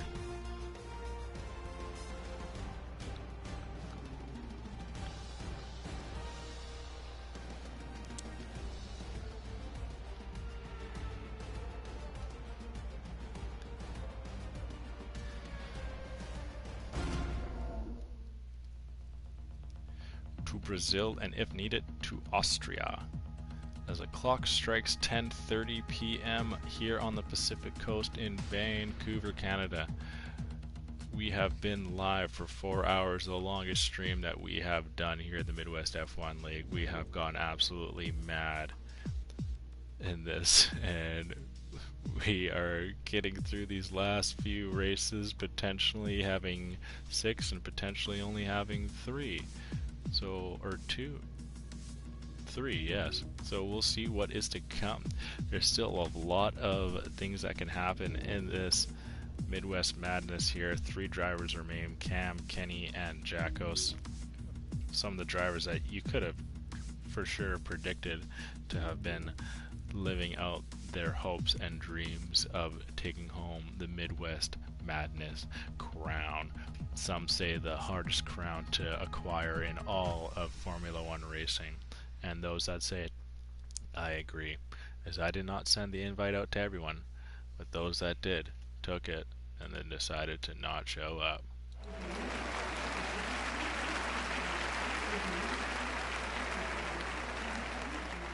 But we are going to get into it right off the get-go here in Brazil. Thank you for everyone that did follow the channel tonight. Very much appreciated. That puts us at around 105. We couldn't be here without all of you lovely folks. As I said earlier, be sure to go check out our YouTube channel along with our Twitter and Instagram page. All of those views and likes and follows are very much appreciated. If you like what you see, go share it to your pal. Maybe they'll enjoy the Midwest F1 League action. But speaking of action, we're going to get right into it, or back into it, let's say, with Cam starting off with pole and Kenny on the inside line. What can be done here? Kenny seems to get a pretty good start, and he's going to have that inside line early on, and Cam trying to send it around the outside. He's able to stick it, actually, but Kenny once again holds it right back and takes the inside line right back. But Cam gets a really good run here, and he's going to find himself to be able to take a lunge into the turn, and then Kenny's going to go back around the outside, and Cam has a good run. These two are just not going to give in. Cam is the later breaker, but Kenny with the inside line, and Cam's going to hold off, as that battle was wheel to wheel since the very first turn. It seemed Cam's going to hold on for the early lead. We're going to get back on with Kenny and see what Kenny can do here, as he's the one who's going to have to make some sort of lunge on Cam. But is Cam going to be able to open the door for Kenny to do so? I'm not sure. Cam is quite the quick driver, and when he's in first, it's hard to get him out of first. he was able to get the job done, finding himself into first. He's done the hard part of getting into first. Now he's just got to be able to hold off Kenny. Cam really takes an odd racing line here, and then you see him get right on the side and then cut hard into that turn.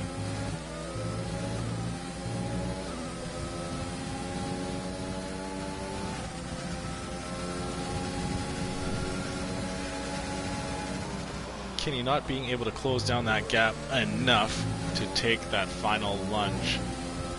We're going to come into sector 2 through the first 2 turns, then through that hard, fast right-hander of turns 5, 6, 7, and 8.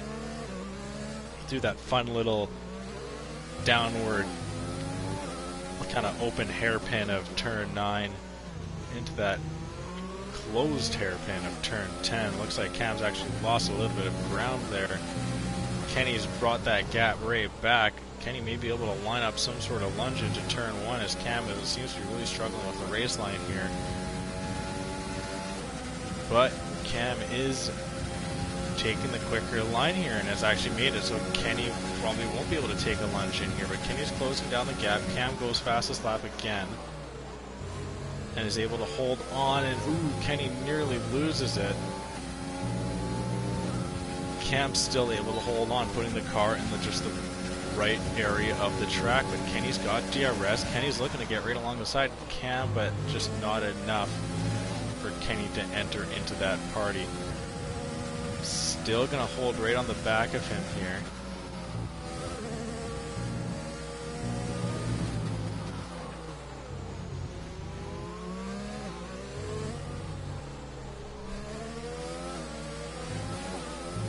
Doesn't look like there's going to be an area in Sector 2 for Kenny to come back at Cam. This is kind of part on track where Kenny has taken away some time from Cam. Can he do it again here? But it's all dependent on how good of a run Kenny can get out of here, but it seems like Cam once again has got the straighter, the quicker line, the unorthodox line it may be. It's the line that works out and is going to lead to us going to Austria. We're going to see Kenny and Cam battle it out, and now a one-off. 2 races couldn't separate these guys. Kenny does have the overall lead on Cam, as he's got 3 wins to Cam's 1, but Cam's got that ever so important win of staying alive, and that being this one at Brazil.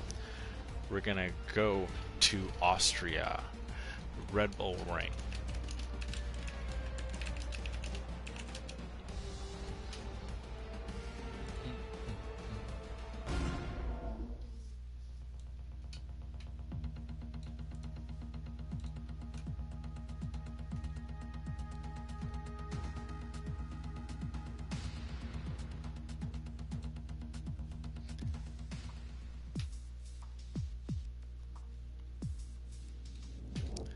Only a couple of drivers left.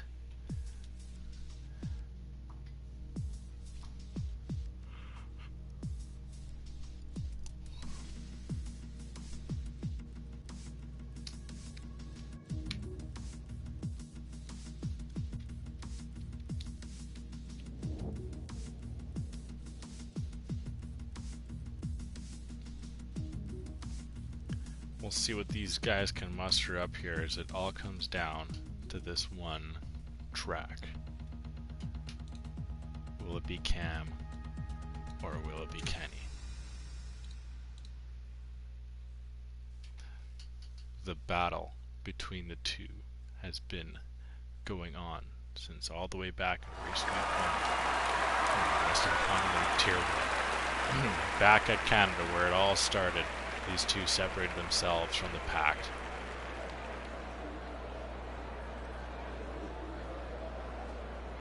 And Kenny has just been barely able to separate himself from Cam, only in point standings. Cam trying to bring that back and prove that he is as quick, if not quicker, than Kenny.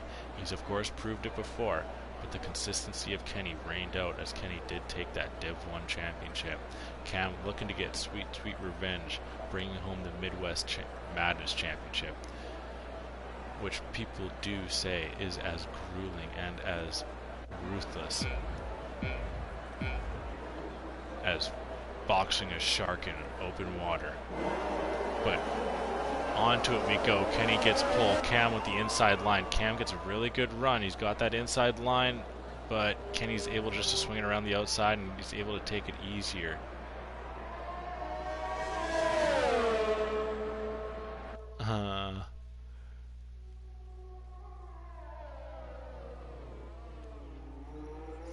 There we go. Kenny's going to hold on to that lead. Cam is right on the back door of Kenny here, right tight on the gearbox. What can Cam muster up here? Once again, finds himself in second. A lot of areas to pass here in Austria. Not much in Sector 2s, but a lot of deep run-ups into turns, areas to outbrake your opponents. Does Cam have a setup to do so? Is Kenny going to be able to hold him off? That one, Kenny has been able to do so, but Cam has found the better of Kenny once before, and that was the only time he ever needed it in Brazil. He's going to need it once again here. He's going to have to dig deep and bring out everything he possibly can. He's catching up to Kenny here, going into that turn 3 tight turn back. Kenny's going to go deep. Cam's just going to switch and tuck right in behind. And Kenny's going to hold on to the lead as it stands right now.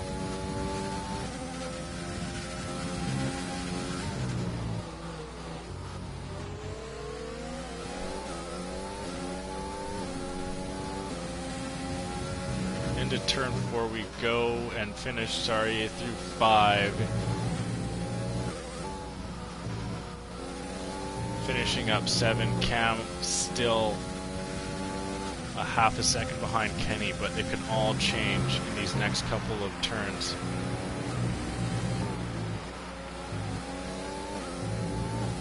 Six-tenths back. Can Cam find the pace to make up the ground to Kenny here? He's got the DRS. It's a good run out of turn 1.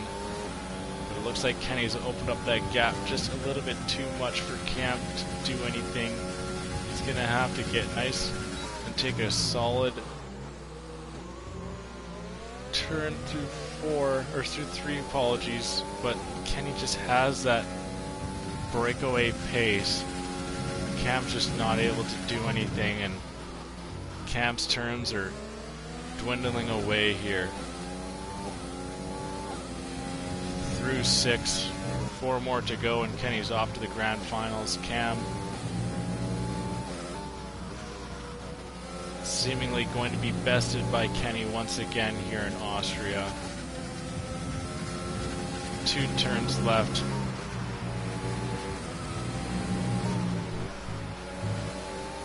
Just not enough time for Cam. Kenny's going to come over. He's going to take down the very large peg that is Cam. Cam having a very respectable 3rd place finish here.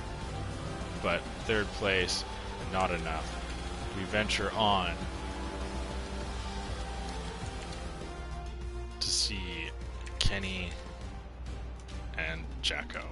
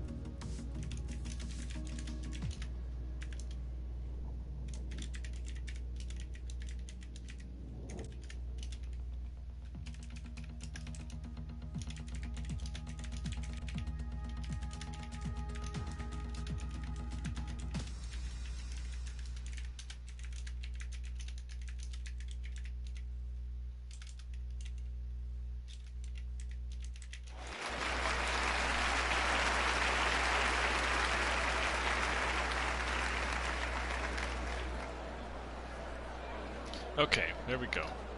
After explaining some slight confusion to Kenny, we go into the winner's final, where we go Canada, Austria, Brazil, and then back to Canada if needed. Jacko will start up one buzz on this series, as Jacko did not lose at all through the winner's bracket, so he gets the advantage going into this final duel between Kenny and Jacko for the Midwest Madness title.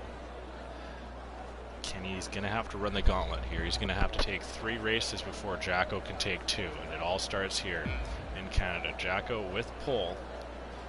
We'll see what Kenny's able to do. Starting on the outside line, Jacko's got the inside.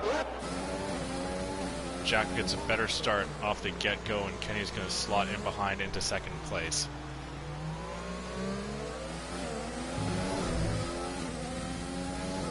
Jacko is somewhat cold here, so Kenny really needs to pick off the race here, right off the hop. Kenny, with this track still fairly fresh into his mind, has, I'd say, the slight advantage.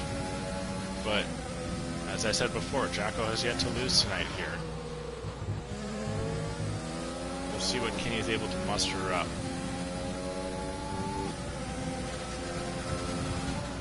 Ooh, Kenny gets right alongside of Jacko here, pushes Jacko to go the long way around the outside of the hairpin. A little bit of touching there, but nothing too cynical from either drivers.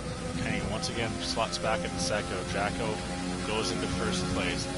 Kenny is in that slipstream, but the gap isn't close enough for him to take a lunge. And Jacko breaks far earlier, or far more than what Kenny was anticipating there, and Kenny actually hit the back of Jacko. Early 1:15.952, a little slower than what we normally see off the first lap here in Canada.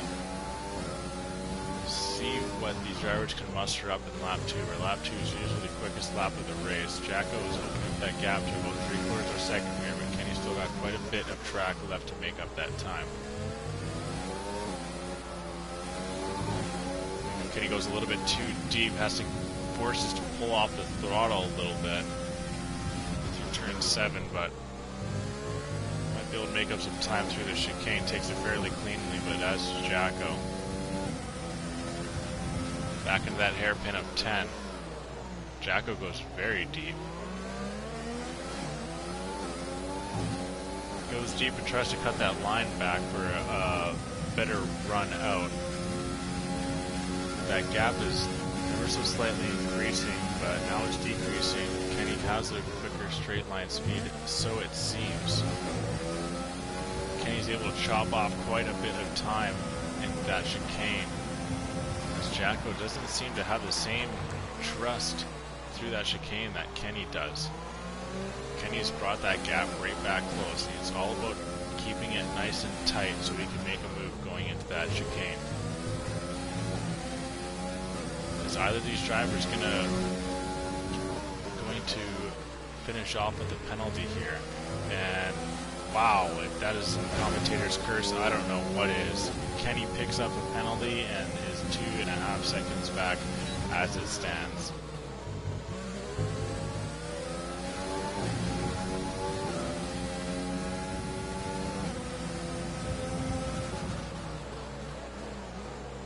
Jacko goes to defend.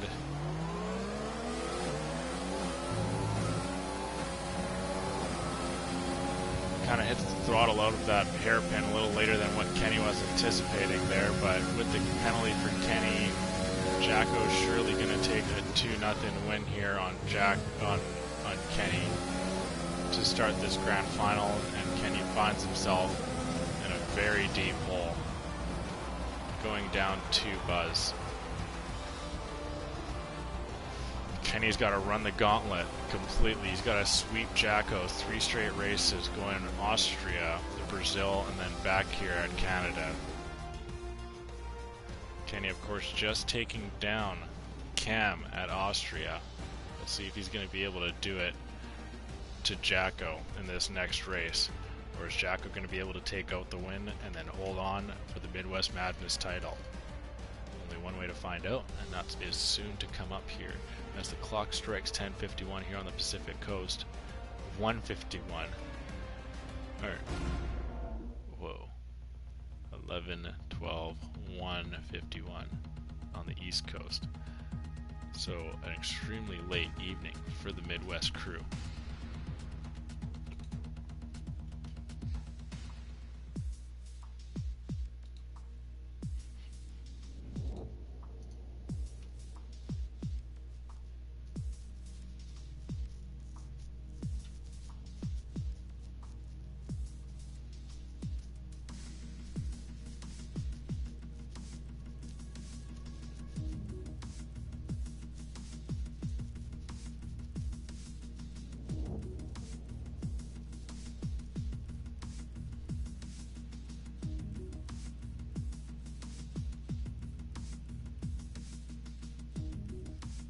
But here we go to Austria.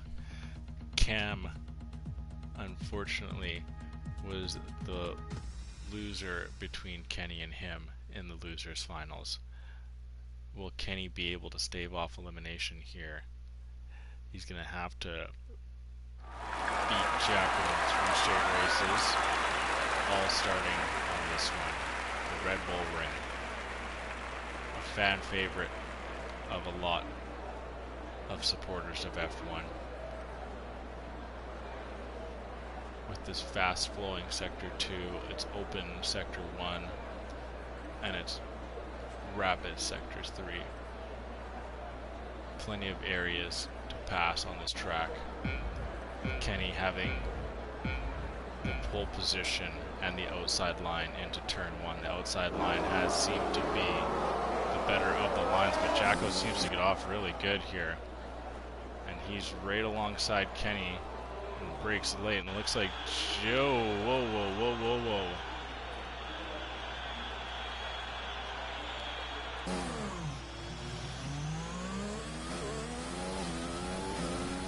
What in the world happened?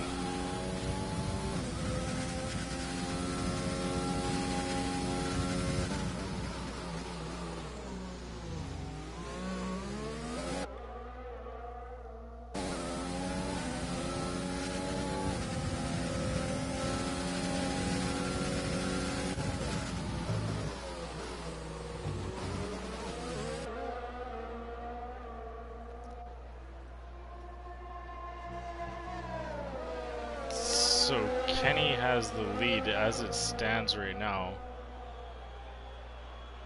It's looking like Jacko's getting some real bad Wi-Fi right now. He is shivering all over the place. I agree so, Cam. It wasn't anywhere as bad before.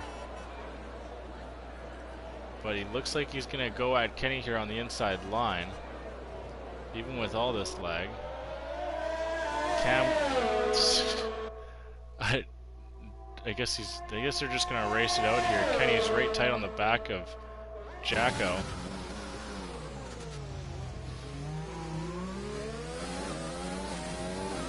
Kenny and Jacko are wheel to wheel here. It's hard to tell exactly where Jacko is on track. Oh, and some contact between the drivers once again. I'm not sure what to make of this.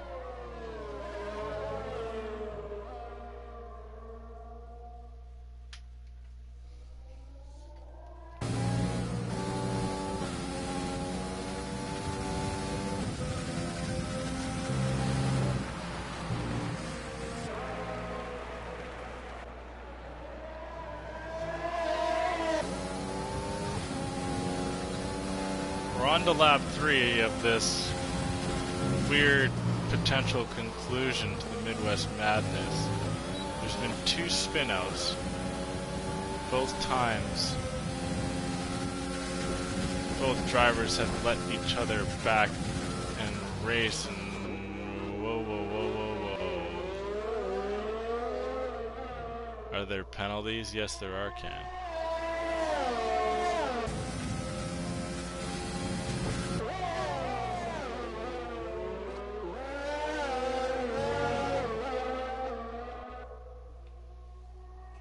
Cam, what do I make of this, man?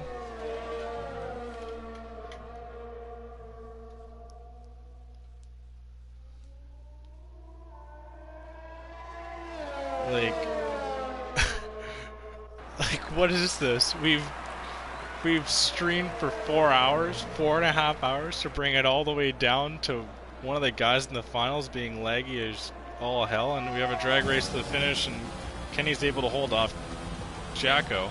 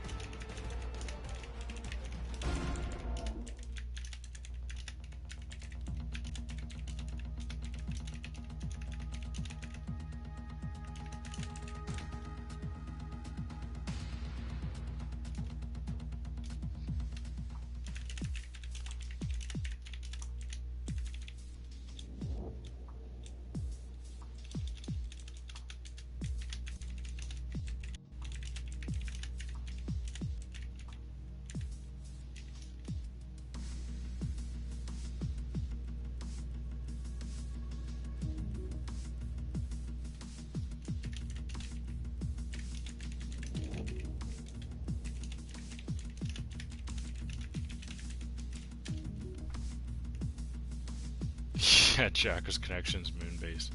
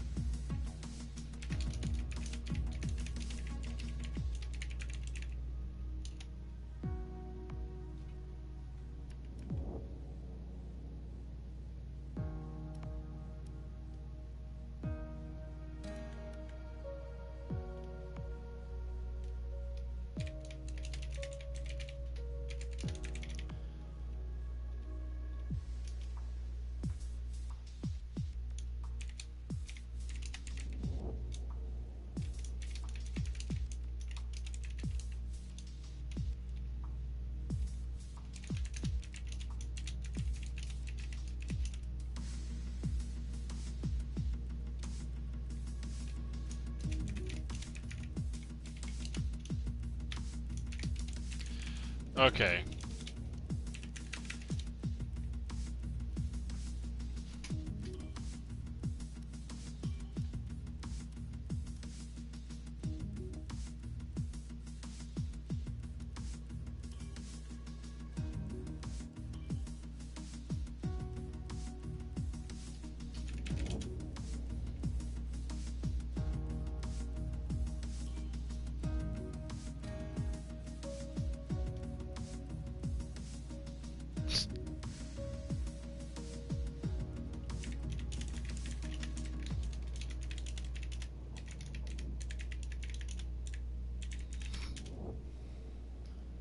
Cam, are you still in chat?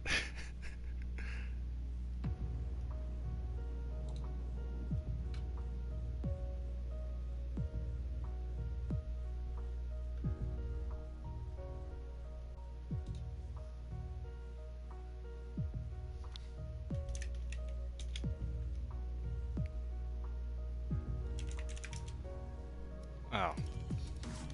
Gonna ruin the fun, guys. Still chilling? Yeah, man. Oh, what, dude, it's like 2 a.m. for you, isn't it?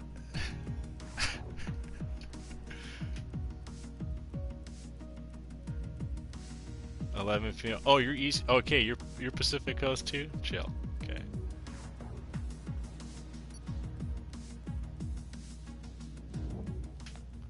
No, I never said this, Cam, but the winner of this has to face me in a 1v1. I never said that.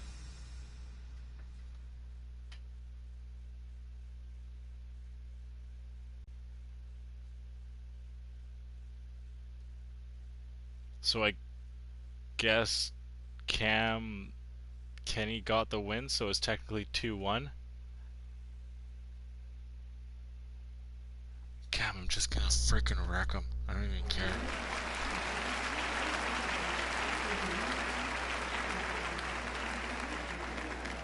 Yeah, I think we should just run this whole thing back, hey Cam? Well, this isn't a rerun because the next they went to Brazil. So they must have given Kenny the win. So 2-1. If it was a rerun, then we'd be back at Austria, but we're in Brazil, which is a nice track. So Kenny and Jacko in the finals. We go race 4 of potentially 5. Kenny's got to beat Jacko. Jacko has an early lead. We'll see what he can do.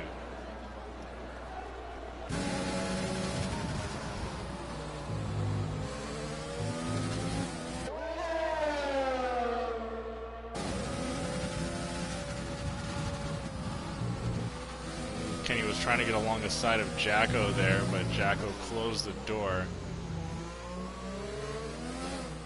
Yeah. R&D STR, like, Kenny says it's fine on his screen, so I'm just gonna let it go. But, yeah, I don't know. Kenny says it's fine, so if it's fine for him, then it doesn't really matter how it is for me. But this is race number 4 of the finals. Kenny seems to have lost a lot of ground there on Jacko in the final sector there on lap 1. He's going to have to really dig deep to bring it all the way back, because he got away with the win through race 3.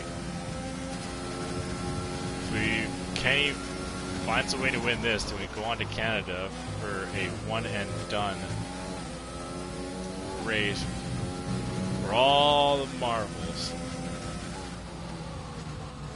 But as it stands right now, Jacko's got that lead. He's a tough character to take that lead away once he's got it. But if anyone's as wily as Coyote, it'd be Kenny, and Kenny is able to do so. So we'll have to see what Kenny has in store. Just 3/4 of a second back of Jacko. Jacko's not wanting to decrease this gap one bit. He's going to try and drive away from Kenny, but Kenny's going to go purple through sector 2 and say, nah, I'm not going anywhere. 6/10 holds that gap. 7/10, 3/4 of a second. 8/10 as that gap ever so slightly increases. It looks like Jacko has got set up. Kenny is given the fastest lap there, though, at a 108.424. But there's a lot of ground that Kenny needs to make up. So swoop around turn 3 in the Interlagos track, going all the way down into turn 4. Kenny with DRS closing that gap to around 6/10, but that is about all she wrote, folks. Kenny picking up the 2-second time penalty. That is going to be about it. Jacko, our lovely Australian, is going to come over after he finishes up the final lap here with the Midwest Madness win. Kenny is going to round out the top 2, as well as Cam in 3rd place. valiant efforts from all three drivers, but barring any accident, it looks like it's just going to be second place for Kenny here as he's even fallen out of DRS. Jacko needs to spin out and crash into a wall, and it doesn't look like it's going to happen here. Jacko going to come over the line with the Midwest F1 League, Midwest Madness, inaugural win.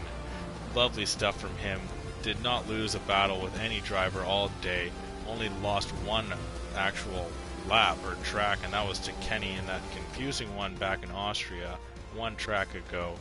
And as it stands, Jacko is the first and only ever to win the Midwest Madness.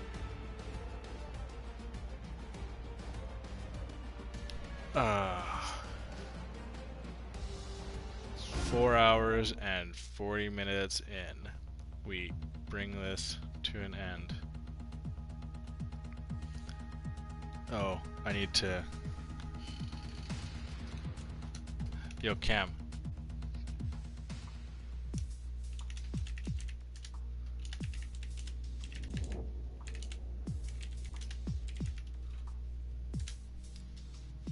Okay.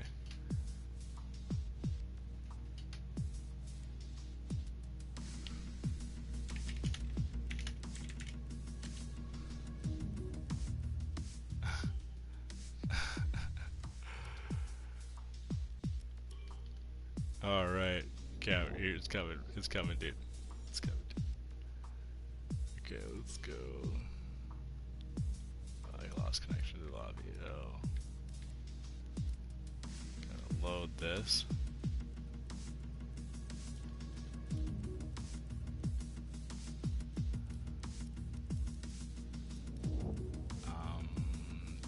Damage. There.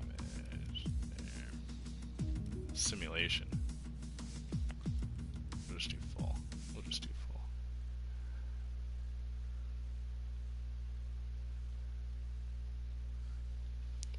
Cam, what's the best turn one?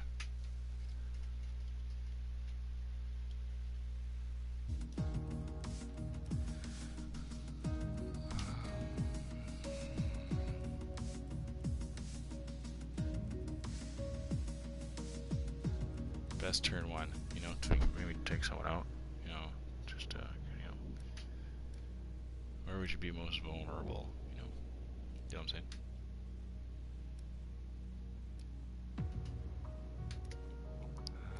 No. Monaco, Baku,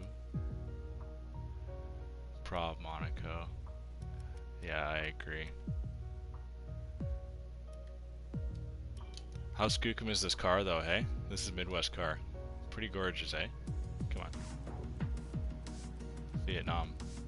Not too bad. Not too shabby. But this is just for fun. Just to see if Jacko can beat everyone in the Midwest F1. Yeah, totally skookum. 100%. Gorgeous looking car here. Jacko and I. Is he in a party? Am I in a party? Can Jacko hear me? Probably not. I should have put him in a party for this.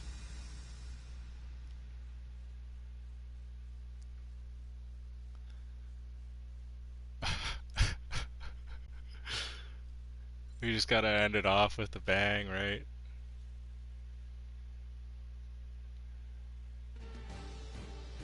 Cooch.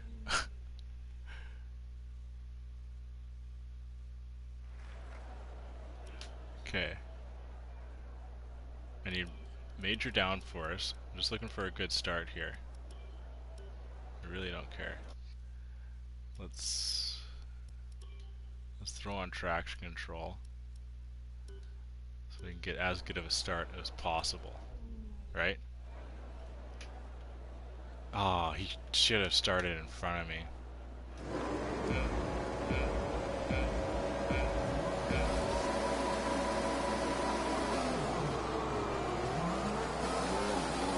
Oh no, he got a better start. What am I gonna do? Oh, fuck! What happened? Let me know you're okay. Oh man, he brake checked me. He knew it. He knew it. He knew it was coming. But the whole plan was to let Jacko take his victory lap around Monaco. I think he had to have known. We'll let Jacko take his victory lap around Monaco as he is the first winner of the Midwest Madness title. Congratulations to you, good sir. Congratulations to all that competed. Very much appreciated to everyone that tuned in tonight as well as race tonight. We had a blast of a time. We had a long ass time, but we had a good time that it was. But that will be it for me, Crash McQueen. As I always say, be sure to check out all of our other outlets that the Midwest F1 League has to offer, with that being YouTube, Twitter at F1_mid, or you can just check us out and search us up at Midwest F1 or just Midwest F1 League. Instagram as well, which is Midwest F1 League. You have yourself a fine rest of 2020. 2021 is on its way. Everything has got to go on the up, and I sure as heck need an up, and I'm sure I'm not the only one that does as well. So be patient, be safe, be happy, and be healthy, and we will hopefully be seeing you all in the restart that Season 2 has to offer in the new year. But as Jacko consents, that is it for us this evening.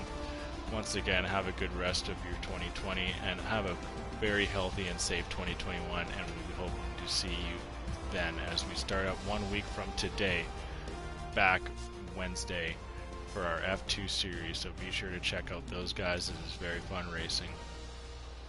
But as I said before, good night and good evening from me, Crash McQueen.